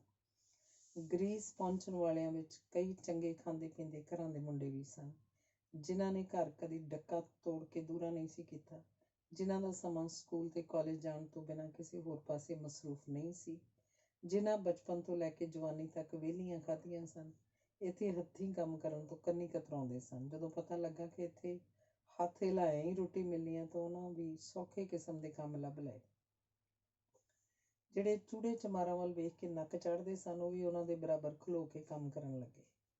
ਪਹਿਲਾਂ ਇਹਨਾਂ ਘੁੱਟ ਪੀ ਕੇ ਹਰ ਜਣੇ ਖਣੇ 'ਤੇ ਰੋਹਬ ਵੀ ਪਾਉਣ ਦੀ ਕੋਸ਼ਿਸ਼ ਕੀਤੀ, ਪਰ ਗਰੀਸ ਪਹੁੰਚਣ ਵਾਲੇ ਸਾਰੇ ਆਪਣੇ ਆਪ ਨੂੰ ਨਾਡੂ ਕਾਈ ਕਹਾਉਂਦੇ ਸਨ। ਜਦ ਅੱਗੇ ਛਿੱਤਰ ਪੈਣ ਦੀ ਸੰਭਾਵਨਾ ਬਣੀ ਤਾਂ ਕਿਤੇ ਜਾ ਕੇ ਉਹਨਾਂ ਵਕਤ ਨਾਲ ਸਮਝੌਤਾ ਕੀਤਾ। ਗ੍ਰੀਕੀਆਂ ਦੀ ਨਜ਼ਰ ਵਿੱਚ ਤਾਂ ਸਾਰੇ ਭਾਰਤੀ ਸਨ। ਉਹਨਾਂ ਨੂੰ ਕੀ ਕੌਣ ਜੱਟ ਤੇ ਕੌਣ ਚਮਾਰ, ਉਹ ਤਾਂ ਇਹ ਵੇਖਦੇ ਸਨ ਕਿ ਕਿਹਦੇ 'ਚ ਕੰਮ ਕਰਨ ਦੀ ਯੋਗਤਾ ਹੈ। ਇੱਥੇ ਅੰਗੂਰਾਂ ਤੋਂ ਤਿਆਰ ਕੀਤੀ ਸ਼ਰਾਬ ਪਾਣੀ ਦੇ ਭਾਅ ਮਿਲਦੀ ਸੀ। ਜਿਉਂ ਹੀ ਸ਼ਾਮ ਪੈਂਦੀ, ਆਪਣੇ ਮੁੰਡੇ ਕੰਮ ਧੰਦੇ ਤੋਂ ਵਿਹਲੇ ਹੋ ਕੇ ਨਹਾ ਧੋ ਕੇ ਦੁਕਾਨਾਂ ਤੋਂ ਸ਼ਰਾਬ ਦੀਆਂ ਪੀਪੀਆਂ ਭਰਾ ਕੇ ਤੁਰੇ ਜਾਂਦੇ ਵੇਖੇ ਜਾ ਸਕਦੇ ਸਨ। ਇੱਥੇ ਸ਼ਰਾਬ ਨੂੰ ਡੱਬਾਂ ਵਿੱਚ ਦੇਣ ਦੀ ਜ਼ਰੂਰਤ ਨਹੀਂ ਸੀ, ਖੁੱਲ੍ਹੇਆਮ ਲਿਜਾ ਸਕਦੇ ਸੀ। ਪਰ ਸ਼ਰਾਬ ਪੀਣ ਦਾ ਢੰਗ ਆਪਣੇ ਲੋਕਾਂ ਦਾ ਨਿਰਾਲਾ ਸੀ। ਸ਼ਾਇਦ ਨਿਰੋਲ ਆਪਣਾ ਢੰਗ ਮੇਰੇ ਆਪਣੇ ਦੋਸਤ ਵੀ ਤੁਰੇ ਜਾਂਦੇ ਕਿਸੇ ਦੁਕਾਨ ਤੋਂ ਵਾਈਨ ਦੀ ਇੱਕ ਬੋਤਲ ਲੈ ਕੇ ਇੱਕੋ ਸਾਹੇ ਗੱਟ ਕਰਕੇ ਪੀ ਜਾਂਦੇ। ਉਸੇ ਵਕਤ ਖਾਲੀ ਬੋਤਲ ਦੁਕਾਨਦਾਰ ਨੂੰ ਮੋੜ ਜਾਂਦੇ। ਗ੍ਰੀਕ ਦੁਕਾਨਦਾਰ ਹੈਰਾਨ ਹੋ ਕੇ ਰਹਿ ਜਾਂਦੇ। ਗ੍ਰੀਕੀ ਬਹੁਤ ਹੀ ਕੋਮਲ ਸੁਭਾਅ ਦੇ ਸਨ, ਆਪਣੀਆਂ ਸੱਭਿਆਚਾਰਕ ਕਦਰਾਂ ਕੀਮਤਾਂ ਨਾਲ ਬੱਝੇ ਹੋਏ। ਲੜਾਈ 'ਚ ਤੂੰ ਮੈਂ ਤੱਕ ਹੀ ਸੀਮਤ ਰਹਿੰਦੇ ਸਨ। ਇਹ ਭਿੜਦੇ ਘੱਟ ਤੇ ਝਗੜਦੇ ਜ਼ਿਆਦਾ ਸਨ। ਕਿਸੇ ਦਾ ਸਿਰ ਪਾੜਨ ਤੱਕ ਨਹੀਂ ਸੀ ਜਾਂਦੇ। ਜੇ ਇੱਕ ਜ਼ਿਆਦਾ ਗਰਮ ਹੋ ਜਾਂਦਾ ਸੀ, ਦੂਜਾ ਉਹਨੂੰ ਸਿਰ ਫਿਰਿਆ ਕਹਿ ਕੇ ਆਪੇ ਪਰੇ ਹੋ ਜਾਂਦਾ ਸੀ। ਮੈਨੂੰ ਯਾਦ ਹੈ, ਇੱਕ ਵਾਰ ਆਪਣੇ ਮੁੰਡਿਆਂ ਨੇ ਨੇੜੇ ਹੀ ਕਿਸੇ ਖੂਹ 'ਤੇ ਆਪਣੇ ਮੁੰਡੇ ਨੂੰ ਜਾ ਢਾਹਿਆ। ਸੱਜਰੀ ਜਾਂ ਪੁਰਾਣੀ ਕੋਈ ਲੱਗਦੀ ਸੀ। ਰਾਤ ਦਾ ਵੇਲਾ ਹੋਣ ਕਰਕੇ ਮੁੰਡੇ ਦੀਆਂ ਚੀਕਾਂ ਰਾਤ ਦੇ ਸਨਾਟੇ ਨੂੰ ਚੀਰ ਜਦ ਗੁਆਂਢੀ ਗ੍ਰੀਕ ਦੇ ਘਰ ਗਈਆਂ ਤਾਂ ਉਹਨੂੰ ਛੁਡਾਉਣ ਲਈ ਉਹਦਾ ਹੌਸਲਾ ਨਾ ਪਿਆ। ਉੱਠਿਆ ਤੇ ਘਰੋਂ ਹੀ ਬੰਦੂਕ ਦੇ ਫਾਇਰ ਕਰੀ ਜਾਵੇ, ਜਦੋਂ ਕਿ ਖੂਹ ਵੀ ਉਸੇ ਦਾ ਸੀ। ਜਿਹੜੇ ਲੋਕ ਸ਼ਹਿਰ ਏਥਨਸ ਜਾਂ ਇਸੇ ਕਿਸਮ ਦੇ ਵੱਡੇ ਸ਼ਹਿਰ 'ਚ ਰਹਿੰਦੇ ਸਨ, ਉਹ ਢਲਾਈ ਦੀਆਂ ਫੈਕਟਰੀਆਂ, ਲਾਂਡਰੀਆਂ ਤੇ ਰੈਸਟੋਰੈਂਟ 'ਚ ਕੰਮ ਕਰਦੇ ਸਨ। ਜਿਸ ਸ਼ਹਿਰ ਸਕਾਲਾ ਓਰੋਪੋ ਅਸੀਂ ਰਹਿੰਦੇ ਸਾਂ, ਇਹ ਇਲਾਕਾ ਖੇਤੀਬਾੜੀ ਨਾਲ ਖੁਸ਼ਹਾਲ ਸੀ। ਗ੍ਰੀਕ ਕਿਸਾਨਾਂ ਕੋਲ ਵੱਡੇ ਖੇਤੀਬਾੜੀ ਲਈ ਫਾਰਮ ਸਨ। ਅੰਗੂਰਾਂ ਦੇ ਬਾਗ ਕਦਮ ਉੱਪਰ ਫੈਲੇ ਹੋਏ ਸਨ। ਜੈਤੂਨ ਤੇ ਪਿਸਤਾ ਦੇ ਰੁੱਖਾਂ ਦੀ ਭਰਮਾਰ ਸੀ। ਹਰ ਫਾਰਮ ਦੁਆਲੇ ਕੰਡਿਆਲੀ ਤਾਰ ਲੱਗੀ ਹੋਈ ਸੀ। ਫਾਰਮਾਂ ਦੇ ਵਿੱਚ ਹੀ ਕਈ ਕਿਸਾਨਾਂ ਨੇ ਆਪਣੇ ਘਰ ਬਣਾਏ ਹੋਏ ਸਨ। ਇੱਥੇ ਆਪਣੇ ਲੋਕ ਗਰੀਕ ਕਿਸਾਨਾਂ ਨਾਲ ਖੇਤੀਬਾੜੀ ਦੇ ਕੰਮਾਂ 'ਚ ਹੱਥ ਵਟਾਉਂਦੇ ਸਨ। ਇਹਨਾਂ ਦਾ ਕੰਮ ਬਹੁਤ ਸਖਤ ਸੀ। ਸੂਰਜ ਦੇ ਚੜ੍ਹਾਅ ਨਾਲ ਖੇਤਾਂ ਨੂੰ ਤੁਰ ਪੈਂਦੇ ਸਨ। ਸੂਰਜ ਦੇ ਉਤਰਾਅ ਨਾਲ ਘਰਾਂ ਨੂੰ ਪਰਤ ਆਉਂਦੇ ਸਨ। ਦੁਪਹਿਰੇ 2 ਘੰਟੇ ਆਰਾਮ ਕਰਦੇ ਸਨ। ਇਹਨਾਂ ਦਾ ਕੰਮ ਪਿਸਤੇ ਤੇ ਅੰਗੂਰਾਂ ਦੇ ਬਾਗਾਂ ਦੀ ਦੇਖਭਾਲ ਕਰਨਾ ਹੁੰਦਾ ਸੀ। ਕਈ ਆਪਣੇ ਮੁੰਡੇ ਸਬਜ਼ੀਆਂ ਤੇ ਫਲਾਂ ਨੂੰ ਉਗਾਉਣ ਦਾ ਕੰਮ ਵੀ ਕਰਦੇ ਸਨ। ਕੁਝ ਫੁੱਲ ਲਗਾਉਣ ਤੇ ਤੋੜਨ ਦਾ ਵੀ ਕੰਮ ਕਰਦੇ ਸਨ। ਉਹਨਾਂ ਦੀ ਜ਼ਿੰਦਗੀ ਬਿਲਕੁਲ ਪੰਜਾਬ 'ਚ ਜ਼ਿਮੀਂਦਾਰਾਂ ਨਾਲ ਕੰਮ ਕਰਦੇ ਮਜ਼ਦੂਰ ਵਰਗੀ ਸੀ। ਬਸ ਫਰਕ ਇੰਨਾ ਸੀ ਕਿ ਉਹਨਾਂ ਨਾਲ ਵਿਹਾਰ ਜ਼ਰੂਰ ਇਨਸਾਨਾਂ ਵਰਗਾ ਕੀਤਾ ਜਾਂਦਾ ਸੀ। ਉਸਦੇ ਵਹਾਏ ਪਸੀਨੇ ਦੀ ਉਹਨਾਂ ਨੂੰ ਬਹੁਤ ਕਦਰ ਸੀ। ਜਿਹੜੇ ਆਪਣੇ ਮੁੰਡੇ ਗਰੀਕ ਖਾਣੇ ਨੂੰ ਵੈਗਰੂ ਕਹਿ ਕੇ ਛਕ ਲੈਂਦੇ ਸਨ, ਉਹ ਤਾਂ ਰਾਤ ਨੂੰ ਆਪਣੇ ਮਾਲਕ ਪਰਿਵਾਰ ਨਾਲ ਇਕੱਠੇ ਇੱਕ ਟੇਬਲ ਤੇ ਬਹਿ ਕੇ ਵਾਈਨ ਪੀਂਦੇ ਤੇ ਭੋਜਨ ਕਰਦੇ ਸਨ। ਉਹਨਾਂ 'ਚ ਕੋਈ ਊਚ ਨੀਚ ਜਾਂ ਜਾਤੀ ਭੇਦਭਾਵ ਨਹੀਂ ਸੀ। ਕੁਝ ਰੋਟੀ ਦੇ ਸ਼ੌਕੀਨ ਆਪਣੇ ਮੁੰਡਿਆਂ ਨੇ ਆਪਣਾ ਚੁੱਲ੍ਹਾ ਚੌਂਕਾ ਵੱਖਰਾ ਬਣਾਇਆ ਸੀ। ਉਹ ਰਲ ਮਿਲ ਕੇ ਆਪਣਾ ਖਾਣਾ ਤਿਆਰ ਕਰਦੇ ਸਨ, ਇਕੱਠੇ ਛਕਦੇ ਤੇ ਜਸ਼ਨ ਪਾਣੀ ਕਰਦੇ, ਫਿਰ ਲੜਦੇ ਭਿੜਦੇ ਵੀ ਸਨ। ਗ੍ਰੀਕੀਆਂ ਨੂੰ ਆਪਣੀ ਮਾਤ ਭਾਸ਼ਾ ਨਾਲ ਬਹੁਤ ਪਿਆਰ ਹੈ। ਗ੍ਰੀਕੀਆਂ ਉੱਪਰ ਇੰਗਲਿਸ਼ ਦਾ ਪ੍ਰਭਾਵ ਦੇਖਣ 'ਚ ਬਹੁਤ ਘੱਟ ਨਜ਼ਰ ਆਇਆ। ਸਕੈਂਡੀਨੇਵੀਅਨ ਦੇਸ਼ਾਂ ਦੇ ਲੋਕ ਅਕਸਰ ਹੀ ਇੰਗਲਿਸ਼ ਬੋਲ ਤੇ ਸਮਝ ਲੈਂਦੇ ਸਨ। ਗ੍ਰੀਸ ਹੀ ਇੱਕ ਅਜਿਹਾ ਦੇਸ਼ ਦੇਖਣ 'ਚ ਆਇਆ ਜਿਹਦੇ ਆਮ ਲੋਕ ਇੰਗਲਿਸ਼ ਭਾਸ਼ਾ ਤੋਂ ਨਾਵਾਕਿਫ ਸਨ। ਆਪਣੀ ਬੋਲਚਾਲ 'ਚ ਦੂਸਰੀ ਭਾਸ਼ਾ ਦਾ ਲਫ਼ਜ਼ ਘੱਟ ਹੀ ਘਸੋੜਦੇ ਸਨ। ਅੰਗਰੇਜ਼ੀ ਭਾਸ਼ਾ ਤੋਂ ਕੋਰੇ ਹੋਣ ਕਰਕੇ ਆਪਣੇ ਲੋਕਾਂ ਨੂੰ ਗ੍ਰੀਕ ਭਾਸ਼ਾ ਹੀ ਸਿੱਖਣੀ ਪਈ। ਕੰਮਾਂ ਕਾਰਾਂ ਦੇ ਦੌਰਾਨ ਗ੍ਰੀਕ ਭਾਸ਼ਾ ਹੀ ਬੋਲੀ ਜਾਂਦੀ ਸੀ, ਜਿਸ ਕਾਰਨ ਆਪਣੇ ਲੋਕ 4-5 ਮਹੀਨਿਆਂ ਵਿੱਚ ਹੀ ਗੁਜ਼ਾਰੇ ਜੋਗੀ ਗ੍ਰੀਕੀ ਬੋਲਣੀ ਸਿੱਖ ਜਾਂਦੇ ਸਨ। ਗ੍ਰੀਕ ਪਹੁੰਚ ਕੇ ਆਪਣੇ ਲੋਕਾਂ ਨੂੰ ਉੱਥੋਂ ਦੇ ਇਤਿਹਾਸ, ਸੱਭਿਆਚਾਰ ਤੇ ਧਰਮ ਨਾਲ ਕੋਈ ਖਾਸ ਸਰੋਕਾਰ ਨਹੀਂ ਸੀ। ਉਹਨਾਂ ਨੂੰ ਉੱਥੋਂ ਦੀਆਂ ਇਤਿਹਾਸਿਕ ਥਾਵਾਂ ਤੇ ਪ੍ਰਾਚੀਨ ਵਸਤਾਂ 'ਚ ਕੋਈ ਖਾਸ ਦਿਲਚਸਪੀ ਨਹੀਂ ਸੀ, ਜਦੋਂ ਕਿ ਏਥਨਜ਼ ਵਿੱਚ ਰਹਿਣ ਵਾਲੇ ਉੱਥੋਂ ਦੀਆਂ ਪ੍ਰਸਿੱਧ ਵੇਖਣਯੋਗ ਥਾਵਾਂ ਦੇ ਇਰਦ ਗਿਰਦ ਹੀ ਰਹਿੰਦੇ ਸਨ। ਆਪਣੇ ਲੋਕਾਂ ਦਾ ਮੁੱਖ ਉਦੇਸ਼ ਇਹੋ ਸੀ ਕਿ ਇਸ ਕੀਮਤੀ ਵਕਤ ਨੂੰ ਸਿਰਫ ਰੋਜ਼ੀ ਕਮਾਉਣ ਵਾਸਤੇ ਲਾਇਆ ਜਾਵੇ। ਦਲਾਲਾਂ ਨੂੰ ਦਿੱਤੇ ਪੈਸੇ ਜਲਦੀ ਤੋਂ ਜਲਦੀ ਪੂਰੇ ਹੋ ਸਕਣ ਜਾਂ ਕੁਝ ਪੈਸੇ ਕਮਾ ਕੇ ਇੱਥੋਂ ਹੋਰ ਚੰਗੇ ਮੁਲਕ ਜਿਵੇਂ ਅਮਰੀਕਾ, ਕੈਨੇਡਾ ਜਾਂ ਇੰਗਲੈਂਡ ਨੂੰ ਉਡਾਰੀ ਮਾਰੀ ਜਾ ਸਕੇ। ਕੁਝ ਮੁੰਡੇ ਇਸ ਮਕਸਦ ਦੀ ਪੂਰਤੀ ਵਿੱਚ ਕਾਮਯਾਬ ਵੀ ਰਹੇ। ਹੁਣੇ ਦਿਨੀਂ $2000 ਦਿਖਾ ਕੇ ਰੋਮਾਨੀਆ ਤੋਂ ਅਮਰੀਕਾ ਦਾ ਵੀਜ਼ਾ ਮਿਲ ਜਾਂਦਾ ਸੀ। ਆਪਣੇ 2-4 ਮੁੰਡੇ ਰਲ ਮਿਲ ਕੇ $2000 ਇਕੱਠਾ ਕਰਕੇ ਕਿਸੇ ਇੱਕ ਨੂੰ ਅਮਰੀਕਾ ਅੰਬੈਸੀ 'ਚ ਭੇਜ ਦਿੰਦੇ ਸਨ, ਜਿਸ ਨੂੰ ਵੀਜ਼ਾ ਮਿਲ ਜਾਂਦਾ ਸੀ। ਉਹ ਅਮਰੀਕਾ ਪਹੁੰਚ ਜਾਂਦਾ ਸੀ। ਬਾਅਦ ਵਿੱਚ ਭੇਦ ਖੁੱਲ੍ਹਣ ਤੇ ਅਮਰੀਕਾ ਅੰਬੈਸੀ ਵਾਲਿਆਂ ਨੇ ਆਪਣੇ ਲੋਕਾਂ ਲਈ ਵੀਜ਼ਾ ਬੰਦ ਕਰ ਦਿੱਤਾ ਸੀ। ਕਈ ਹੁਸ਼ਿਆਰ ਤੇ ਪੜ੍ਹੇ ਲਿਖੇ ਉਸ ਵਕਤ ਦੇ ਦਾਅ ਪੇਚਾਂ ਨਾਲ ਇੰਗਲੈਂਡ ਤੇ ਜਰਮਨ ਵਿਖੇ ਆਪਣੇ ਕੰਮ ਕਾਰ ਲਈ ਪਹੁੰਚ ਗਏ ਸਨ। ਗ੍ਰੀਸ ਵਿੱਚ 1974-75 ਵਿੱਚ ਮਜ਼ਦੂਰੀ ਕਰਨ ਦੇ $2-2.5 ਪ੍ਰਤੀ ਮਹੀਨਾ ਹੀ ਮਿਲਦੇ ਸਨ। ਇਸ ਵਿੱਚ ਉਹਨਾਂ ਆਪਣਾ ਰਾਸ਼ਨ ਪਾਣੀ ਵੀ ਚਲਾਉਣਾ ਹੁੰਦਾ ਸੀ। ਜਹਾਜ਼ਾਂ ਦੀ ਨੌਕਰੀ ਕਰਨ ਵਾਲਿਆਂ ਦੀਆਂ ਤਨਖਾਹਾਂ ਜ਼ਰੂਰ ਡਬਲ ਸਨ। ਉਹਨਾਂ ਨੂੰ ਬੱਚਤ ਕਰਨ ਦਾ ਇੱਕ ਚੰਗਾ ਅਵਸਰ ਪ੍ਰਾਪਤ ਸੀ। ਮਜਬੂਰੀ ਜਾਂ ਕਿਸੇ ਨਿੱਜੀ ਕਾਰਨ ਜਦ ਆਪਣੇ ਲੋਕਾਂ ਨੂੰ ਗ੍ਰੀਸ ਛੱਡਣਾ ਪੈਂਦਾ ਸੀ ਤਾਂ ਗ੍ਰੀਸ ਏਅਰਪੋਰਟ ਉੱਪਰ ਗ੍ਰੀਸ ਵਿੱਚ ਗੈਰ ਕਾਨੂੰਨੀ ਰਹਿਣ ਕਾਰਨ ਕੁਝ ਜੁਰਮਾਨਾ ਦੇਣਾ ਪੈਂਦਾ ਸੀ। ਜੁਰਮਾਨੇ ਦੀ ਰਕਮ $5-6 ਹੀ ਹੁੰਦੀ ਸੀ। ਉਹ ਜੁਰਮਾਨੇ ਦੀ ਮੋਹਰ ਪਾਸਪੋਰਟ ਉੱਪਰ ਲਾ ਦਿੰਦੇ ਸਨ, ਜਿਸ ਕਾਰਨ ਦੂਸਰੀ ਵਾਰ ਵੀਜ਼ਾ ਲੈਣ 'ਚ ਮੁਸ਼ਕਲ ਪੇਸ਼ ਆਉਂਦੀ ਸੀ। ਪਰ ਆਪਣੇ ਲੋਕ ਇਸ ਮੁਸ਼ਕਲ ਤੋਂ ਬਚਣ ਲਈ ਪਾਸਪੋਰਟ ਹੀ ਬਦਲ ਲੈਂਦੇ ਸਨ। ਇਸ ਤਰ੍ਹਾਂ ਆਪਣੇ ਪਹਿਲੇ ਜੁਰਮ ਤੋਂ ਸੁਰਖਰੂ ਹੋ ਜਾਂਦੇ ਸਨ। ਆਪਣੇ ਲੋਕ ਜੱਤ ਸੱਤ ਦੇ ਭਾਵੇਂ ਪੱਕੇ ਧਾਰਨੀ ਨਹੀਂ, ਪਰ ਵਿਆਹ ਲਈ ਤਿਆਰ ਖੜੀ ਗ੍ਰੀਕਣ ਨਾਲ ਵਿਆਹ ਕਰਵਾਉਣ ਤੋਂ ਝਿਜਕਦੇ ਸਨ। ਭਾਵੇਂ ਉਹਨਾਂ ਨੂੰ ਇਸ ਗੱਲ ਦਾ ਗਿਆਨ ਸੀ ਕਿ ਵਿਆਹ ਕਰਵਾਉਣ ਨਾਲ ਉਹਨਾਂ ਨੂੰ ਘੱਟੋ ਘੱਟ ਗ੍ਰੀਸ ਰਹਿਣ ਦੀ ਇਜਾਜ਼ਤ ਮਿਲ ਸਕਦੀ ਸੀ, ਵਿਆਹ ਨੂੰ ਉਹ ਰੋਜ਼ੀ ਕਮਾਉਣ ਦੇ ਰਾਹ ਦੀ ਰੁਕਾਵਟ ਸਮਝਦੇ ਸਨ। ਵੈਸੇ ਵੀ ਵੱਖਰੇ ਕਲਚਰ ਦੀ ਕੁਠਾਲੀ ਵਿੱਚ ਆਪਣੇ ਆਪ ਨੂੰ ਢਾਲਣ ਲਈ ਵਰ੍ਹੇ ਲੱਗਦੇ ਹਨ। ਅਵਲ ਤਾਂ 20 ਸਾਲ ਦੀ ਉਮਰ ਤੱਕ ਜਿਹਨਾਂ ਦੀ ਮਾਨਸਿਕਤਾ ਆਪਣੇ ਕਲਚਰ ਵਿੱਚ ਢਲ ਚੁੱਕੀ ਹੁੰਦੀ, ਉਹ ਦੂਸਰੇ ਕਲਚਰ ਦੇ ਸੰਚੇ ਵਿੱਚ ਆਪਣੇ ਆਪ ਨੂੰ ਸਹਿਜੇ ਨਹੀਂ ਢਾਲ ਸਕਦੇ। 2-3 ਸਾਲਾਂ ਵਿੱਚ ਤਾਂ ਦੂਸਰੇ ਕਲਚਰ ਦੀਆਂ ਤਹਿਆਂ ਤੱਕ ਵੀ ਨਹੀਂ ਪਹੁੰਚਿਆ ਜਾ ਸਕਦਾ। ਦੂਸਰੇ ਕਲਚਰ ਨੂੰ ਸਮਝਣ ਲਈ ਸਮਾਜਿਕ ਮੇਲ ਜੋਲ ਹੋਣਾ ਬਹੁਤ ਲਾਜ਼ਮੀ ਹੈ। ਪਰ ਆਪਣੇ ਕੁਝ ਲੋਕ ਤਾਂ ਜਾਂਦੇ ਹੀ ਆਪਣੇ ਆਲੇ ਦੁਆਲੇ ਇੱਕ ਅਜਿਹਾ ਤਾਣਾ ਪੇਟਾ ਬਣਾ ਲੈਂਦੇ ਕਿ ਮਜ਼ਾਲ ਦੂਸਰੇ ਕਲਚਰ ਦਾ ਸਾਹ ਉਹਨਾਂ ਦੀ ਧੜਕਣ ਬਣ ਜਾਏ। ਉਂਝ ਜੇ ਕੋਈ ਭਾਵੁਕ ਹੋਇਆ ਵਿਆਹ ਕਰਵਾ ਵੀ ਲੈਂਦਾ ਸੀ ਤਾਂ ਉਹਨਾਂ ਦੇ ਅਜੋੜ ਰਿਸ਼ਤੇ ਦਾ ਛੇਤੀ ਭੋਗ ਪੈ ਜਾਂਦਾ ਸੀ। ਮੇਰੇ ਹੁੰਦਿਆਂ 2 ਕੁ ਮੁੰਡਿਆਂ ਨੇ ਵਿਆਹ ਕਰਵਾਏ ਵੀ ਸਨ, ਪਰ ਗ੍ਰੀਸ ਛੱਡ ਦੇਣ ਉਪਰੰਤ ਪਤਾ ਨਹੀਂ ਲੱਗਾ ਉਹਨਾਂ ਦੀ ਤੋੜ ਨਿਭ ਰਹੀ ਹੈ ਜਾਂ ਨਹੀਂ। ਸ਼ਕਾਲਾ ਅਰੋਪੋ ਸ਼ਹਿਰ ਦੇ ਦੁਆਲੇ ਵੱਡੇ ਵੱਡੇ ਖੇਤੀਬਾੜੀ ਦੇ ਫਾਰਮ ਸਨ। ਇਹਨਾਂ ਫਾਰਮਾਂ ਵਿੱਚ ਕੰਮ ਕਰਦੇ ਮੁੰਡੇ ਉਸ ਸਮੇਂ ਦੇ ਮਸ਼ਹੂਰ ਏਜੰਟ ਦੇ ਰਾਹੀਂ ਗ੍ਰੀਸ ਆਏ ਸਨ। ਇਹਨਾਂ ਆਪਣਾ ਇੱਕ ਖਾਸ ਗਰੁੱਪ ਬਣਾਇਆ ਹੋਇਆ ਸੀ। ਸਾਰੇ 20-25 ਮੁੰਡੇ ਇੱਕੋ ਹਾਲਨੁਮਾ ਕਮਰੇ 'ਚ ਰਹਿੰਦੇ ਸਨ। ਏਜੰਟ ਜਦ ਵੀ ਨਵੇਂ ਮੁੰਡੇ ਗ੍ਰੀਸ ਲਿਆਉਂਦਾ, ਉਹਨਾਂ ਵਿੱਚੋਂ ਕੁਝ ਇਸ ਗਰੁੱਪ ਦੇ ਮੁੰਡਿਆਂ ਦੀ ਸਹਾਇਤਾ ਨਾਲ ਇਹਨਾਂ ਫਾਰਮਾਂ ਵਿੱਚ ਕੰਮ 'ਤੇ ਲਵਾ ਦਿੰਦਾ ਸੀ। ਹਰ ਮੁੰਡੇ ਪਿੱਛੇ $50 ਕੰਮ ਬਦਲੇ ਦਿੰਦਾ ਸੀ। ਇਸ ਕਰਕੇ ਇਸ ਗਰੁੱਪ ਦੇ ਮੁੰਡੇ ਇਹ ਚਾਹੁੰਦੇ ਸਨ ਕਿ ਕਿਸੇ ਹੋਰ ਏਜੰਟ ਦੇ ਬੰਦੇ ਇਸ ਇਲਾਕੇ 'ਚ ਕੰਮ ਲਈ ਨਾ ਆਉਣ। ਜੇ ਕੋਈ ਭੁੱਲ ਭੁਲੇਖੇ ਕੰਮ ਦੇ ਸਿਲਸਿਲੇ 'ਚ ਵਿਅਕਤੀਗਤ ਤੌਰ 'ਤੇ ਆ ਵੀ ਜਾਂਦਾ ਸੀ ਤਾਂ ਉਹਨੂੰ ਡਰਾ ਧਮਕਾ ਕੇ ਭਜਾ ਦਿੱਤਾ। ਲੈਂਬਰ ਸਿੰਘ ਵੀ ਜਦ ਕੰਮ ਲੱਭਦਾ ਅਚਾਨਕ ਇਸ ਗਰੁੱਪ ਦੇ ਮੁੰਡਿਆਂ ਨੂੰ ਮਿਲਿਆ ਤਾਂ ਉਹਨਾਂ ਤੁਰੰਤ ਇਲਾਕਾ ਛੱਡ ਦੇਣ ਦੀ ਧਮਕੀ ਦਿੱਤੀ। 15-16 ਮੁੰਡੇ ਉਹਦੇ ਦੁਆਲੇ ਹੋ ਗਏ, ਪਰ ਲੈਂਬਰ ਆਪਣੀ ਤੇਜ਼ ਬੁੱਧੀ ਤੇ ਸੂਝ ਤੋਂ ਕੰਮ ਲੈਂਦਿਆਂ ਉਹਨਾਂ ਤੋਂ ਖਹਿੜਾ ਛੁਡਾ ਕੇ ਆ ਗਿਆ। ਉਹ ਇਹਨਾਂ ਗਿੱਦੜ ਚੀਕਾਂ ਤੋਂ ਨਿਰਭੈ ਸੀ। ਕੰਮ ਦੇ ਸਿਲਸਿਲੇ 'ਚ ਭਟਕਦਿਆਂ ਉਹਦਾ ਤਾਲਮੇਲ ਰਾਮਦਾਸ ਮੁੰਡੇ ਨਾਲ ਹੋ ਗਿਆ। ਉਹ ਇਸੇ ਸ਼ਹਿਰ ਦੀ ਬਣ ਰਹੀ ਬੰਦਰਗਾਹ 'ਚ ਕੰਮ ਕਰਦਾ ਸੀ। ਕੰਪਨੀ ਵੱਲੋਂ ਰਹਿਣ ਲਈ ਸੋਹਣਾ ਆਧੁਨਿਕ ਫਲੈਟ ਮਿਲਿਆ ਹੋਇਆ ਸੀ। ਗਰੁੱਪ ਦੇ ਮੁੰਡੇ ਇਹਨਾਂ ਨਾਲ ਵੀ ਈਰਖਾ ਕਰਦੇ ਸਨ। ਕਈ ਵਾਰ ਚਾਕੂ ਵਿਖਾ ਚੁੱਕੇ ਸਨ ਤੇ ਇਲਾਕਾ ਛੱਡ ਦੇਣ ਦੀਆਂ ਧਮਕੀਆਂ ਦੇ ਚੁੱਕੇ ਸਨ। ਉਹ ਵੀ ਕੁਝ ਸਹਿਮਿਆ ਹੋਇਆ ਸੀ। ਉਹਨੂੰ ਕੁਝ ਮਾਨਸਿਕ ਸਹਾਇਤਾ ਦੀ ਲੋੜ ਸੀ। ਉਹਨੇ ਆਪਣੀ ਕੰਪਨੀ 'ਚ ਲੈਂਬਰ ਨੂੰ ਕੰਮ ਦਵਾ ਦਿੱਤਾ। ਲੈਂਬਰ ਦੇ ਰਾਹੀਂ ਮੈਨੂੰ ਤੇ ਬਖਸ਼ੀਸ਼ ਸਿੰਘ ਨੂੰ ਵੀ ਕੰਮ ਮਿਲ ਗਿਆ। ਹੁਣ ਅਸੀਂ ਰਾਮਦਾਸ ਦੀ ਧਿਰ ਬਣ ਗਏ ਸਾਂ। ਰਾਮਦਾਸ ਸਾਥੋਂ ਵਧੇਰੇ ਗ੍ਰੀਕੀ ਜਾਣਦਾ ਸੀ। ਆਪਣੇ ਆਲੇ ਦੁਆਲੇ ਗ੍ਰੀਕ ਪਰਿਵਾਰਾਂ ਨਾਲ ਉਹਨੇ ਆਪਣੀ ਚੰਗੀ ਸਾਂਝ ਬਣਾਈ ਸੀ। 35 ਕੁ ਸਾਲਾਂ ਦੀ ਉੱਪਰ ਹੋਇਆ ਔਰਤਾਂ ਨੂੰ ਮਾਂ ਕਹਿ ਕੇ ਬੁਲਾਉਂਦਾ ਸੀ। ਉਹ ਬਥੇਰਾ ਸਮਝਾਉਂਦੀਆਂ ਸਨ, ਸਾਨੂੰ ਸਾਡਾ ਨਾਂ ਲੈ ਕੇ ਬੁਲਾਇਆ ਕਰ, ਪਰ ਫਿਰ ਉਹ ਭੁੱਲ ਜਾਂਦਾ ਸੀ। ਸਾਡੇ ਆਪਣੇ ਸੰਸਕਾਰ ਉਸ ਉੱਪਰ ਭਾਰੂ ਸਨ। ਮਾਮਾ ਸ਼ਬਦ ਉਹਨਾਂ ਔਰਤਾਂ ਨੂੰ ਬੁੱਢੇ ਹੋਣ ਦਾ ਭੁਲੇਖਾ ਪਾਉਂਦਾ ਸੀ, ਪਰ ਉਹ ਬੁਰਾ ਨਹੀਂ ਸਨ ਮਨਾਉਂਦੀਆਂ, ਸਗੋਂ ਹੱਸ ਛੱਡਦੀਆਂ ਸਨ। ਉਹ ਤਾਂ ਸਭ ਭਰ ਜਵਾਨ, ਸੁੰਦਰ ਤੇ ਮਿੱਠ ਬੋਲੜੀਆਂ ਸਨ। ਸਾਡੇ ਨਾਲ ਇੱਕ ਗੁਰਸੇਵਕ ਮੁੰਡਾ ਵੀ ਰਹਿੰਦਾ ਸੀ। ਇੱਕ ਵੀਕਐਂਡ 'ਤੇ ਉਹਦੇ ਗ੍ਰੀਕ ਦੋਸਤ ਨੇ ਆਪਣੇ ਫਾਰਮ ਵਿੱਚ ਕੰਮ ਕਰਾਉਣ ਲਈ ਸੱਦ ਲਿਆ। ਗੁਰਸੇਵਕ ਸਵੇਰੇ ਤੁਰ ਕੇ ਹੀ ਫਾਰਮ ਨੂੰ ਜਾ ਰਿਹਾ ਸੀ।